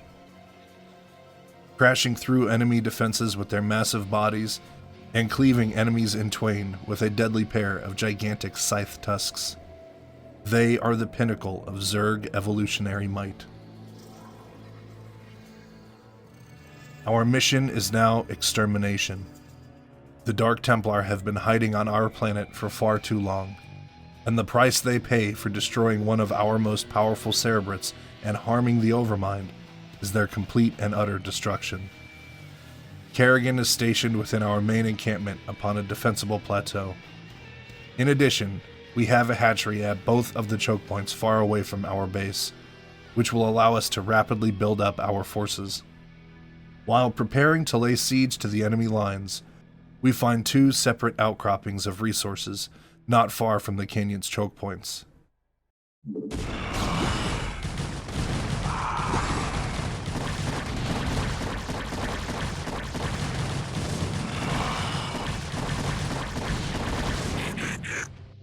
With the mighty Ultralisk bolstering our lines, we no longer need to fear enemies like the Reaver, as it now takes several Scarabs to kill just a single Ultralisk.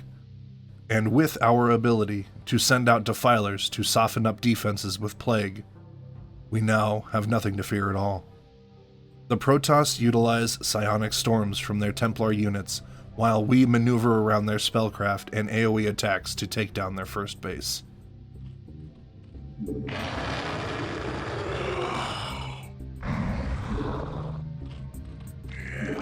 Our forces are under attack.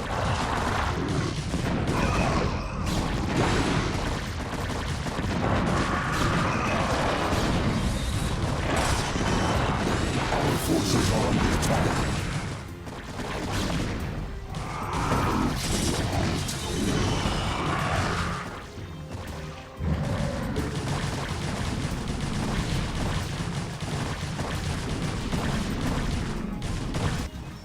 Though the Protoss have been a thorn in our side for quite some time now, Kerrigan is somewhat disappointed that the enemy forces are falling as easily as they are. Once again, I grow tired of slaughtering your servants. Have the mighty Templar lost their infallible courage? Well spoken, concubine of the Zerg. But though we strike at you from the shadows, do not think we lack the courage to stand in the light. You would do well to abandon this attack. You seem overconfident of your abilities, Dark One. I am no helpless cerebrate to be assailed under cover of darkness. I am the Queen of Blades, and my stare alone would reduce you to ashes. You and your ilk cease to amuse me. Prepare yourself for Oblivion's embrace. Having been taunted by Zeratul, much like Tassadar only days before, Kerrigan is even more motivated to wipe out the Protoss and their ilk. Our forces are under attack.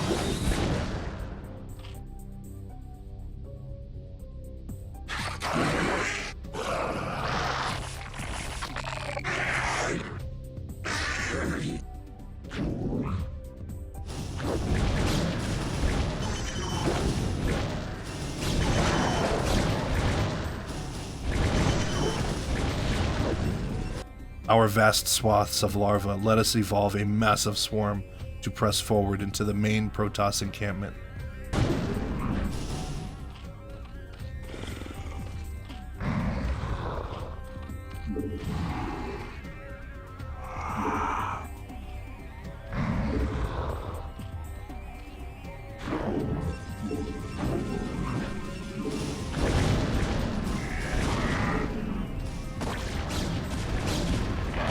Forces are under attack.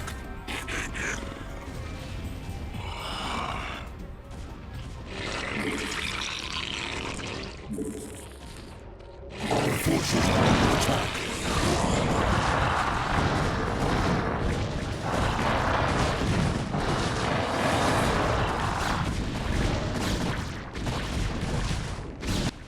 The strength of these Protoss warriors is irrelevant, as they can only crumble as wave after wave of the swarm reduces their forces into corpse meat.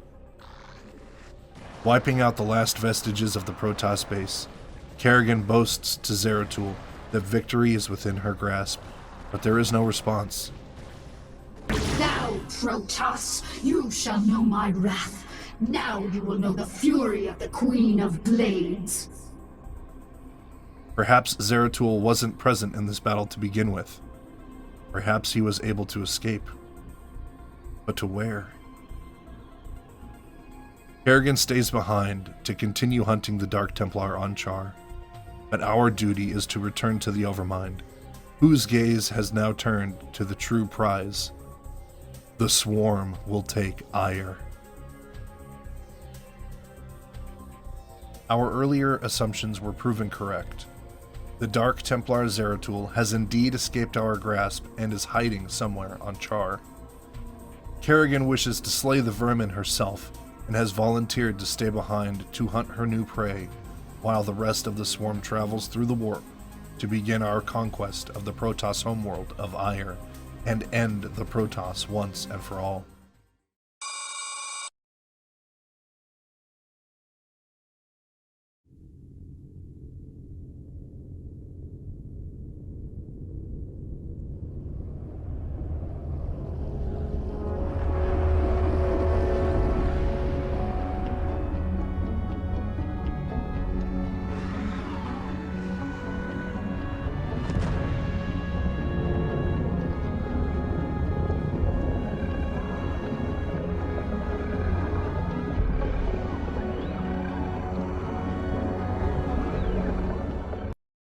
The Overmind addresses his children, reminding the Zerg that the approaching culmination of the swarm is at hand. Once we infest this planet and incorporate the Protoss into the swarm, we shall at last become the greatest of all of creation's children. My children, the hour of our victory is at hand. For upon this world of Ire shall we incorporate the strongest known species into our fold. Then shall we be the greatest of creation's children. We shall be perfect. Yet before I can be made manifest upon this world, the way must be prepared. You must seize the Terran crystals. For within them lies power undreamed of by the Protoss. Go now, my Cerebrate. Secure the crystals and bring swift wrath to all who oppose the swarm. We shall become a perfect swarm. While we are unsure of what assimilation of the Protoss into the Zerg would bring, we shall nonetheless do as the Overmind wills. We shall achieve perfection. In short order, we have become one of the Overmind's greatest servants, and as such our Father has tasked us to serve as the vanguard of the invasion. Before the Overmind can seed itself into the planet's surface, we will need a powerful source of energy, a Kaydaran crystal. These crystals are integral to powering Protoss technologies, serving as the center of the Protoss pylon, and are also wielded by psionic units within the Protoss forces. The High Templars wear Kaydaran amulets, and the dreaded Arbiters, which we will have the joy of facing in this mission, use Kaydaran crystal tech for their mass cloaking and stasis abilities.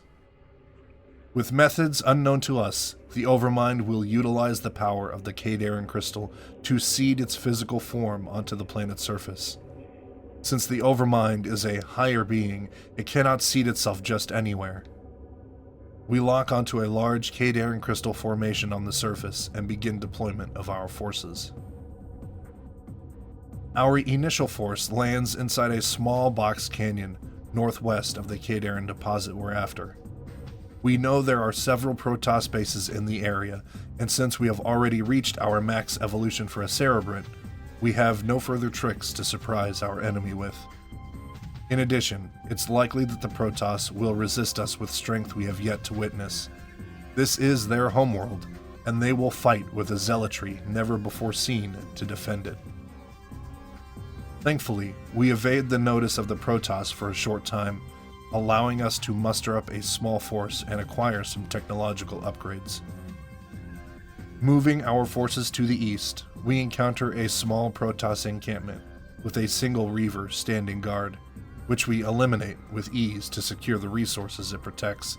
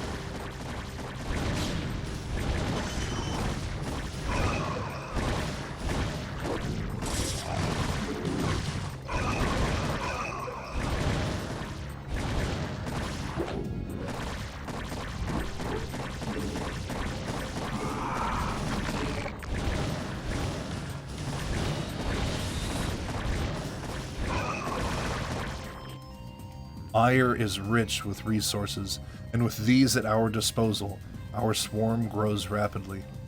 We use Guardians to safely eliminate their structures at range, letting us preserve our fighting strength and press our advantage. With a wealth of resources and several Ultralisks bolstering our might, we begin our main assault on the crystal. Our forces are under attack.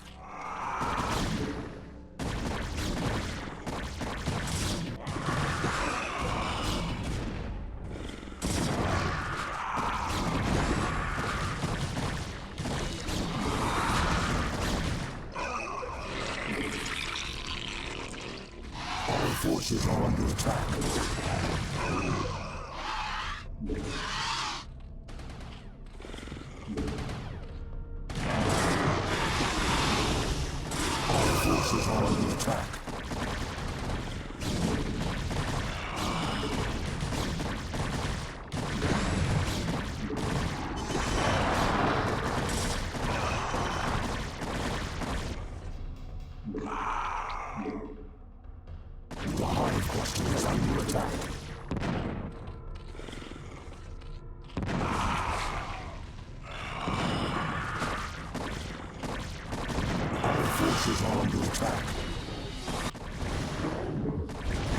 Our forces are under attack.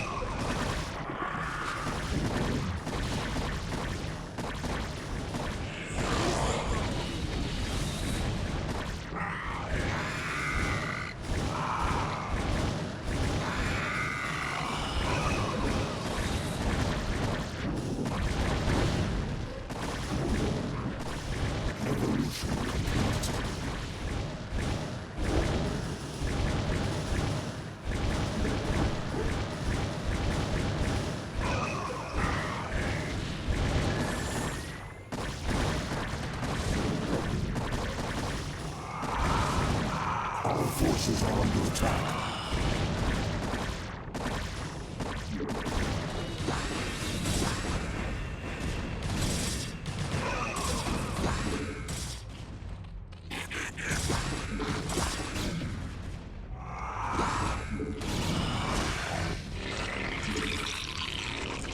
Our forces are under attack.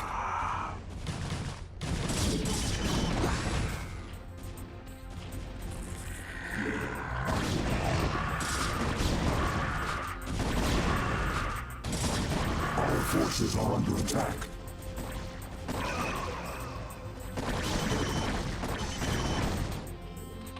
The crystal is being harvested.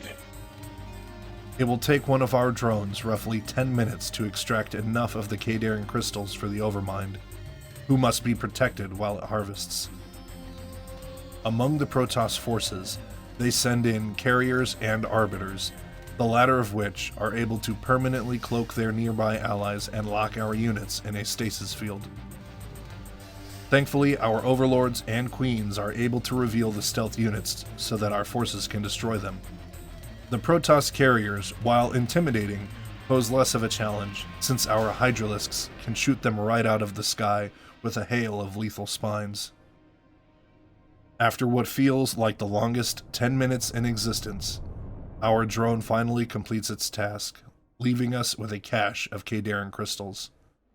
We then escort our little buddy to the beacon located in our main base. The potential this tiny drone carries will ascend the Zerg to untold heights. We can now prepare this holy planet to receive the Overmind's grace. All will fall before the swarm.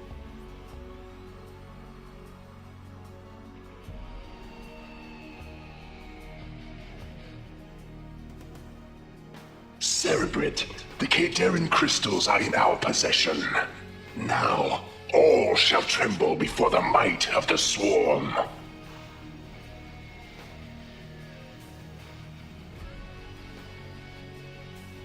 Never before has the Zerg been able to set foot on the vaunted homeworld of the Protoss.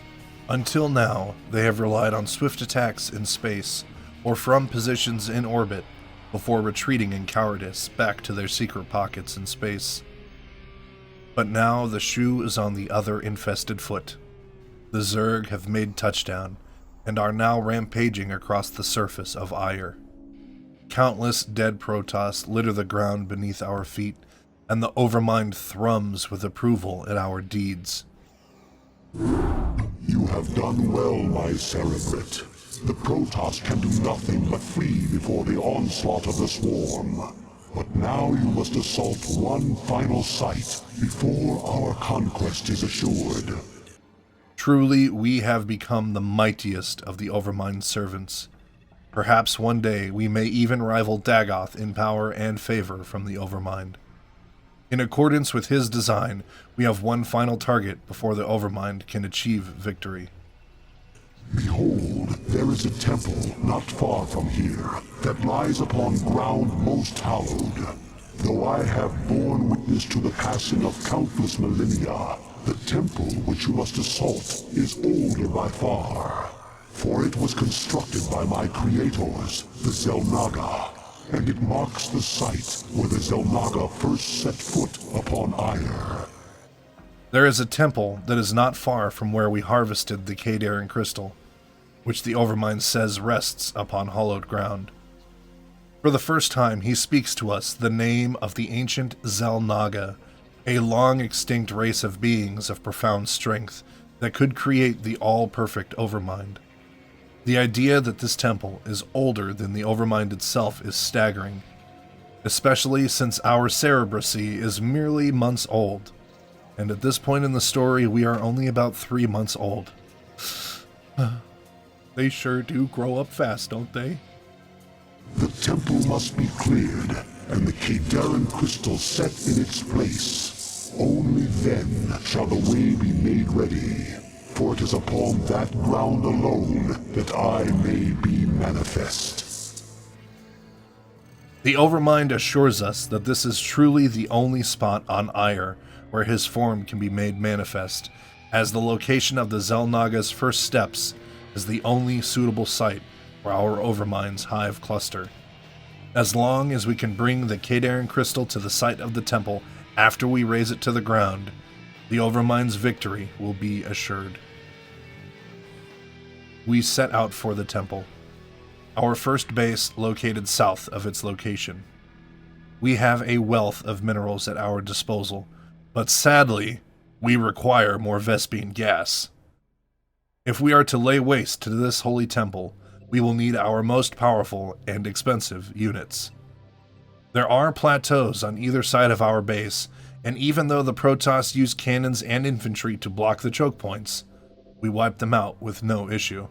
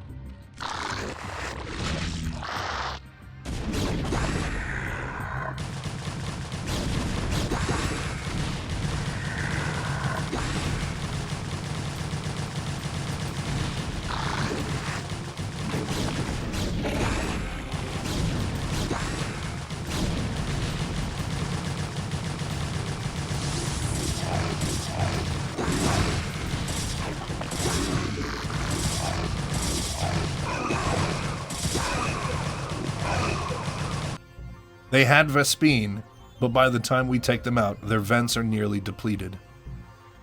We will make do. We find more minerals and another Vespene vent, which thankfully is full, a little farther to the north. We push through a choke point before expanding back out and into the breadth of the main Protoss forces. We marshal our troops and push onward, commanding countless legions against this doomed, glowing alien race.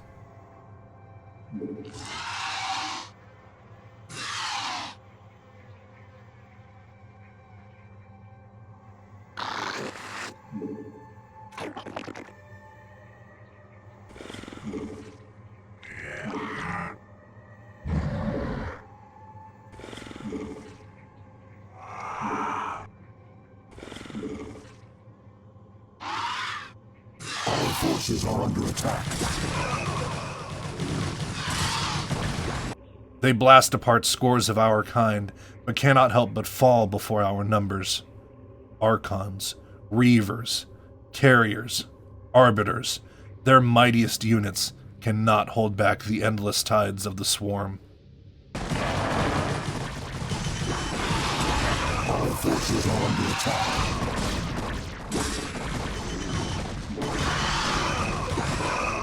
Soon enough, we stand at the foot of the Xel'Naga temple and raze it to the ground without hesitation. How many untold millennia has this temple stood here, only to be reaped by the swarm?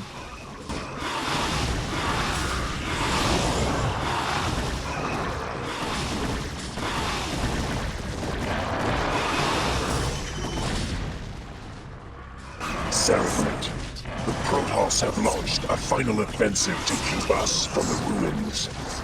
Our forces are under attack for a while longer. As we destroy the temple, we receive word from Dagoth. The Protoss' northern force is beginning to stir, and will soon dispatch powerful reinforcements if we do not hurry. Dagoth ushers forth the drone carrying the Kadarin crystal, and it makes its run across the battlefield towards the temple. We must ensure that this little drone makes it to the ruined temple to usher in Ayer's doom for the Zerg. Once the drone has made its legendary sprint across the battlefield, the day is ours. With our final assault complete and the Kadarin crystal in place, the Overmind gives us one final speech before crashing onto the planet's surface. Witness the glory and the might of the Overmind, and tremble before the machinations now in motion. Nothing will stop us from achieving perfection in function and form. Nothing. Now shall the events set into motion so long ago be made complete. For the Protoss too were created by the Xel'Naga. They were the first creation, gifted with a purity of form, and we were the second creation, blessed with a purity of essence. Indeed, our two species are but opposite facets of a greater whole. Soon shall our two races be made as one. Thenceforth shall all feel the wrath of the eternal swarm, for the hour of judgment is come.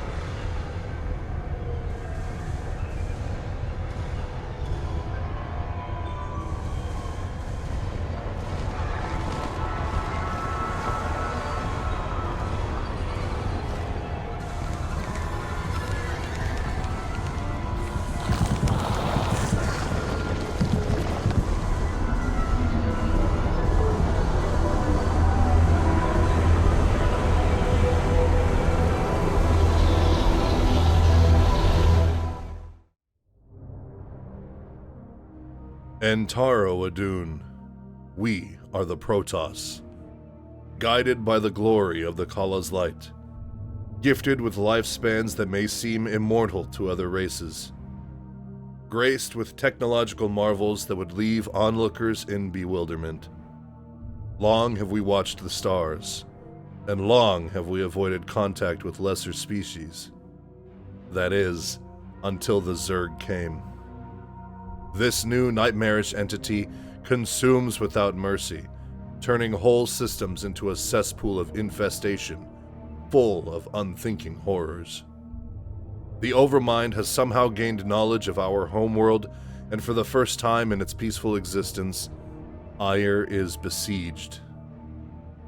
Our once beautiful glowing homeworld burns at the touch of the Zerg. Entire armies of our most gifted warriors are consumed before our very eyes. Our role in this conflict is the role of an executor. Much like a commander, we have armies to govern and enemies to defeat. Although this is not mentioned until the Brood War expansion, we are a Protoss named Artanis. We were a gifted student of the Templar caste, as we were growing up and were mentored by Tassadar, who is now missing. We were the youngest Templar in history to be appointed the rank of Praetor, and now, in this dark hour, at the young age of 262, we are anointed the rank of Executor, due to the disappearance of Tassadar. We are welcomed into the war room by Judicator Aldaris. Antaro Adun, Executor. I am Judicator Aldaris. A Judicator is someone who represents the will of the Conclave. The Judicator caste tend to avoid combat and focus more on being statesmen and religious leaders to the rest of the Protoss. Aldaris was previously the Judicator to Executor Tassadar, and was the voice behind the planetary purges that took place in the Terran sector. Now that Tassadar has decided to spare the infested worlds and is in the wind, the Conclave has promoted us out of necessity, and assigned one of its most esteemed members to our cause. I have been sent by the Conclave to serve and counsel you. The former executor, Tassadar, was commanded to halt the Zerg progress in the Terran sector by burning the infested human worlds. Unfortunately, he disregarded his orders and attempted to destroy the Zerg while sparing the Terrans from the flame. Clearly, Tassadar has failed us. You must not. Aldaris informs us that the outpost of Antioch is in need of reinforcement. This ancient province houses the citadel of the Executor and is a place of great cultural significance, as the Road of Remembrance leads out of the province to a Zelnaga temple and is used to honor fallen Protoss as they are brought down the road. The Conclave has dictated that our first priority is to strengthen our defenses. You must reinforce our outpost in Antioch and make certain that the province does not fall to the Zerg. Your old comrade, Praetor Phoenix, will meet you there and assist you in this endeavor. Currently, Antioch is being defended by an old friend of ours, Praetor Phoenix, a warrior of legendary esteem. Though not much older than we are, Phoenix has established himself as one of the most accomplished Protoss warriors in history, even going so far as to have his own version of Die Hard happen, wherein, during the celebration of the Cosmos season, Phoenix and several other hostages were locked in a Conclave tower by Nerazim rebels. And after engineering an escape, and at one point walking barefoot across a room of broken Khadarian crystal shards, Phoenix slew the terrorists and their warlord with their own blades. The forces at Antioch have reached a critical point in their defense, and have run out of resources to construct new probes to fortify their base. The Protoss military tech is different from our experiences in the Zerg and Terran campaigns. They construct robotic helpers known as probes.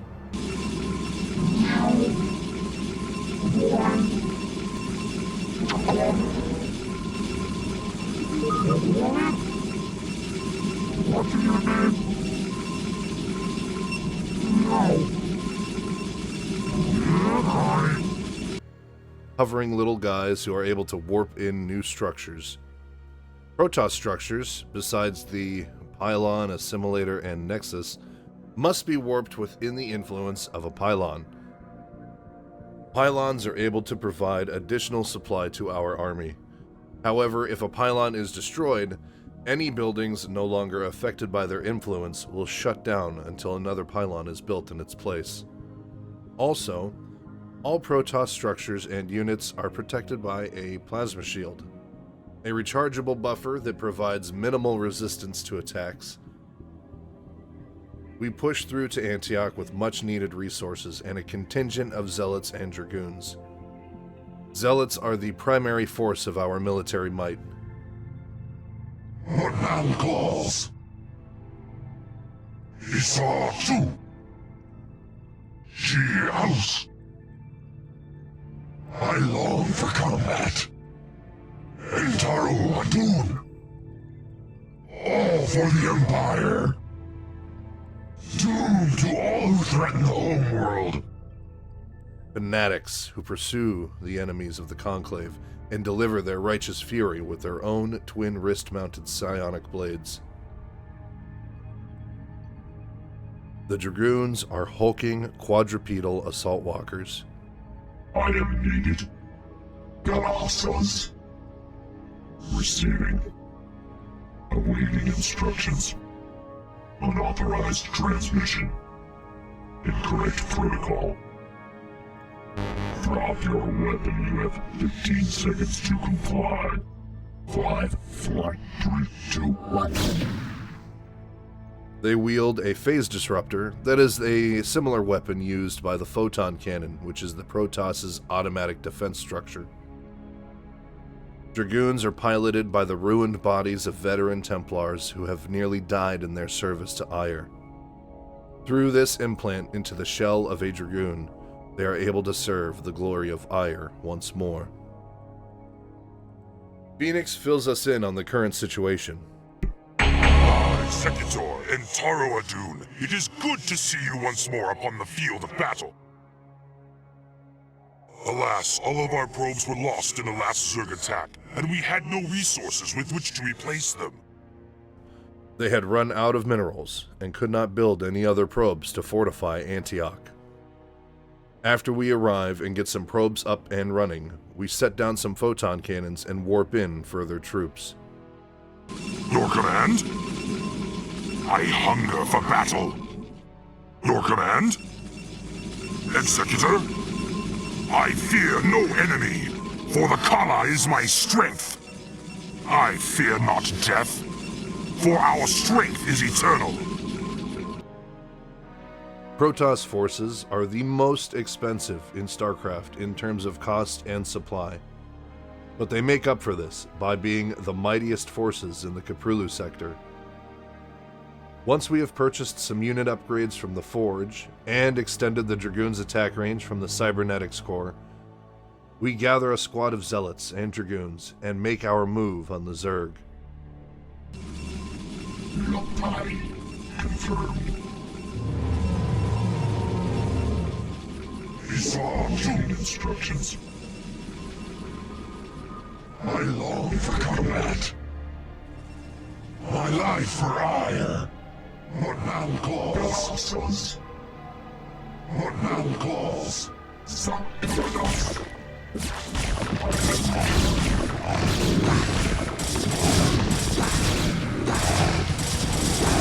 Warriors have engaged the enemy. Cheer house. Honor guide me.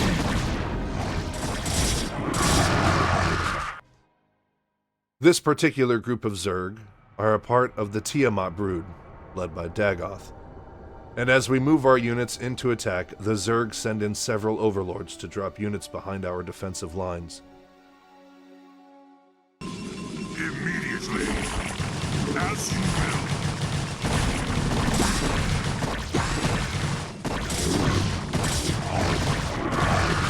For hire, Nakbakala. As you will. Upgrade complete. Phoenix is able to almost single-handedly fend off this attack as our troops on the front lines decimate the Zerg forces to our north. Thus I serve. I long for combat instructions.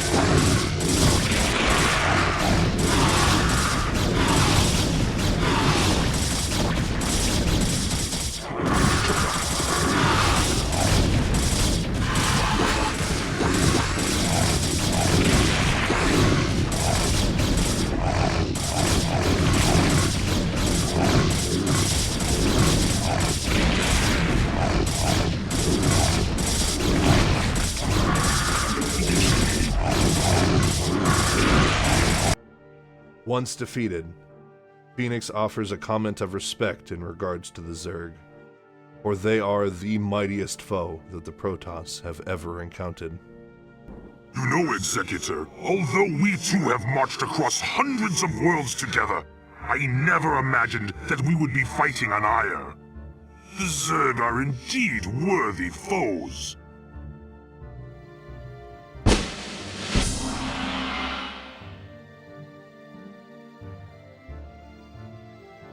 The province of Antioch has been secured, its defenses bolstered under our leadership. The time has come to mount an offensive against the nearby Hive cluster.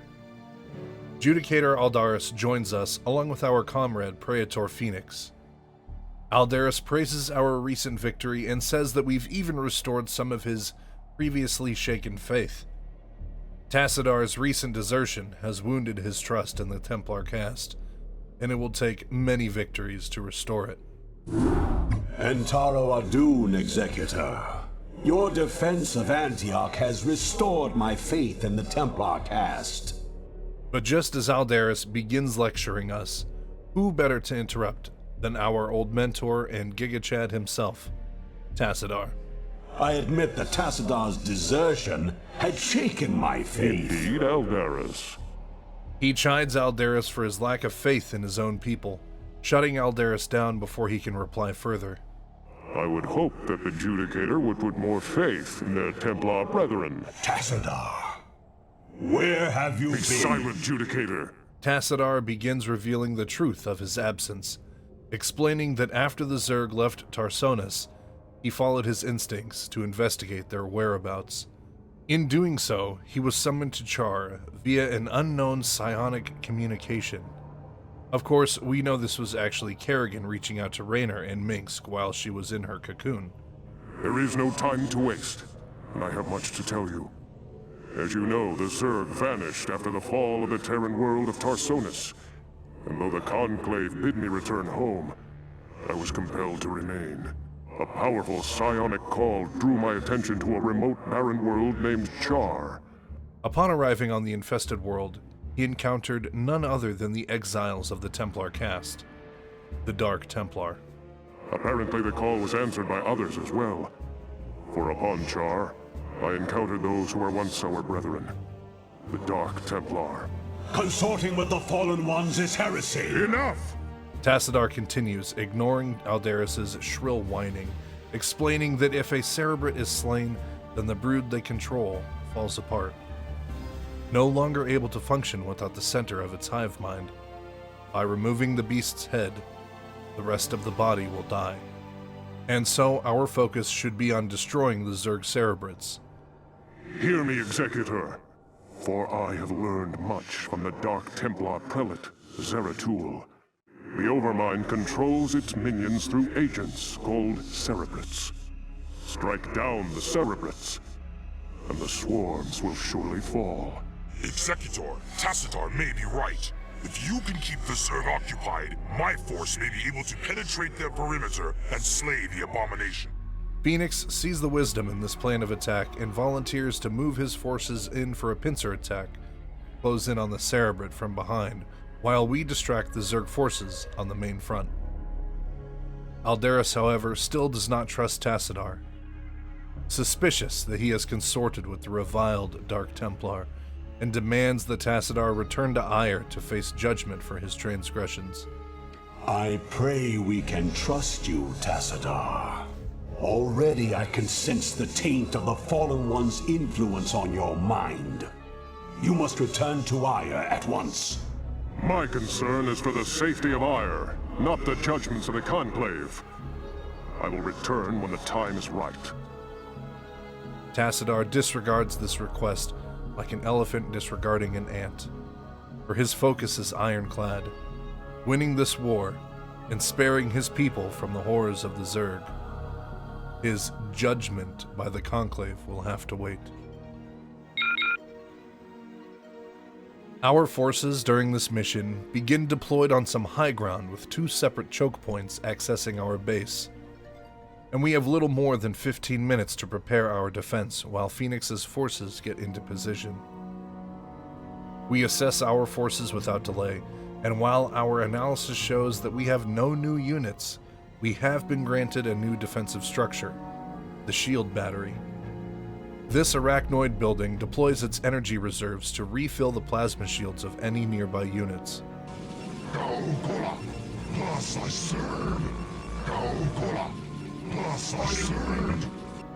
A useful tool for keeping our defenses from being overrun from the Zerg while still keeping them in the fight. The downside, however, is that the shield battery's recharge time is a bit long, so its benefits must be used wisely. The battle commences, and without hesitation, the Zerg begin sending scouting parties to probe our base and try to punch holes in our defenses. Awaiting instructions.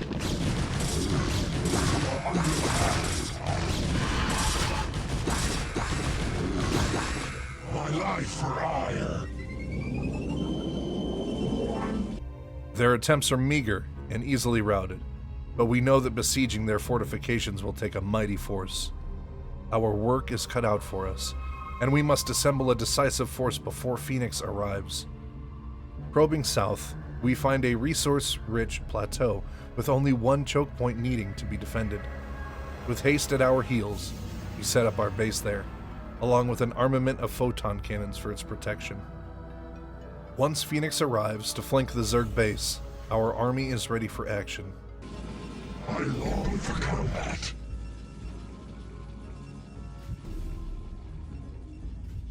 We are in position. I await your orders.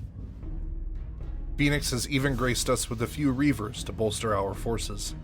These hulking cybernetic bug boys are mobile factories, capable of unleashing skittering hordes of explosive domination. And although their kamikaze scarabs cost resources to produce, they're well worth the cost for the ability to eradicate enemy forces from well outside their own range. Armed and ready, we commence our pincer offensive. What now calls? Have engaged the enemy. She house. Executor, as you will. I long for combat.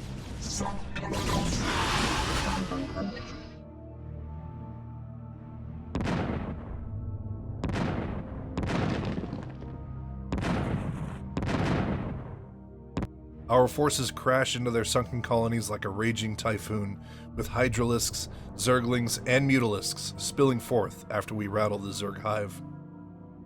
Phoenix's forces charge into the exposed Zerg base from the north, utilizing his Reavers to lay waste to their tech structures from afar.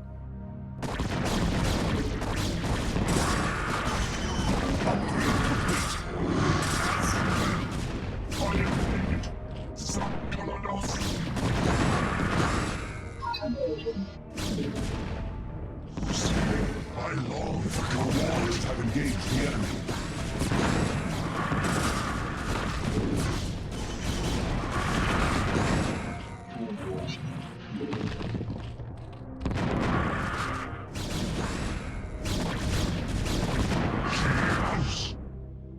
Executor, immediately.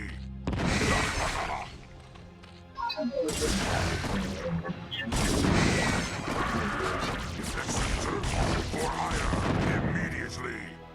For hire.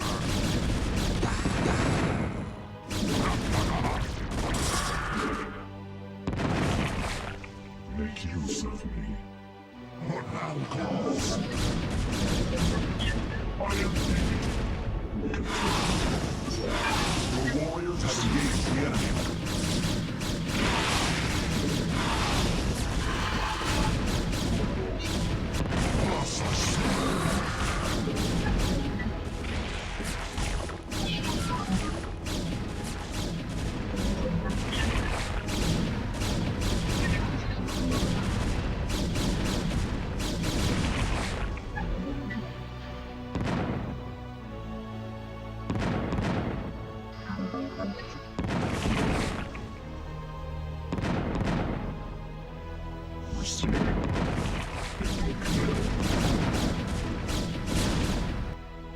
After reducing the Zerg hive to a pulpy, flesh-covered soup, we see that there's one other small choke point in the back of the base, heavily laden with more sunken colonies.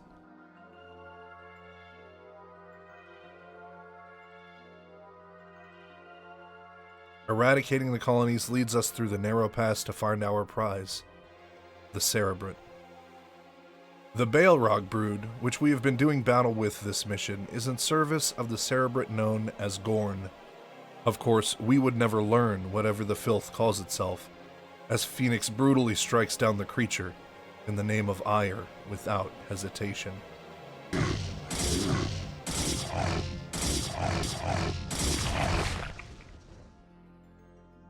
Who better to slay the enemy commander than our mightiest warrior? All that's left now is to wait for Judicator Aldaris' orders and the will of the Conclave, a time during which Phoenix takes it upon himself to behold the brood's promised destruction after the Cerebrate's defeat. I will remain behind and observe the effects of our attack. Return to the Citadel. I shall notify you when the brood becomes erratic. We pray and hope that Adun be with us, and that the faith we have placed in Tassadar will not lead us to ruin.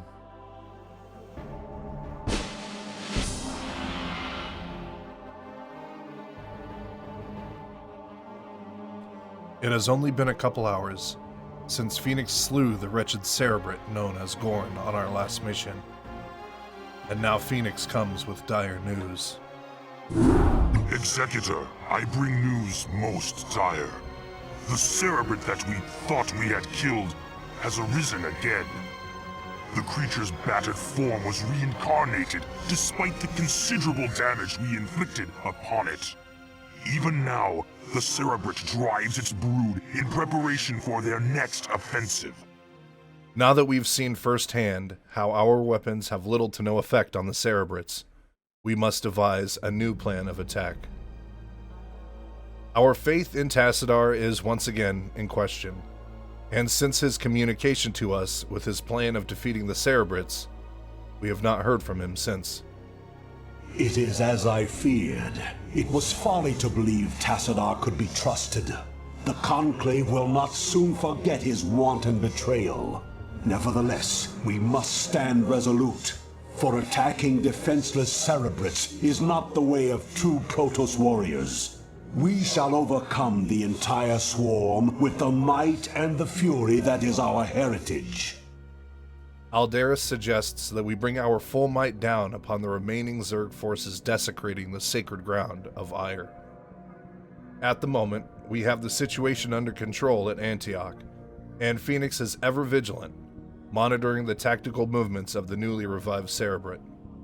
Executor, we shall lead our main strike force to the province of Sion, which has fallen to the Zerg.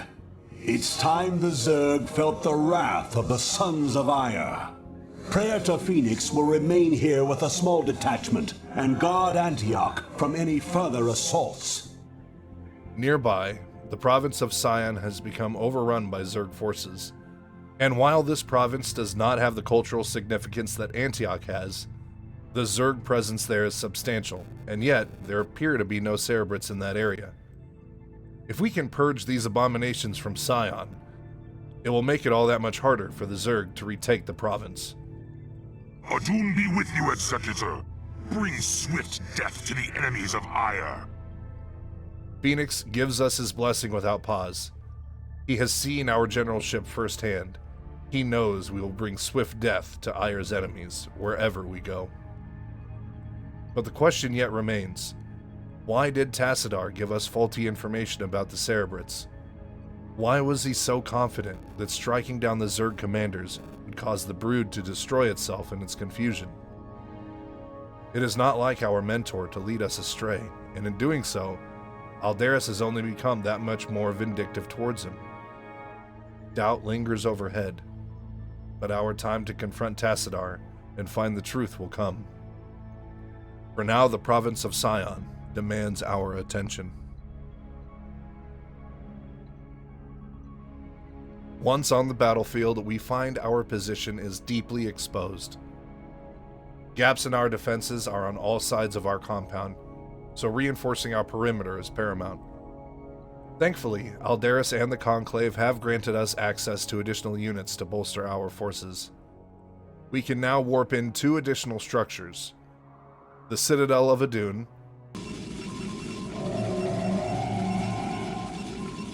which comes with the technology leg enhancements for use by our zealots. With these cybernetic upgrades to their running ability, they can now sprint across the battlefield at unbelievable speed, able to close the distance on our enemies with terrifying efficiency.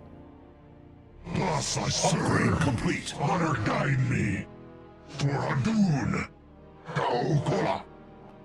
In addition, we can now warp in the Stargate, enabling us to finally conquer the skies with Protoss aerial units. The first piece of our new Air Force is the Scout. Shogun. Standing by. Contact. Signal unstable. Psionic link anticipated. Adjusting neural transmission.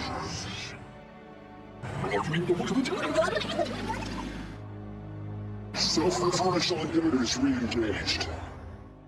Awaiting command. The Scout, while being incredibly expensive, serves as a powerful anti-air unit. While it's outfitted with only standard health and armor, and tends to fall a bit short in terms of damage against ground forces and flight speed, which later we will get a booster upgrade to the Scout's flight, but that happens later. The Scout makes up for it with a battery of devastating anti-air missiles that allow it to dominate the skies. Our presence is discovered almost immediately, and both Zerg hordes are soon upon us. Our foes this time are the Balrog brood, still overseen by the Cerebrit Gorn, who we failed to kill in our last mission, and the Tiamat brood, commanded by the Cerebrit Dagoth. Having routed Dagoth from Antioch, and after the beatdown we laid upon Gorn, their lust for vengeance fuels this renewed offensive. Surprising no one, they waste no time in testing our defenses. We'll need to take the fight to them. Before we bring the hurt to these abominations, we will need to secure additional resources. And as we scout out on the battlefield, we find a massive cache of minerals way over on the opposite side of the battlefield. Sending out an expeditionary force, we're eventually able to set up a formidable outpost to secure the area's riches. Our stores heavy with minerals and Vespene gas, the time is ripe for us to make our move on Cerebrit Gorn's forces. His force is centered in the northeast portion of our area, and his base nestled safely within an ancient ruin. Seeing as how the base only has 2 entrances, Gorn has saturated his base with anti-air defenses in the belief that our forces won't be able to penetrate the base's choke points. How wrong he is.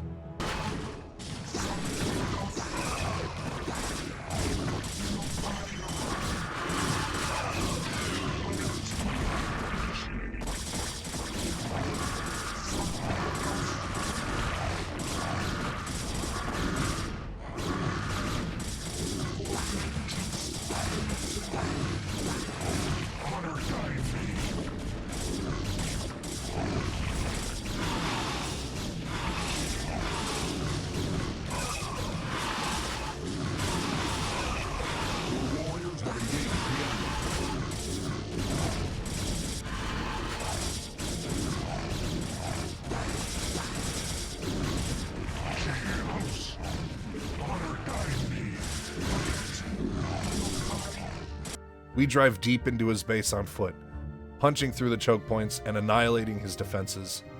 Our success against Gorn's army provides us with an excellent opportunity to take Cerebrit Dagoth by surprise, now that we now have access to powerful air units. When we first encountered the Tiamat brood, we had only just been appointed to Executor, with only ground forces at our disposal. Perhaps, we speculate, Dagoth has only prepared for an attack on the ground, thinking we are still grounded. Taking the plunge, we order our fleet of scout ships to rush Dagoth's hive. The surprise attack pays off tremendously, with Dagoth's base protected only by a mass of sunken colonies and ground forces.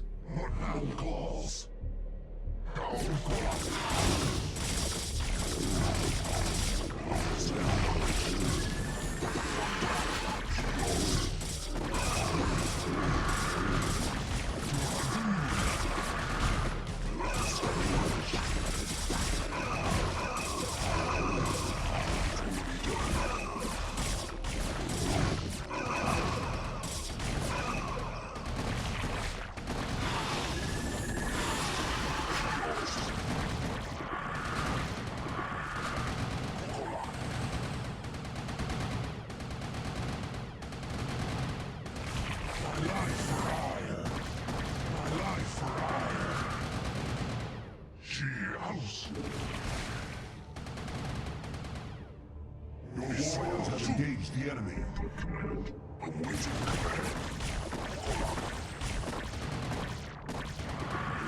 acknowledged.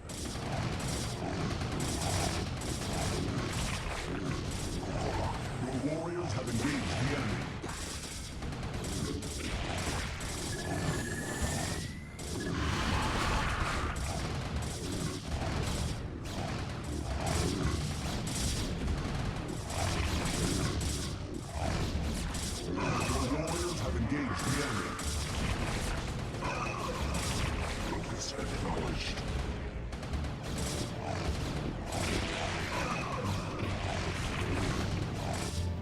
Our scout fleet blackens the sky above his base, and while the scouts' photon blasters fail to pack any real punch, with enough of them raining down uninhibited, the Zerg will die all the same.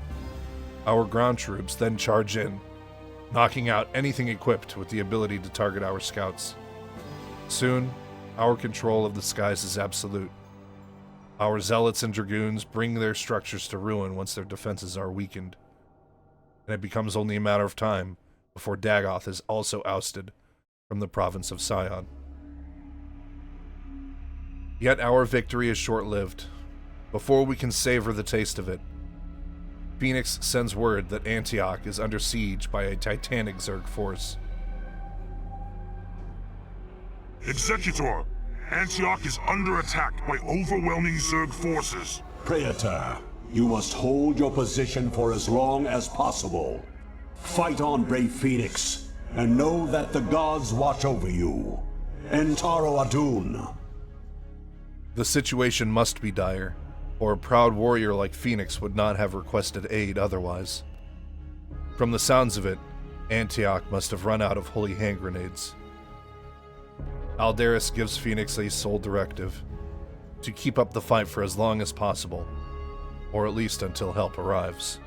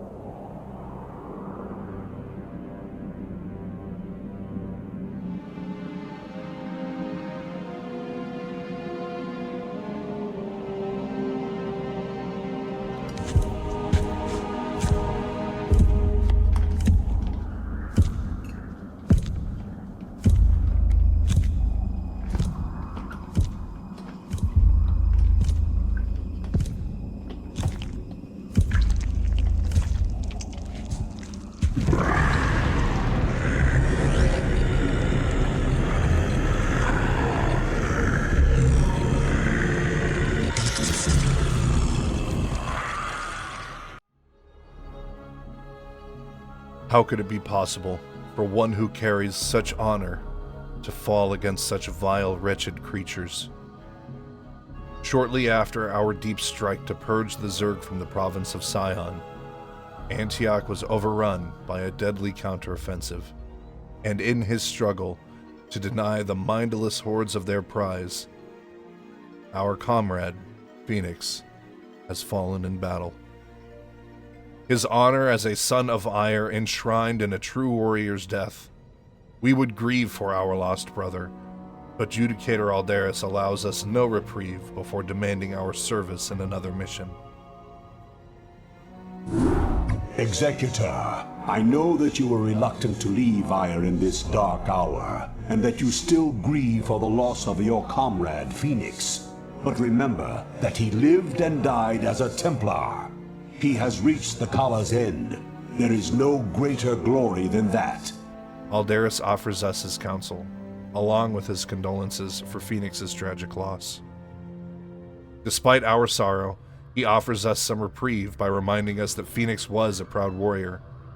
He perished in the line of duty, a proud son of Ire, defiant in the face of relentless horror. He knows that this is the way he would have wanted to go, and we know he speaks the truth. But despite this, we are still made all the lesser for his loss.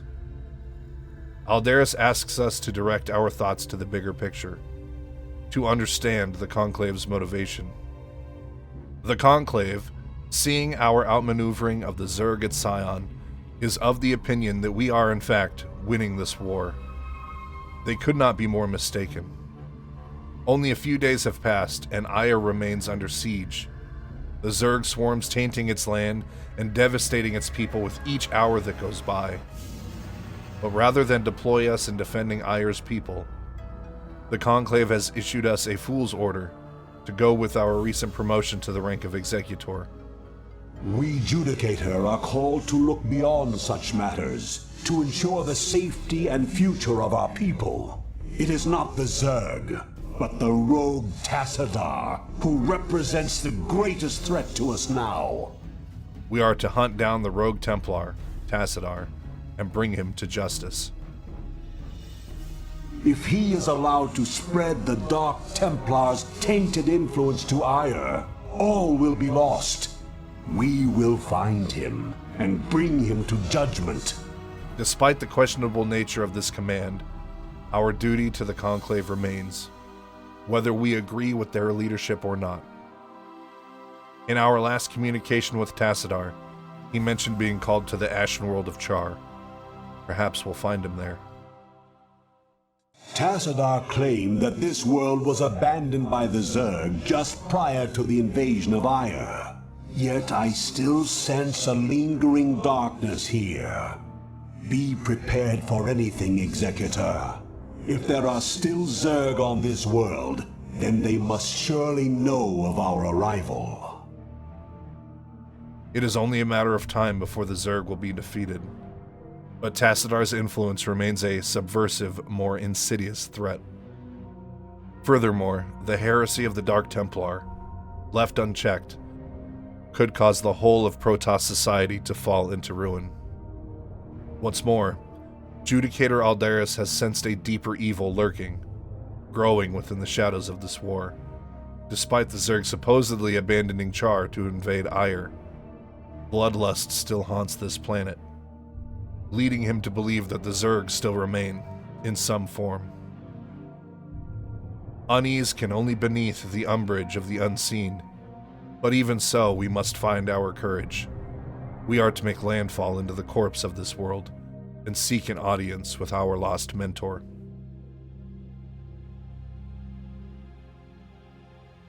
Tassadar's exact location is unknown. Despite our contact with him a few days ago, our only chance at finding him is the hope that he is still in this general area. However, we have been granted access to the battlefield deployment of the High Templars, a small miracle and symbol of the Conclave's faith in us. I heed thy call. State thy bidding. Zerach. Your thoughts betray you. I see you have an appetite for destruction. And you've learned to use your illusion. But I find your lack of control disturbing.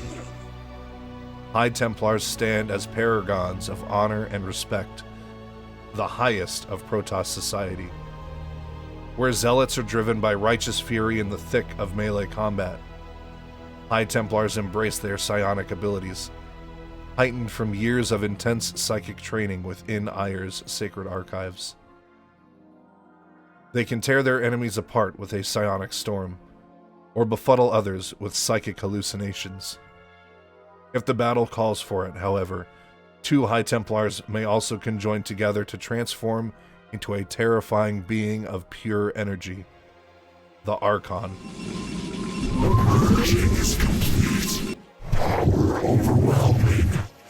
Throw us up. We burn. We need focus. We burn. It all looks so different on this side. Break on through. It's beautiful. They should have sent a poet. Even the most veteran foes tremble against these burning phantoms of Aya's wrath and the devastating energy that they can unleash. Unfortunately, their physical constitution is weak if attacked directly, but their formidable plasma shielding is strong enough to ward most attacks while they devastate their targets with a focused psionic blast. Once we depart our landing zone, we are faced with a fork in the road. Left is law, and so we go left, tactically deploying our lone High Templar psionic storm to tear the Zerg apart on the way. It shall be done.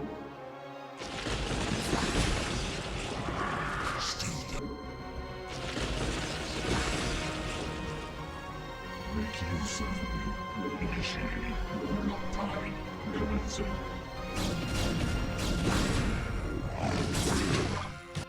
Eventually, our LZ far behind us, we discover an abandoned Protoss outpost in a state of disrepair.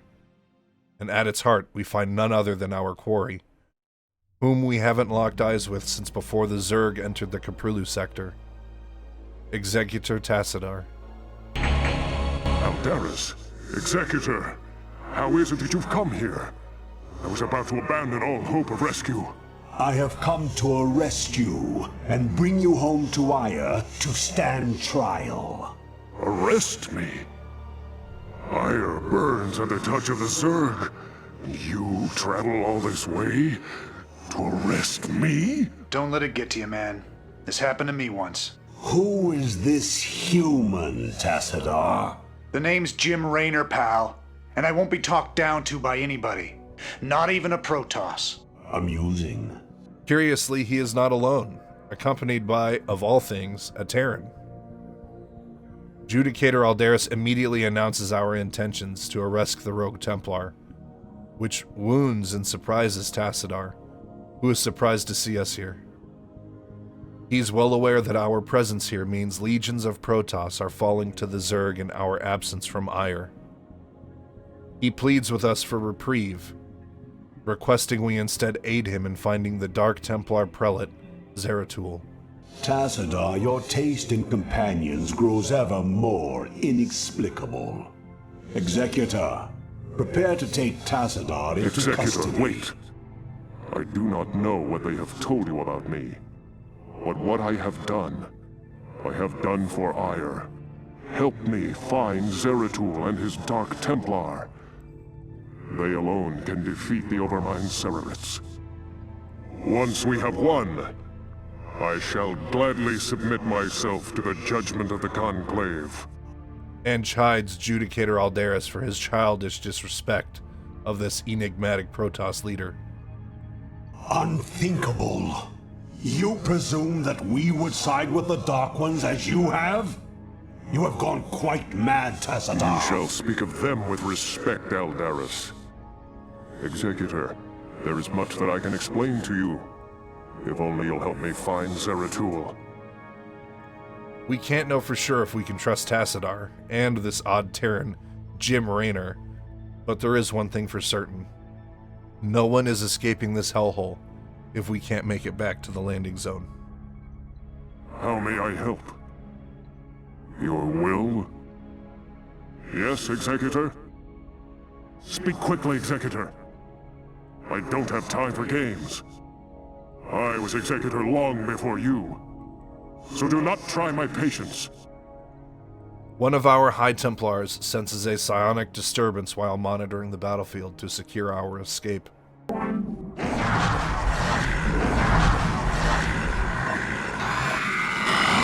Surrounded. A nearby hive cluster has stirred and will soon be upon us. We must prepare for battle if we wish to make it out of here in one piece. Wasting no time, we put our probes to work constructing a new Templar archives, giving us much needed upgrades for our psionic spellcasters. Our strategy is to escape, not to fortify, so we remain frugal in our spending, setting up only the most necessary automated defenses, and warping in a few reinforcements to our party. We return via the path we had just traveled to reach Tassadar, but find that the Zerg swarm has infested our route home. A brutal fight is upon us, but by utilizing Tassadar's abilities, in formation with the other High Templar, the tides of battle shift in our favor, allowing us to break through to our ship. Yes, Executor? For Adun. Of course. I have returned. For Adun. Tarakala. Isatu. Thus I serve. Your warriors have engaged the enemy. I long for combat. Honor guide me. Go ahead, Commander. Instructions. Tarakala. She house. Kaokola. Honor guide me. Kaokola. For Adun. Honor guide me. For Adun. Honor guide me. Kaokola. I long for combat. Isatu. Serah. Steed I bidding. She house. Input command. We are under attack.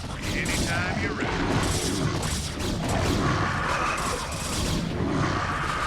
What now? She house.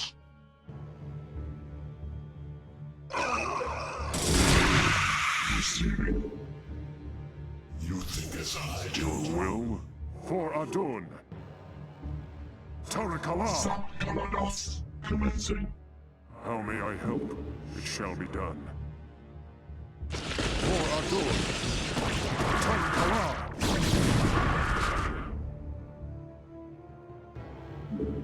Of course. I am needed. Galassos. Receiving. Awaiting instructions. Transmitted for vengeance. Confirmed. Initiated for vengeance.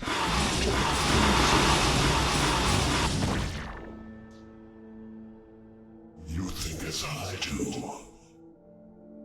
My plan is set. Some I heed thy call.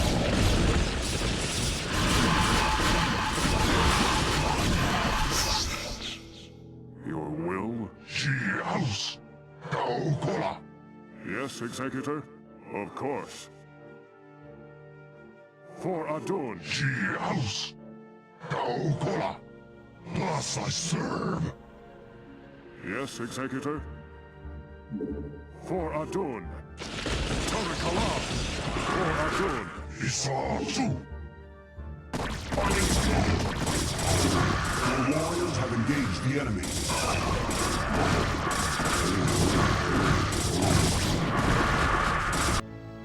Tassadar thanks us for the rescue, hoping that we will find Zeratul, and that with his assistance, we will find a way to save Ire. You have my thanks, Executor. Now let us find Zeratul and speed our way home. Hope is not yet lost for those in Kala's embrace.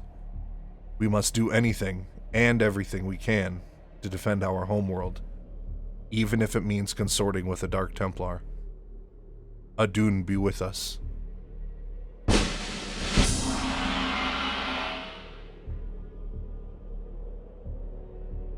Our hours since the last mission have been spent in pensive contemplation. Our mission on Char was to arrest Tassadar without hesitation. But his dedication to his cause, even in the face of exile and persecution by his own people, has caused us to question the wisdom of the Conclave and their motivations. His words chisel a crack of doubt within our conscience, splitting our loyalty in two. In the end, a choice half made is no choice at all. We cannot condemn Tassadar when he has only asked us for the patience to listen and learn. We must hear what Tassadar has to say, and once again we place our trust in him, not as a student deferring to a teacher, but as an old friend, a comrade, and a peer in the struggle to save our people. To this end, he has asked us to help him find the Dark Templar, the lost sons of Ire, banished for the highest of crimes, heresy. Tassadar guides us as we descend from low orbit to the planet's surface, bringing us to the beacon which marks the location of the Dark Templar. The signal is being emitted from an abandoned Terran installation set within the razored crag of a jagged rock bed. Before we touch our vessel down to the surface, Judicator Aldaris hails us from Ire, issuing us a stark warning. Executor, by following Tassadar and attempting to rescue the Dark Templar, you have openly defied the will of the Conclave. Our assisting in Tassadar's heresy is nothing less than suicide, and in doing so, we have doomed not only ourselves, but all those serving under our command. Abandon this mad scheme now, and the Conclave may show you mercy. The only choice of mercy we have is if we return to the Conclave now and beg for their forgiveness, or pity. Our damnation for this act is all but certain. Don't let him control you, Executor. Tassadar's conviction remains unshaken, as the voice of reason bringing light to this umbrage. He explains to us that the Conclave's true goal is not peace, but control. The Judicator have long since steered the actions of the Templar to their own ends. It's time we acted of our own accord. They desire to be nothing less than the sole authority of the Templar caste, subjecting all of Ire to their will alone. Tassadar declares that the age of their tyranny has run its course. We, who have stained our hands in the bloody crucible of war, must become our own masters. We will see this war ended, he insists, guided by our own moral compass. His words ring true in our mind, and we can't help but agree with him. Aldaris seethes with disappointment at Tassadar's remarks. Ah, Tassadar, have you fallen so far? To think that you were our brightest hope, our most beloved son. Now you are everything that we are not. You are lost to us. Who was once the progeny of the Templar caste, a shining prodigy of what it means to be an executor. His favor has turned sour, his luster tarnished and rusted over in his eyes. Now he is just another lost cause, a lifeless puppet, foolish enough to cut its own strings once bound to the Conclave. But what is the Conclave's pride worth if its price is the survival of the Protoss race? Not only have you damned yourself, but you have damned those who have followed you. Such is the price for our race's salvation, Judicator. I have been here with the Dark Templar these last few months. While I helped them in their fight against the Zerg, I learned many of their secrets from the prelate, Zeratul. Tassadar sees beyond the pettiness of present consequences. The salvation of our people is worth any price, and he would discard the mantle of any gilded honor in pursuit of that goal. Survival above all else. Tassadar has been stranded on Char since Kerrigan began purging their forces from the planet, which is how he found refuge and even camaraderie with the Dark Templar. Zeratul, their leader, even offered his tutelage, instructing Tassadar in the Dark Templar's teachings. The power they embody themselves with is of the same essence as the force which sustains the Overmind and his Cerebrates. Thus, he explains, the Dark Templar are the best equipped to slay the Overmind once and for all. Aldaris sternly reminds us that the Cerebrate we slew for Tassadar was easily resurrected. Apparently, the energies which empower the Dark Templar also course through the Overmind and its Cerebrates. The same Cerebrates which you told us to destroy. Your advice was useless. This, Tassadar explains, was only because the energies within Protoss weapons could not disrupt the Overmind's connection to its broods. Only the Dark Templar possessed that ability. The Zerg Campaign confirmed this, as it was Zeratul who was able to slay Cerebrate Zaz during the Battle of Char. Zeratul was able to destroy not only the Cerebrate's body, but his very soul, and no living thing can be restored to life if it has lost its whole essence. For the creature was reincarnated before our eyes. Unfortunately, yes. Your attack on the Cerebrate failed because the energies that you wield are useless when used directly against the Overmind and its Cerebrates. Only the Dark Templar's power can truly harm the Zerg. That is why we must rescue Zeratul and return him to Ire. Therefore, Finding and rescuing Zeratul and his brethren is paramount. The key to the downfall of the Zerg and Ayer's reclamation. You were warned, Executor. The Conclave will not be pleased. We touched down on the planet not far from the Terran installation's entrance. A sizable Zerg force has infested the area and will need to be removed before we can make our way inside. Once Tassadar and his escort of zealots make it to the entrance, we can then focus the rest of our forces on defending the area. For this mission, Tassadar has supplied us with schematics for a couple new structures. The robotics facility, along with the robotics support bay. The former grants us access to the shuttle.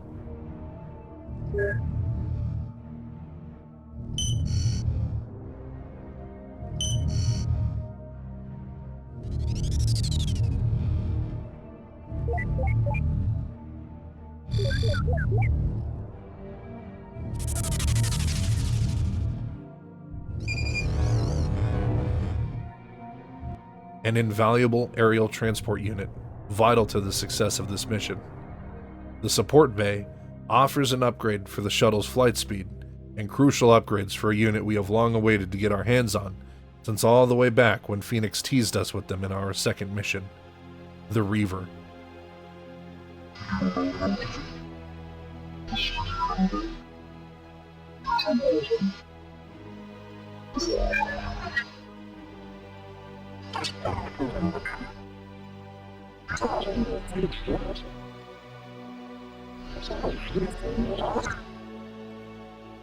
I won't waste time explaining what these hulking roly-poly Beetleborgs do, as I've described it a few times in earlier videos, but the upgrades we receive for them enhance their scarabs with a massive damage increase and a doubling of their scarab capacity to a whopping 10 scarabs.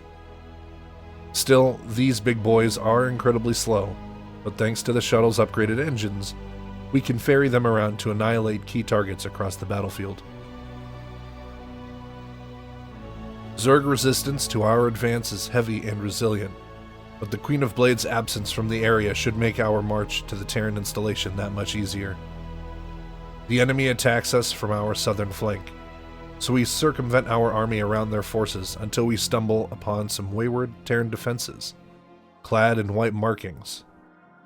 Why does that sound familiar? Who else do we know that always has his hand in the oddities of Terran installations? Why, it's none other than Edmund Duke. And after destroying a single missile turret, the old fart demands an immediate ceasefire, promising swift retaliation if we do not yield. Protoss Commander, this is General Edmund Duke of the Terran Dominion Armada. You are in violation of our airspace and have endangered human lives in your reckless attack against the Zerg. I order you to withdraw your ships immediately. If you fail to comply, I will not hesitate to open fire upon your vessels. But Tassadar will not suffer the mulings of weak, fated old men. General Duke, I am Tassadar, and you are well known to me.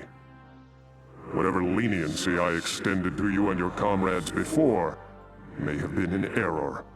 If you persist in halting our course, we will burn your pathetic fleet down to the last man. I'm gonna have to assume that was a hostile response. Our reply to General Duke is the coldest of verdicts. How may I help? Torakala!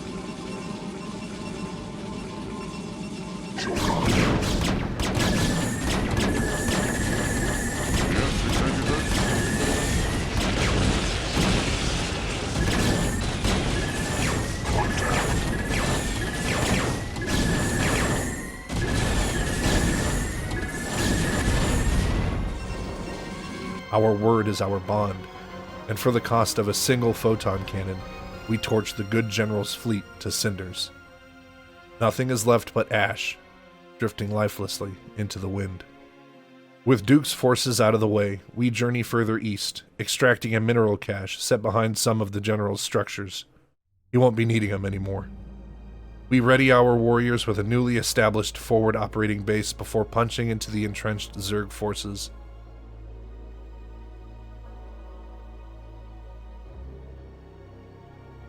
Our scouts find an infiltration route for our shock troopers, with which they scatter the enemy defenses.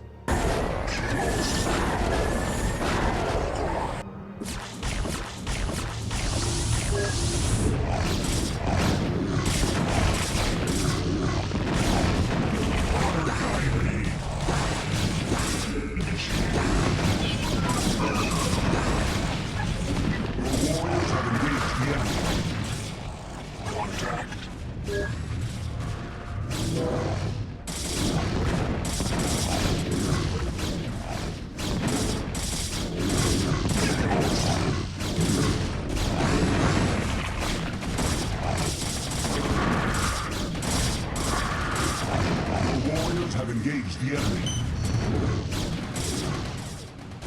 Upgrade complete. Your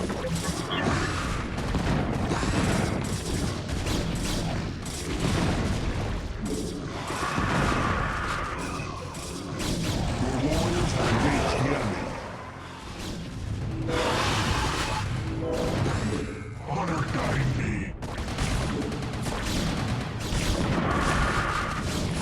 Your warriors have engaged the enemy.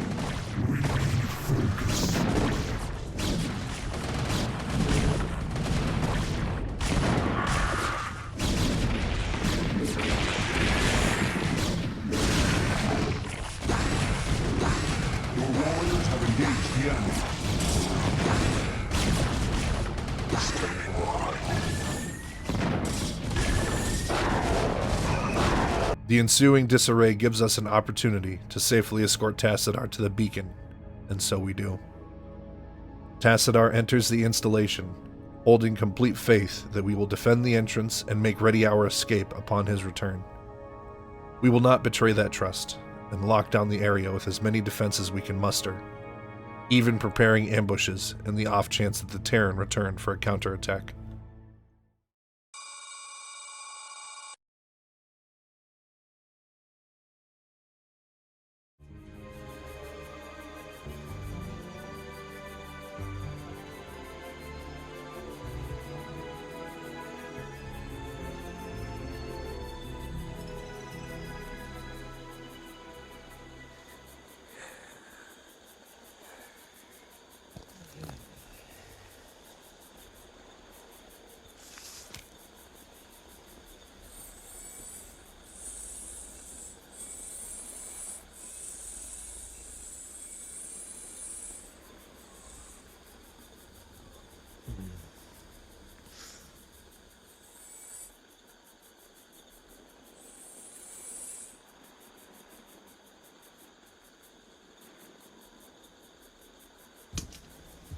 Hey, Sergeant!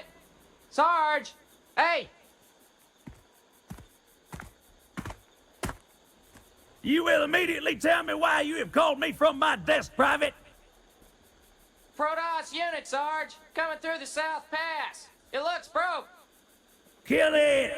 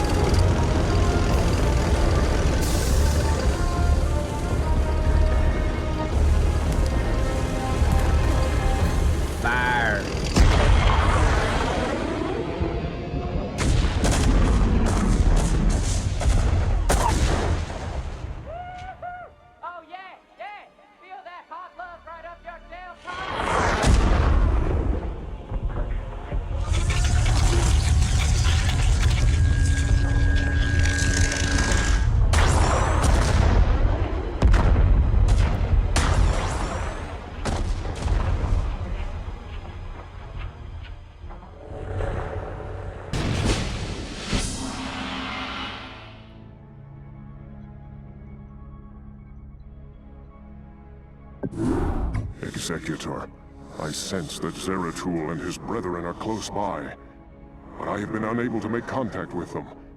I fear they may be in grave danger. We must scour this area immediately and find the Dark Templar, lest they be overcome by the Zerg. At last, We finally breached the infested Terran installation. The horrors that await us in these dark halls beset our courage at every turn. But Tassadar remains certain that Zeratul is nearby, and so we must press on. He must have been here for some time, and the Zerg forces we defeated outside must have been stationed there to prevent his escape. Despite our assessment of the situation, we do not yet know the extent of the Zerg infestation within this facility. We are blind men, wandering through the dark, but will rescue the Dark Templar all the same. The cold walls within the compound are eerie and unsettling. Beneath us, the floor is dilapidated and wet with ichor and slime. The Zerg have definitely been this way. Tassadar uses his Templar's psionic techniques to send out hallucinations to scout the area. In doing so, we find a few scattered Zerg, and even an infested Terran waiting for us at the entrance. Their color is familiar to us, no doubt the shade and hue of the Balrog brood, controlled by the Cerebrate Gorn. No doubt, Gorn intends to slay Zeratul, either because of tracking our mission, or at the Overmind's command. The ambitious Cerebrate has beaten us here, and hopes that he might crush two birds with one outpost. The main hall opens up into the first chamber, where we find countless Terran bodies, their remains crushed into the floor and painted across the room's steel walls. What slaughter could have taken place in here? Zeratul must have fled through here when there was no other option left. Much to our surprise, Terran Dominion survivors await in the next chamber. Mind if we tag along? While Emperor Minsk and his machinations, or his lapdog General Duke, are no allies of ours, we are relieved to find any living beings in this facility that are not Zerg. The surviving Marines join up with us in hopes of being rescued, bringing much-needed firepower to our meager force. More Terran bodies line the hallway in the opposite direction, and after dispatching more of Gorn's forces, even more Dominion survivors join our strike force. Mind if we tag along? Deeper and deeper we go, into the belly of the beast, facing yet more of Gorn's swarm, and a brood we've encountered prior on Char, the Jormungand brood, led by Cerebrate Arak.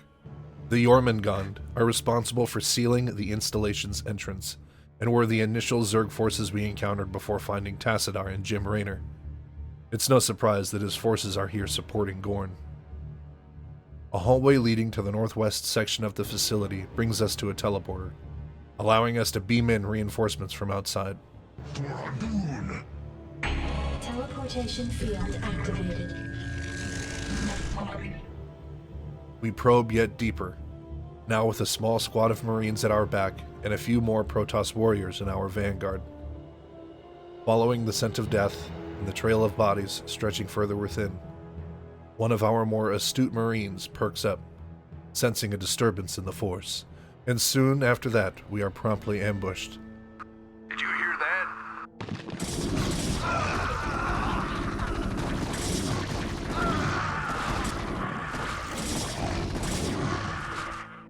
Hydralisks slither out from hiding, and in the ensuing struggle, an infested Terran claims several of our warriors with its putrid suicidal explosion.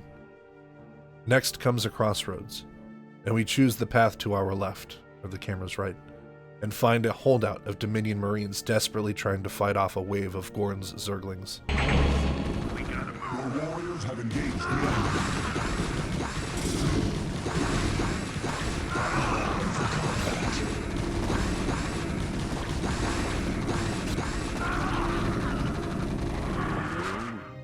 We stave off the attack with only minor casualties, but only a Dragoon and a host of terrified Marines are left to complete the rescue. We double back through the crossroads and take the opposite path from before. The eerie quiet is once again broken by a Marine sensing a disturbance in the force. What was that?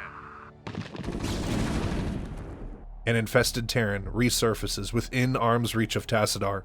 Moments before it can detonate, our Marines shoot it down in a spray of Gauss rifle fire. That was a close call. Every comrade we have left is precious, so we deploy Tassadar's hallucinations as scouts to discover another infested Terran blocking our path. It wastes its detonation chasing after an illusion. We push out into another vast chamber. We take on a group of hydralisks blocking our way while Tassadar finds a switch, opening a path to a nearby security room. Executive, Tarakala. Input command. No doubt, Zeratul awaits inside. We advance back through the crossroads to go down the last remaining hallway, even though our instincts are screaming that terrors hide within. Another wave of illusions deployed, and we find not one, but 2 infested Terrans, and an accompaniment of auto turrets lining the walls. We lure the infested Terrans to detonate on our illusions once again, and then command our forces to sprint past the turrets. How may I help? Of course. For Adun, Tarakala. Of course. That shall be done. For Adun, Tarakala. Near the end of the hall, a 3rd infested Terran awaits, but a gravely wounded Marine throws himself at the beast in an act of heroic sacrifice. Following this, the terrible AI for Dragoon pathing reveals itself as the true enemy of this mission. And the stupid bastards just cannot handle stairs for some reason. Mitora. Commencing. For vengeance. Initiated. For vengeance. Mitora. Confirmed. Mitora Lopai. For vengeance. May I help? Tarakala. How may I help? Tassadar taps his remaining energy for more hallucinations to distract the rocket turrets outside the security door. Out of breath, he implores us for a moment to rest to recover his energy. Once rested, he summons more Dragoon hallucinations before we find a host of Zerg outside of a door, perhaps guarding its contents or trying to get inside. We trick the infested Terran in the group to detonate on our hallucination, which in turn decimates all the Zerglings present in a chain reaction. Then Tassadar cleans up the hydralisks with a well-placed psionic storm. Behind this security door, we find the last of the Dominion survivors, a squad of Marines, complemented by a detachment of firebats, and a ghost for support. Tassadar needs another rest before continuing, which we happily oblige. Though nearly drained of energy at this point, his spellcasting is the only reason we have survived thus far. Once he's ready to move, we send out our ghost to see what awaits us around the bend. I'm all over it. I hear that. I'm gone. Never know what hit him. I hear that. I'm gone. Our stealthed sniper doesn't make it too far before a drone of screeching and quick steps heralds a massive swarm of Zerglings advancing on our position. We hunker down behind the firebats and pour munitions into the horde, finishing them off with psionic storms.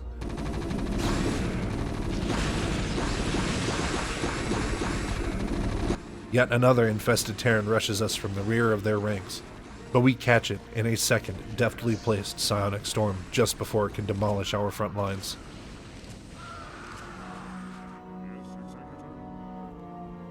Only minor casualties, an outright miracle. Several empty cells await us down the hall, with one door refusing to open. Proceeding down the hallway, we find a final room in the back, guarded by several turrets.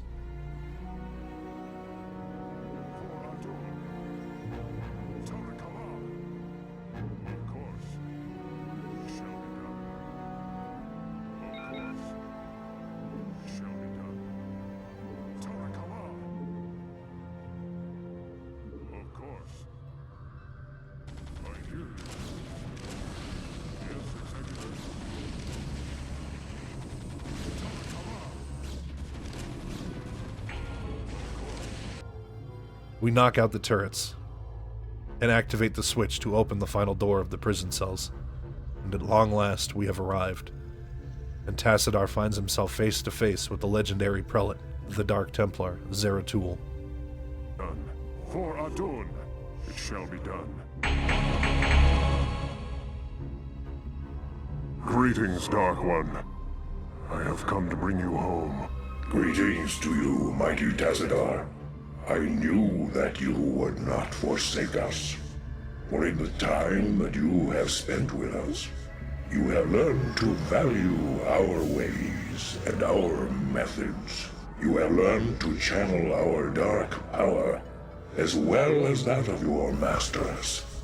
And thus you alone have found completeness beyond the scope of the Kala. But I fear that the Conclave in its pride could never bring itself to welcome outcasts such as we. Outcasts though you may be, it is your vision and courage that may yet save our homeworld from the swarm. I beg of you, Zeratul, return with us to Ire. Though they are petty and have in ignorance cursed your kind for generations, help me save our people. Since our banishment long ago, we have never failed in our responsibility to Ire. Though it shall cause us great pain to see our homeland once more, we shall return with you, Tassadar. We will do what we can. While grateful to us for coming to his aid, Zeratul laments that his people will be greatly pained to behold Ire once more. But, much like Tassadar, they will do what it takes to save even those who have condemned them. Our lives for Ire.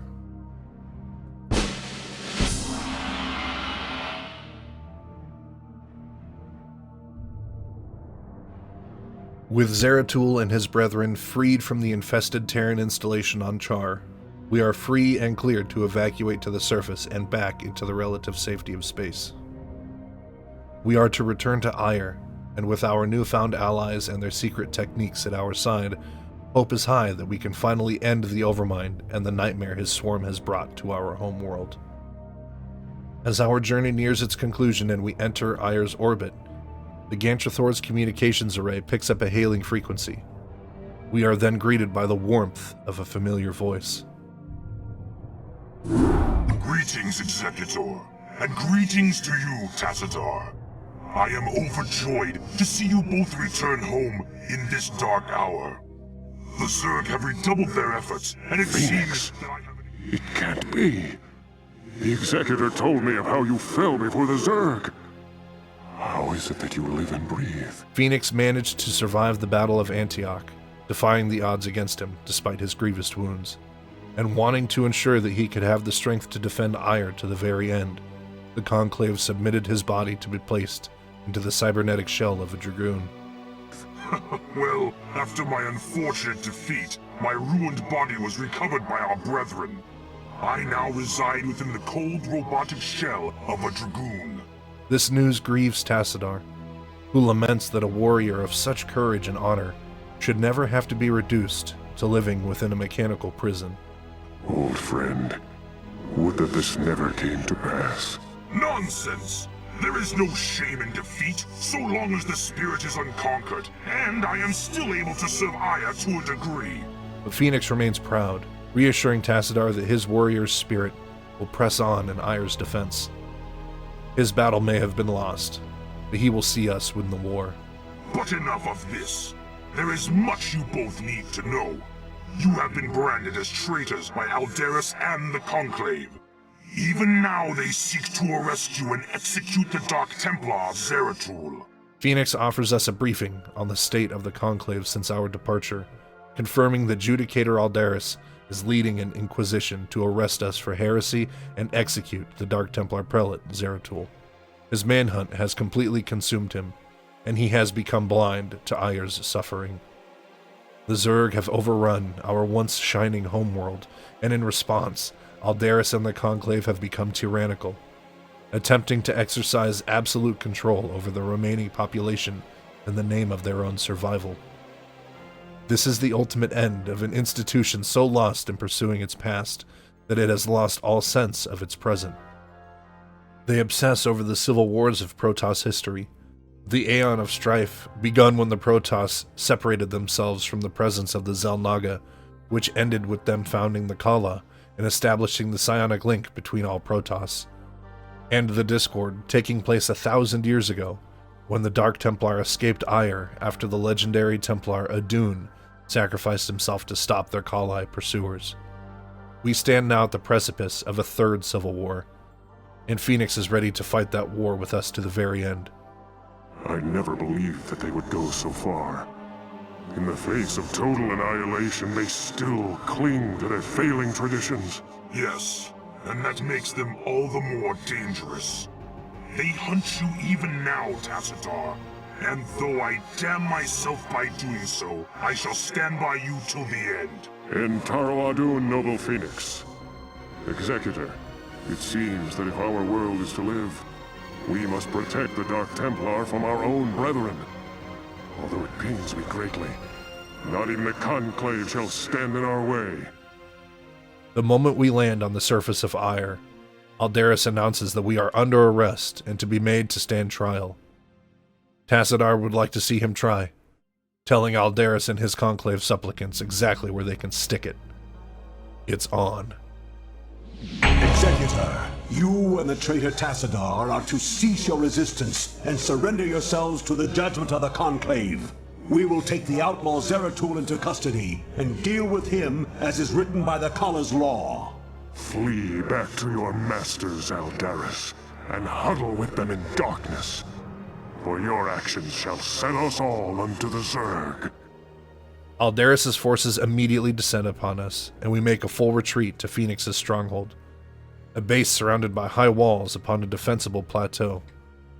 These battlements will prove vital to our defense as the Conclave has all the resources of the Protoss military mobilized in service of our destruction. This fight will be our most dangerous yet, and all the more glorious for it. A small fortune comes to us, as Phoenix's stronghold contains an observatory, enabling us to produce a key Protoss scouting unit from the robotics facility, the Observer. I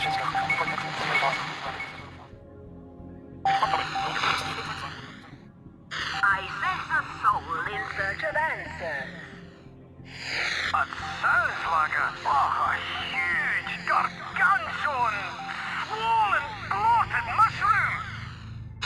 One small step for man, one giant... Stop poking me! In the age of chaos, that is magic dominance. Warcraft 2, jetzt als Exklusivedition mit dem Expansion Set, 4 Postern und Zauberlehren. This little guy has a permanent stealth shield, anti-stealth capabilities, and can be upgraded with faster movement and an extensive range of vision. Our tactical ability can excel to new heights with the abundance of intel the Observer can provide. In addition to the Observer, we have yet more allies within our ranks. Phoenix in his Dragoon form, Zeratul, and a host of Dark Templar with blades ready. I'm waiting. Nera Sculio. Zeta Squida. Your taunts are ill-advised, Templar. Do not provoke me to violence. You can no more evade my wrath than you could your own shadow.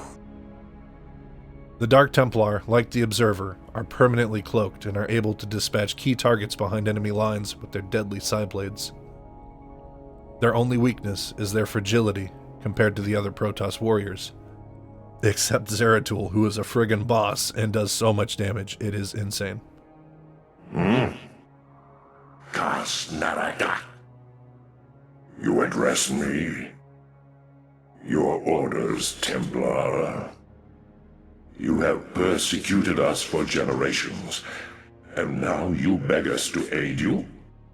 We will do what we must. But we do it for Ire, not you.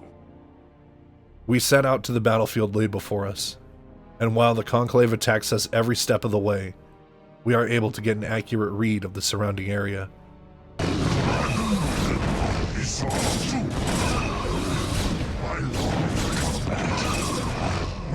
Cause.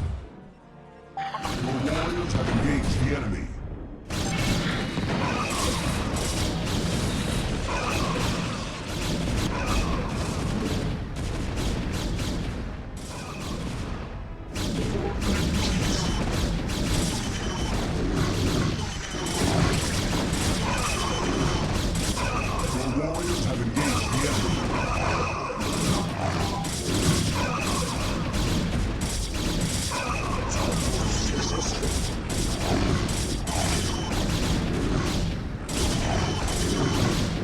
we direct our forces to a generous mineral cache eastward and begin amassing our troops to strike at the first Conclave base. A fortification across the water threatens our resource outpost, but the bridges leading there make for bloody choke points sure to butcher our forces, especially with the Conclave arbiters able to stasis lock our forces. We opt instead to strike the Conclave base on the other side of the map, safely nestled in some ruins to the southwest. My life for ire! My life for ire! My life for ire! Soldiers have engaged the enemy.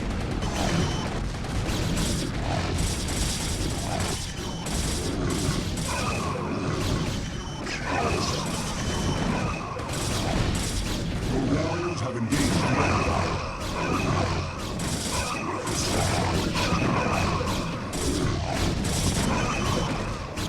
My life for ire! Under attack!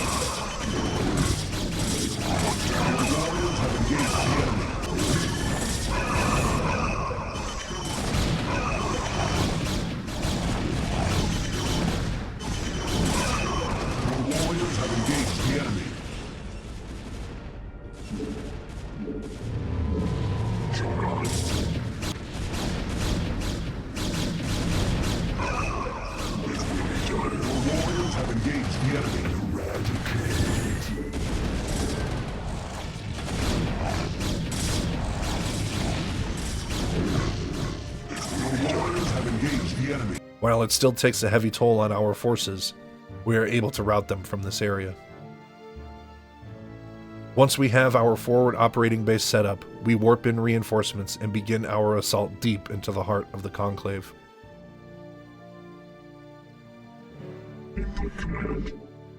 Contact.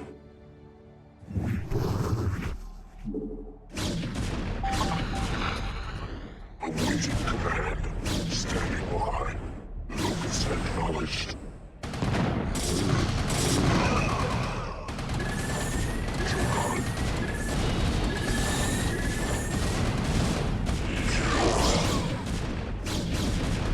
Standing by.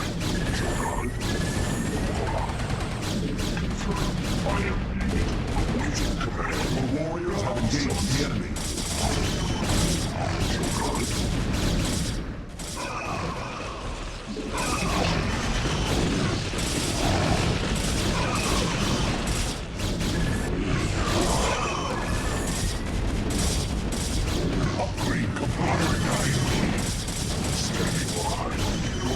Have engaged the enemy.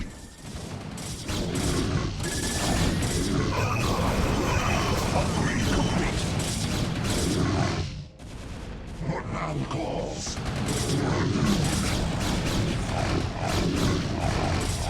We are under attack.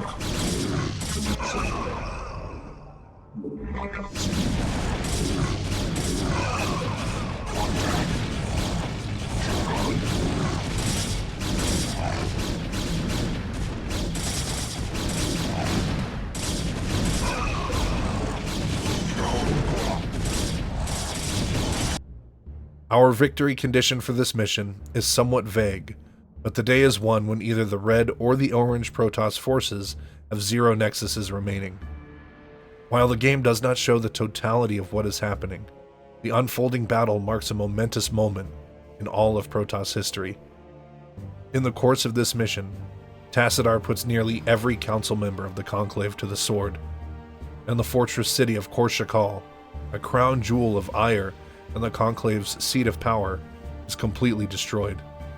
Once Korshakal is brought to its knees, signaling our dominance over the battle, Tassadar calls a ceasefire. His spirit has been shaken in the wake of all this bloodshed. His conscience cannot abide watching his own people butcher themselves while the Zerg are consuming the planet whole. The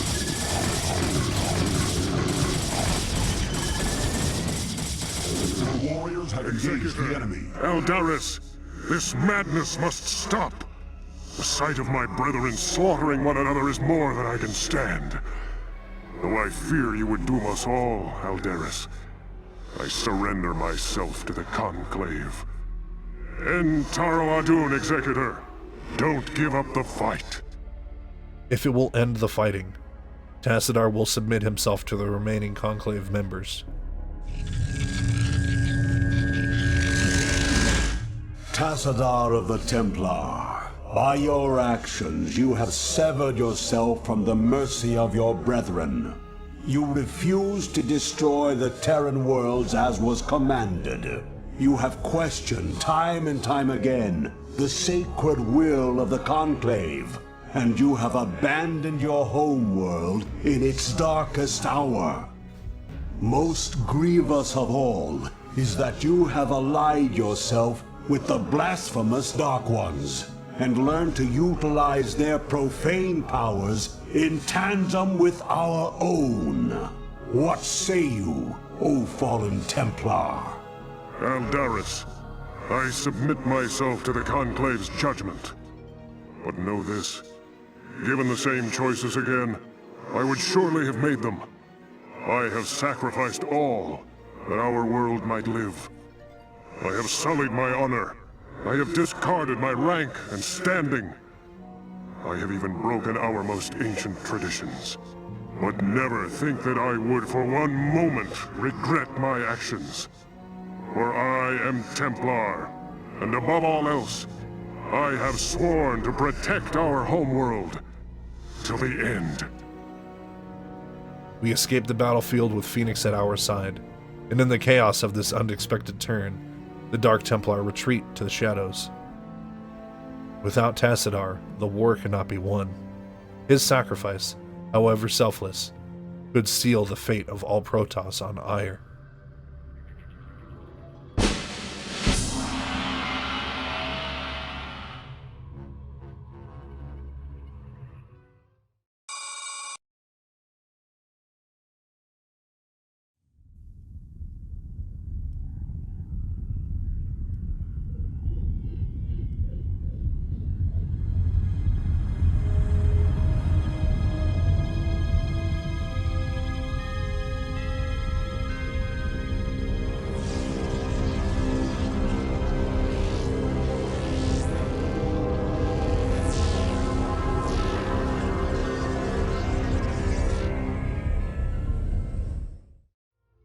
Aboard the carrier ship Gantrathor, a dark cloud weighs heavy on our shoulders as we begin planning the next stage of our campaign. Tassadar's surrender to the Conclave was a blow to our cause none could have expected, leaving only Phoenix and ourselves to lead our forces out of the mess. Though we had the Conclave near defeat, losing Tassadar has meant confusion and desertion within our ever-dwindling army. Those to whom swore sole loyalty to Tassadar, such as the Dark Templar, have scattered, leaving us in a fragile state. Phoenix, however, remains as stalwart as ever in the face of this challenge. He proposes a bold new strategy. Enfaro Adun, Executor. All seems lost now, but still we must fight on. We must find Tassadar and secure his release from the Judicator before they can execute him for treason. Without him, I fear there is no way to defeat the Zerg and their overmind. Even though Tassadar willingly submitted himself to Judicator Aldaris and the Conclave for trial, we are going to spring him from prison before judgment can be passed. The odds are against us here, but Phoenix is firm in reminding us that, without Tassadar, victory against the Overmind is impossible. Zeratul and his Dark Templar have vanished, leaving us to fend for ourselves. I wonder if Tassadar was mistaken to have put his trust in them. Since his surrender, Tassadar has been contained in a stasis prison, while the surviving members of the Conclave decide his fate. While a great many allied Protoss have left our ranks, there is one key ally we didn't lose. Jim motherfucking toast your ass, smoke grass, fill my belly with a tank of gas, Raynor. He, aboard his command ship, the Hyperion, is stationed in orbit right alongside the Gantrathor, and he and his men are ready to roll. We are receiving a transmission from Captain Raynor's command ship. This is Raynor. I'd like to help if I can. Tassadar laid it on the line for me and my crew on Char. I'd like to repay the debt. Besides, I'm a long way from home, surrounded by hostile aliens. I've got to do something. Then you shall, Mold Human. You shall. For taking part in our quasi-crusade/revolution of the Protoss race, Jim is definitely a pretty cool cucumber. He has a debt to pay to Tassadar for the aid he gave him on Char when he was trying to escape Kerrigan's clutches. And after the treatment Raynor and his raiders went through at the hands of Arcturus Minsk, they're more than happy to have honorable allies like Tassadar and Phoenix at their side. Phoenix commends Jim's courage and welcomes him and his crew before giving us the order to depart. Once planetside, we commence operations by assessing the situation. Our initial base, located in a patch of ruins, has a choke point on either side of its perimeter, along with battlements along the walls, perfect for positioning Dragoons to be placed as sentries. Both Phoenix and Raynor join in combat, and Phoenix secures us the build schematics for a new structure, the Fleet Beacon, allowing us to warp in the height of Protoss aerial superiority, the Carrier. Instructions. You look at us. Ishnu. Our enemies are legion. And still you procrastinate. Command, or you will be relieved. This is not an idle threat. These massive starships tout a substantial HP pool and a decent-sized plasma shield as a defensive complement. The Carrier dominates the skies as a moving platform housing swarms of interceptors, expendable destroyer drones who overwhelm their foes in storms of fiery plasma death. Initially, the Carrier can only house 4 interceptors, but after a quick upgrade, their carrying capacity is doubled. As a bonus, the Fleet Beacon finally opens up some much-needed upgrades for the Scouts, increasing both their line of sight and their flight speed. Finally, these ships that have been with us since our 3rd mission have had their full potential unlocked. As we begin amounting a sizable store of resources, our Scouts report our enemies have surrounded us with 2 separate bases guarding the nearest source of minerals and gas. With aggressive use of the Hyperion's Yamato gun, the photon cannons defending these bases are blown to pieces. Once that key opening is secured, we deploy a force of zealots, dragoons, and a few carriers to take out the meat of the base.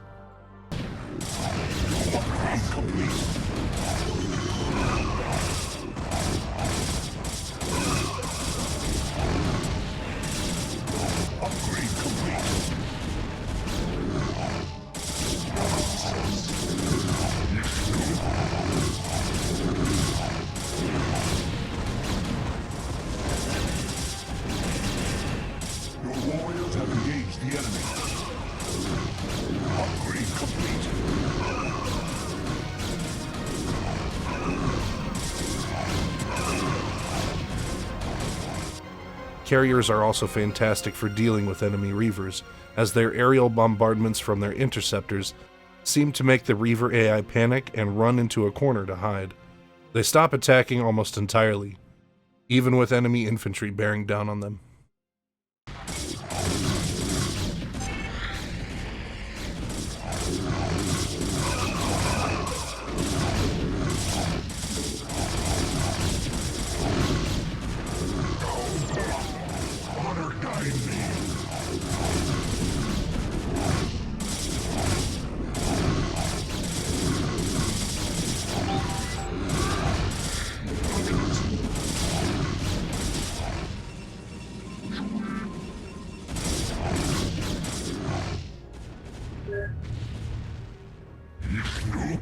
With time, effort, and determination, the two bases flanking our own are turned to rubble, leaving us in control of about half of the battlefield.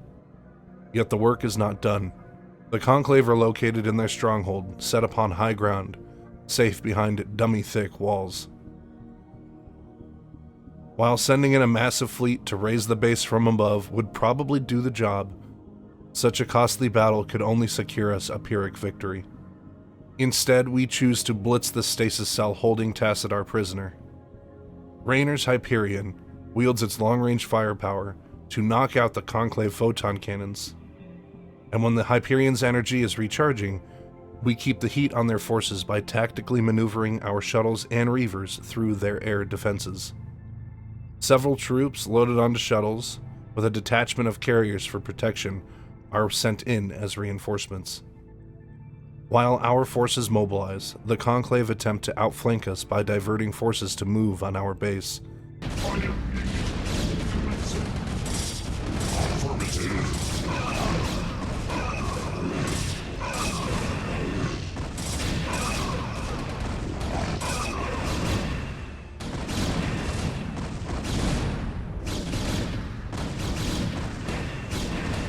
But they soon find their attacks ineffective in breaching our perimeter.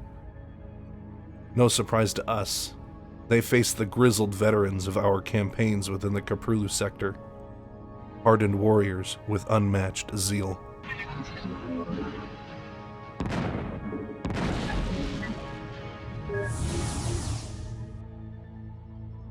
Our zealots descend from their shuttle transports to press the attack, while our carriers provide support and fend off the Conclave's counterattacks.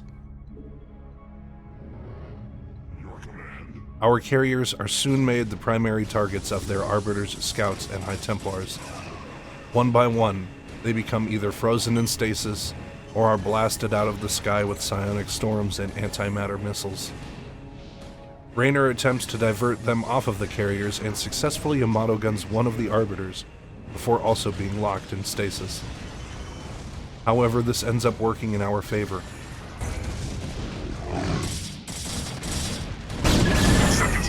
We have found Tassadar's stasis cell. With our enemy's attention focused on our carriers, they have failed to deal with our ground forces, who proceed to rush Tassadar's stasis cell and smash it open to free our glorious leader. Our moment of victory, however, is short-lived. It's a trap! Once we free Tassadar, a veiled fleet hidden by Judicator Aldaris surrounds our forces. I expected you to attempt to retrieve your hero. You will learn that the will of the Conclave is absolute. Make peace with Adun. He declares that we will all die. But before he can make good on his threats, he gets ambushed in kind by none other than Zeratul, leading his host of Dark Templar brethren. Stay thy hand, Judicator. The stewards of Tassadar shall not fall while the Dark Templar live. Call off your guards and stand aside, and you may yet live to see another moonrise. Their honor only matched by their cunning, Zeratul explains they had not abandoned us, but were merely waiting in the shadows for the perfect time to strike. Zeratul offers Aldaris mercy, but Aldaris spits on his offer and threatens once again that he will purge the Dark Templar. I will not be addressed so by one so devoid of the Kala's light. You and your vile brethren shall die with these traitors. Are you truly so blinded by your vaunted religion that you cannot see the fall ahead of you? Your conclave believes that they are winning this war, but all they have succeeded in doing is helping the Overmind to win. Zeratul, in a show of true composure, ignores his violent intentions and tries to reason with Aldaris, explaining the truth underlying this war against the Zerg. What could you possibly know about our designs, blasphemer?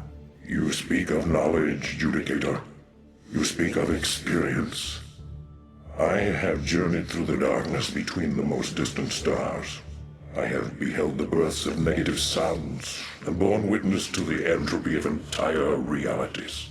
Unto my experience, Aldaris, all that you have built here on Iora is but a fleeting dream. A dream from which your precious conclave shall awaken, finding themselves drowned in a greater nightmare. We shall see. While we secure our escape from the Conclave and Aldaris' Inquisition, we are left wondering if we will face them again. For the Protoss to survive the Zerg menace, this war between brothers must end. Aire's fate depends on it.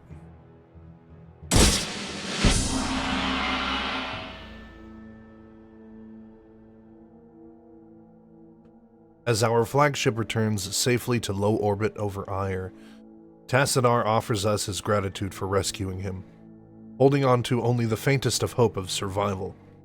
But now, Tassadar returns to our mission with renewed faith, ready to face our next battle. In Taro Adun, Executor. My gratitude to you for having secured my release knows no bounds. By all the gods, we may win yet. The time has come to let loose the fury of the Dark Templar. Zeratul, perhaps the time has come to tell our friends of the foe we face. Indeed. With both Tassadar and Zeratul on our side, the Overmind's days are numbered. Zeratul reminds us on the battle in which he struck down the Cerebrit Zaz, when he was able to briefly connect to the Overmind's consciousness. It was in that moment that he learned of the Zerg's true history. When I slew the Cerebrit on Char, I touched briefly with the essence of the Overmind. In that instant, my mind was filled with its thoughts. And I tell you now, our worst fears have come true. The Zerg were indeed created by the ancient Zelnaga, the same beings that empowered us in our infancy.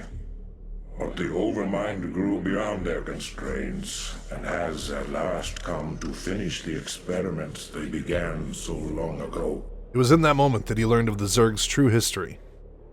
The Zelnaga did in fact originate the Zerg after creating the Protoss. Just as the Protoss eventually emancipated themselves of the Zelnaga's influence, so too did the Overmind develop its own sense of self upon maturity, and soon after claimed its own freedom. Through the Zerg swarm, the Overmind seeks to fulfill what it believes is the purpose of its existence, to assimilate the essence of the Protoss, and in doing so, become perfect. So you see, my friends, we fight not only to save Aire, but all creation. If we fall to the Zerg, then the Overmind will run rampant throughout the stars, consuming all sentience, all life. It is up to us to put an end to this madness, once and for all. Once the Overmind consumes the Protoss, Tassadar explains, it will then continue to consume all life in the galaxy. No planet will be safe from the Overmind's ceaseless hunger. No species spared from the innumerable masses of the swarm. This fight is not just for Aire, but for the continued existence of life as we know it. Our forces shall engage the primary Zerg hive clusters in an attempt to weaken their defenses. Once their numbers have thinned out, Zeratul and his companions can infiltrate the clusters and assassinate the Cerebrits. Adun willing, the Cerebrits' deaths will distract the Overmind long enough for us to assault it directly. Our plan, with Phoenix commanding our forces alongside us, will be a frontal assault on one of the largest hive clusters adjacent to the Overmind's lair. Pushing through their numbers with the zealous strength of our people, we will open a path for Zeratul to eliminate the Cerebrits controlling this cluster. This infiltration deep into Zerg territory will no doubt throw the swarm into a state of chaos. If killing Zaz was enough to give the Overmind pause, striking down 2 Cerebrits should give our main force an opportunity to assault the Overmind's hive. Adun be with us. Our infiltration into the enemy's perimeter begins with a new unit in our strike force, the Arbiter. Galadul. Juras. We feel your presence. We are vigilant. We sense a soul in search of answers. Do you seek knowledge of time travel? We'll take that as a yes. And now for your first lesson. Do you seek knowledge of time travel? The final piece of the Protoss fleet, suitable for what could very well be our final mission.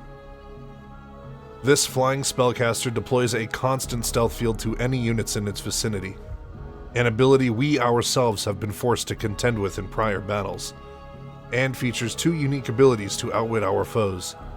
The stasis field, which locks down enemy units in an energy field, excellent for nullifying an enemy attack by shutting down a sizable chunk of their forces. And the recall ability, which enables mass teleportation of any unit in a 5x5 space from anywhere on the map to directly under the Arbiter. When utilized in conjunction with the High Templar's hallucination ability, you have a combo that's been a key tactic of numerous competitive Protoss strategies, and for good reason. After our initial setup, we find 2 ideal base locations which eventually become the core of our forward operating position. Before deploying our photon cannons to defend our base's vanguard, we take advantage of the Arbiter's stealth ability to keep our units hidden while ambushing Zerg scouting parties investigating the area.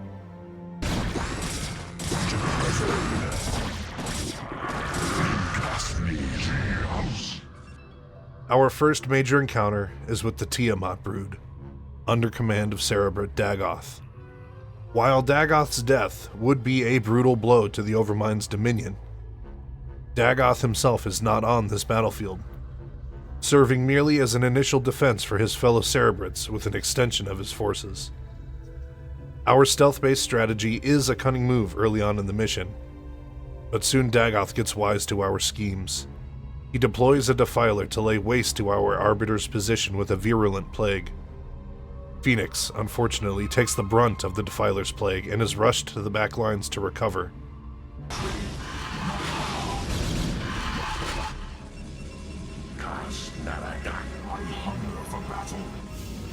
With Phoenix out of action this early, our strategy going forward will need to be adjusted to adapt. We deploy another battery of cannons and troops to our front lines just in time to keep the swarm at bay.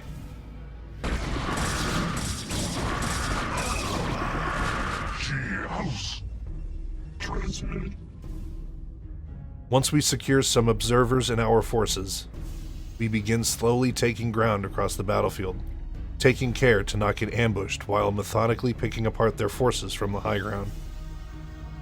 Soon, construction begins on a grand carrier fleet, and as a few hit the skies, they begin pushing the creep ever backwards towards the Zerg hive cluster.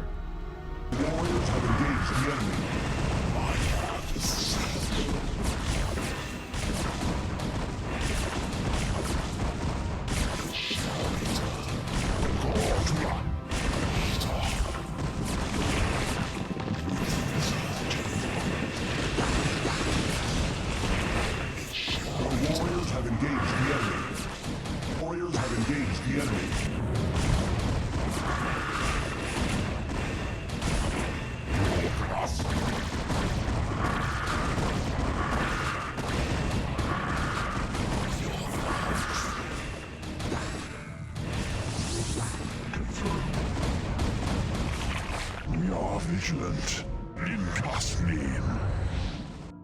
With these carriers above, and a Zealot-Arbiter combo below, we repel Dagoth's forces from the area so that we may concentrate our firepower on the remaining bases.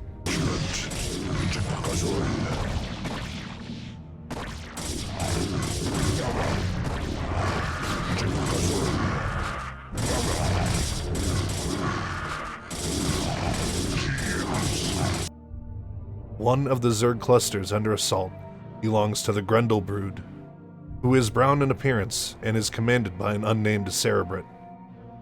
While their commander is unknown to us, this brood has been around since the beginning of the Zerg's invasion of the Caprulu sector, even fighting against the Cerberus Recon Squad alongside the Garm brood when they first touched down on Chowsara.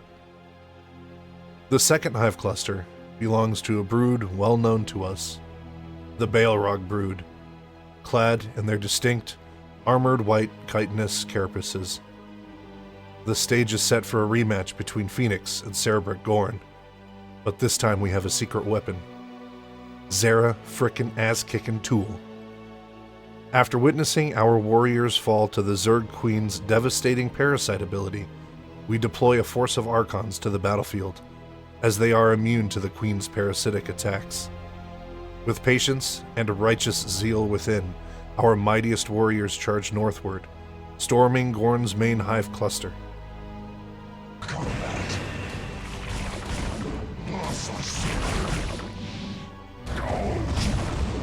Upgrade complete. Your warriors have engaged the enemy. Down up.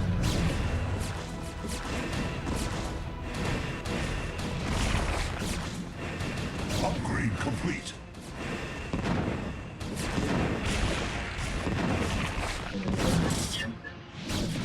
Your warriors have engaged the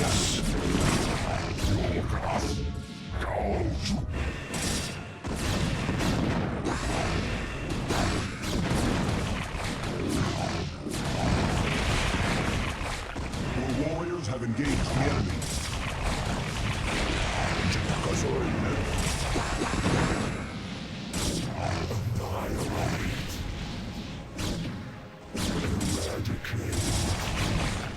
Your orders, Templar.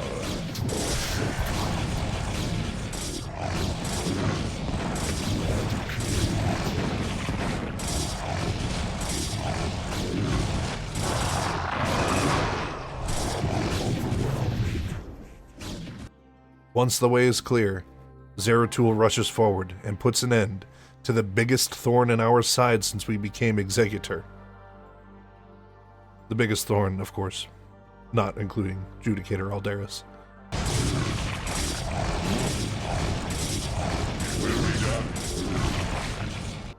At last, Cerebrit Gorn is dead. The enemy falls into a full retreat, trembling before the combined might of our stealthed carriers, dragoons, and archons. Your warriors have engaged the enemy.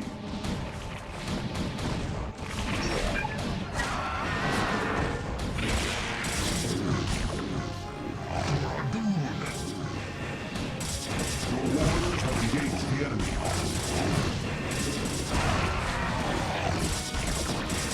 So be it.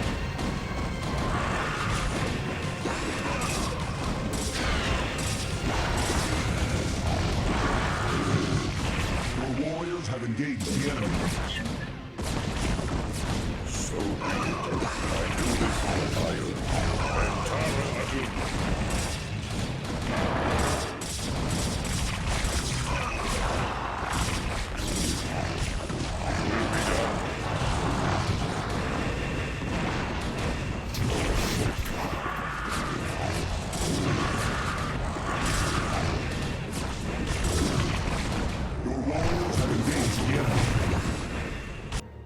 The Grendel Brood's tech structures are soon devastated by our blitz attack from the remains of Gorn's base. While they desperately scramble to fend us off, Zeratul once again emerges from the shadows and strikes down the second Cerebrit. Another devastating blow to the Overmind and its ever-weakening control over the Zerg swarm. More damage has been done against the Zerg in this one attack than all of our battles put together. The time for our final battle is now. Ire will prevail. Entaro Adun.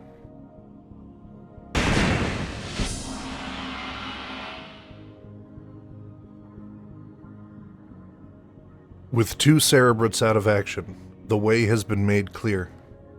In the past, when Zeratul slew Zaz, the Overmind fell into a comatose state to recover, and has now entered into a similar hibernative state. With his defenses lowered, our forces can safely gather outside the Overmind's lair. Executor, our plan worked perfectly. The Zerg defenses are broken, and the way to the Overmind is laid bare. The time for our stand has come. Zeratul has no doubt wounded the Overmind, but it is still protected by 2 of its most capable Cerebrates. Cerebrates Dagoth and Arok, in command of the Tiamat and Jormungand broods. They will defend their father, in hopes to protect it long enough to recover and push back our forces. Tassadar takes a moment to reflect on our recent battles and the tribulations we have faced.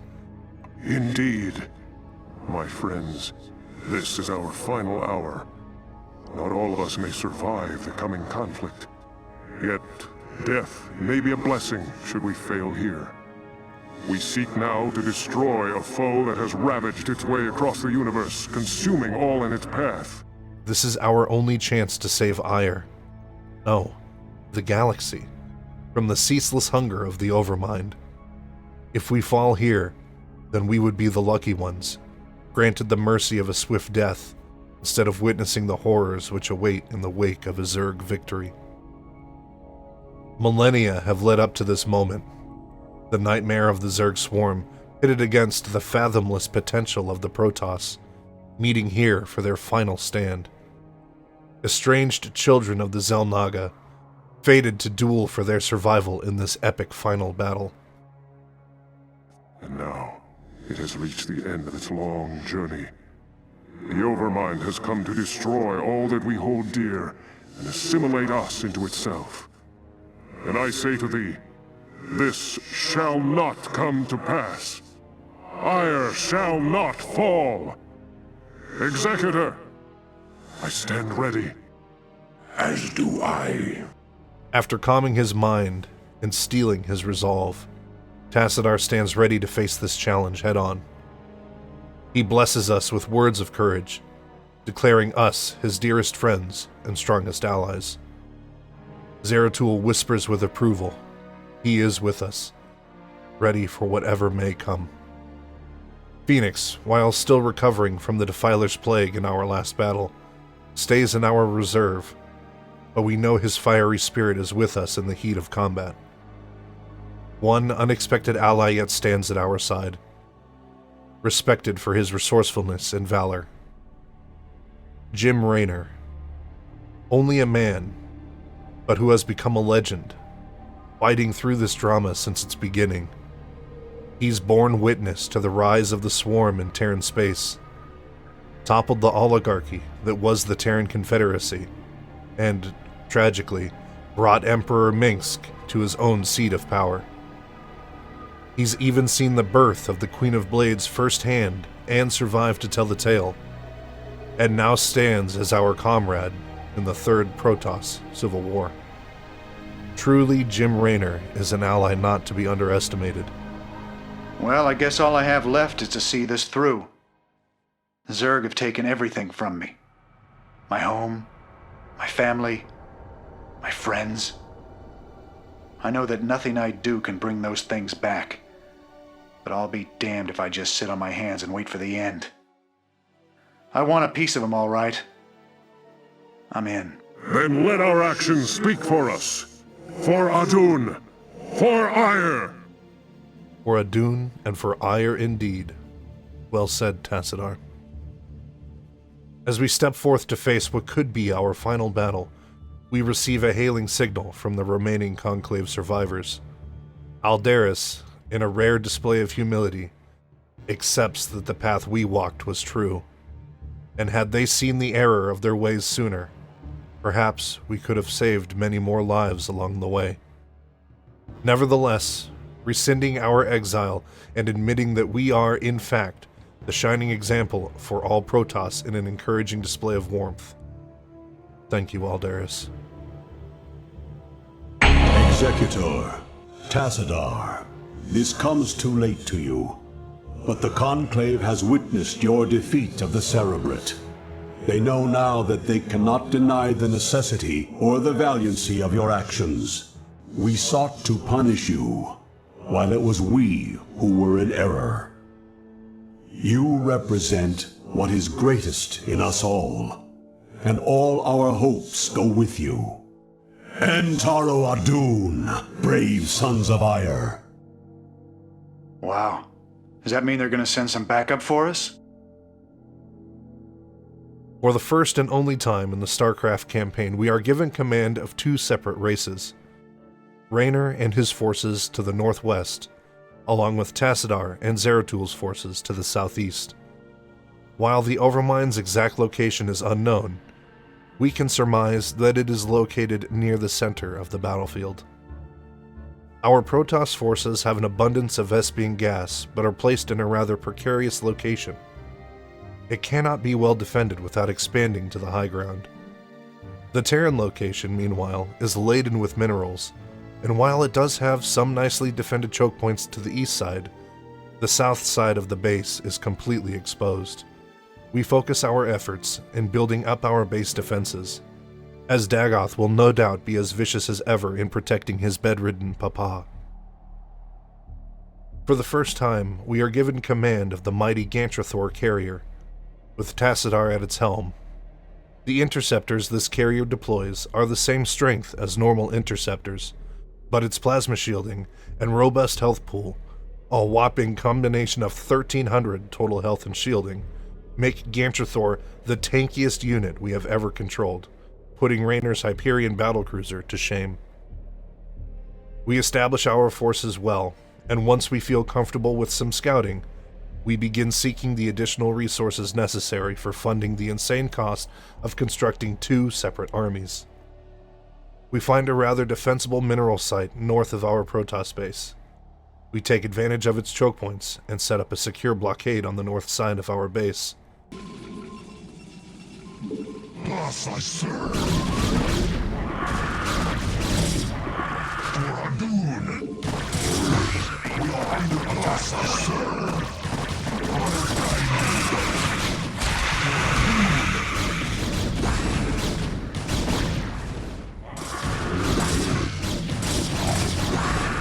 We continue scouting out more resource locations, opting to have the Protoss build at these sites instead of the Terran due to their automated defense systems.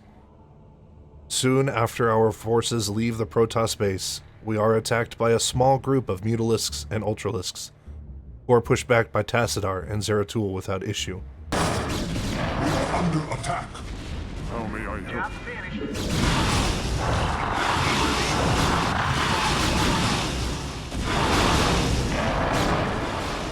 Yes, Executor.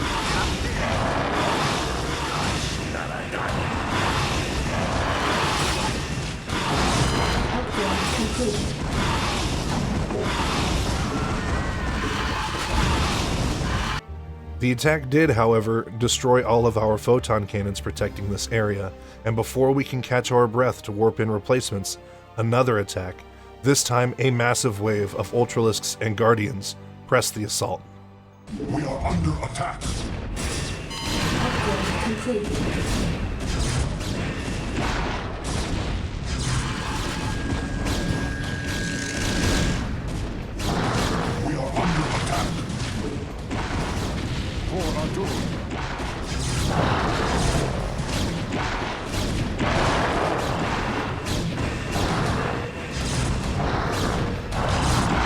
Zeratul faces these monstrous foes head-on, giving us precious time to warp in our replacement cannons.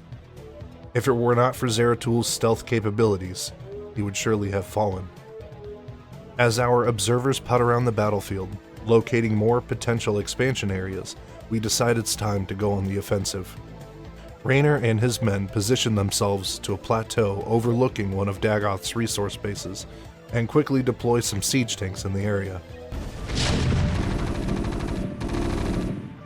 Oh yeah, this should be good.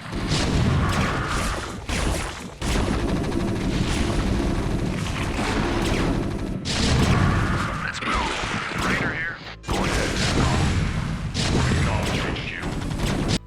With a squad of Marines protecting the tanks and a Ghost dropping a quick nuke, Raynor's raiders quickly rout this base and begin assaulting enemy territory.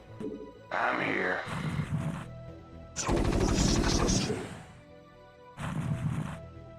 I'm all over it. This should be good. This should be good. Oh yeah.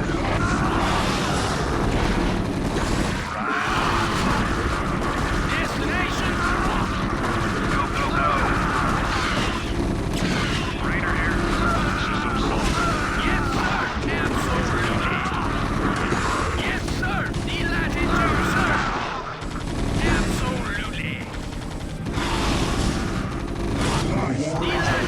Delighted to, sir. Go ahead. Wave on march. Channel open. The warriors have engaged the enemy.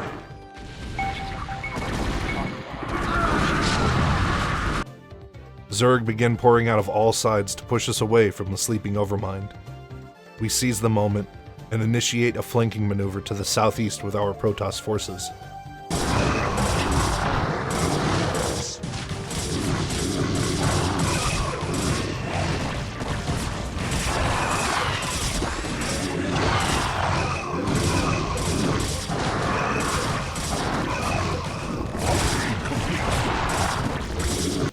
Despite our fewer numbers, we make a sizable dent to the enemy forces with our modest fleet and begin wiping out more of Dagoth's bases. Warriors have engaged the enemy.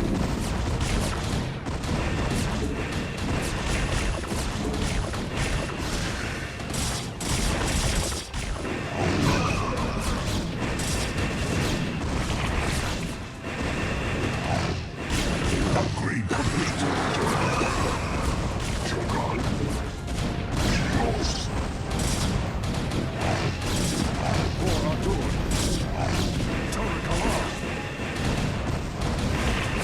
Your warriors have engaged the enemy. Both of our armies whittle down Dagoth's forces, but Cerebrit Arok mounts a counterattack, unleashing his Ultralisks and Hydralisks upon us.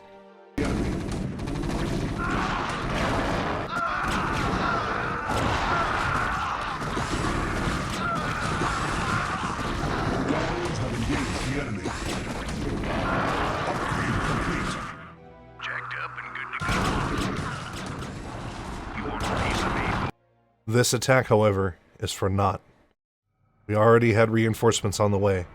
Tassadar and a complement of carriers and dragoons sliced through the south portion of the Cerebrit Arok's base, eventually meeting up with Raynor and his forces.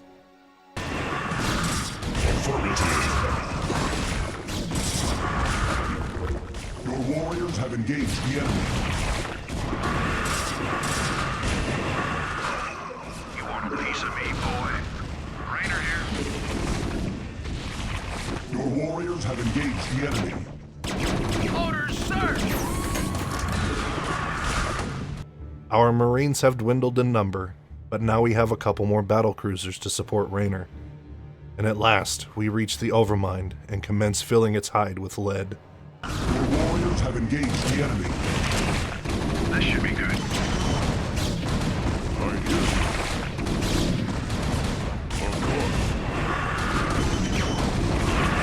Your warriors have engaged the enemy.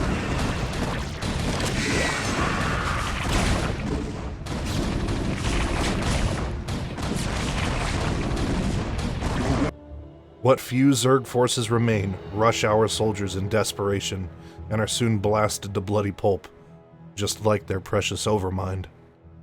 With its body savaged into a weakened husk, Tassadar reminds us that while we have weakened this great foe, we have done so at heavy cost to our own forces, and unlike us, the Overmind can probably regenerate.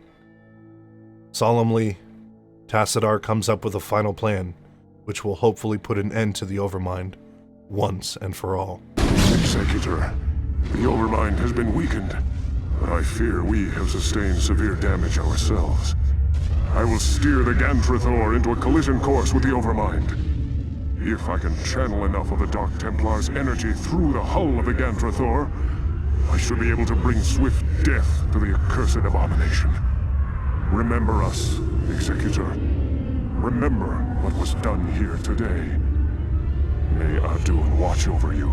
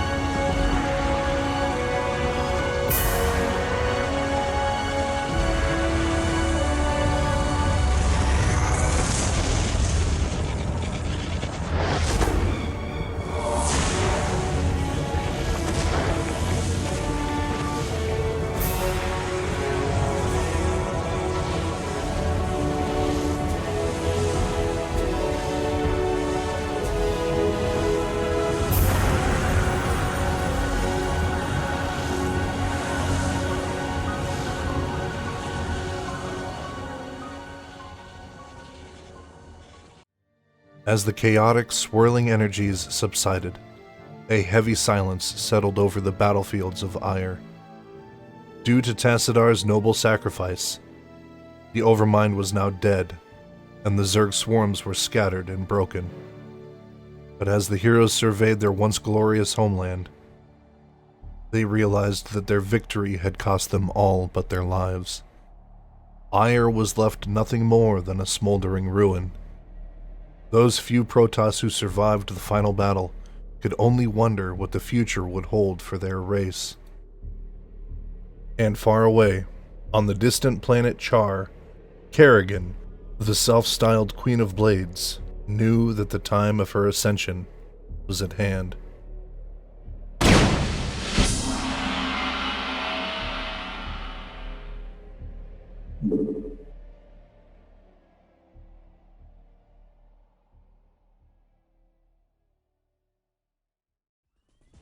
Well, 6 hours and 45 minutes later, we're here. Thank you so much if you stuck around to the end. It means a lot. Like I mentioned at the start of the video, up next we'll be diving into the story of Starcraft Brood War, starting with the Protoss Campaign, picking up immediately after the fall of Ire and the death of the Overmind. With that said, I did want to let you guys know that I will be taking a couple weeks off from posting YouTube content, probably just 2 weeks, just so that I can sort a couple things out in life and also get a head start on the Brood War videos. That way I can have them done instead of what happened a couple times over the last year where sometimes time would get away from me and I was literally finishing up the video the morning it was supposed to be posted. So I will take, like I said, 2 weeks off from posting YouTube content. I'll still be streaming on Twitch from time to time, but look for my episode 1 for Brood War in about 3 weeks posted here. It will most likely be Sunday morning at 12 like it has been for the majority of the last year. But yeah, again, thank you so much for watching. This has been a lot of fun. And after we finish StarCraft Brood War, who knows what project we'll do next? See ya.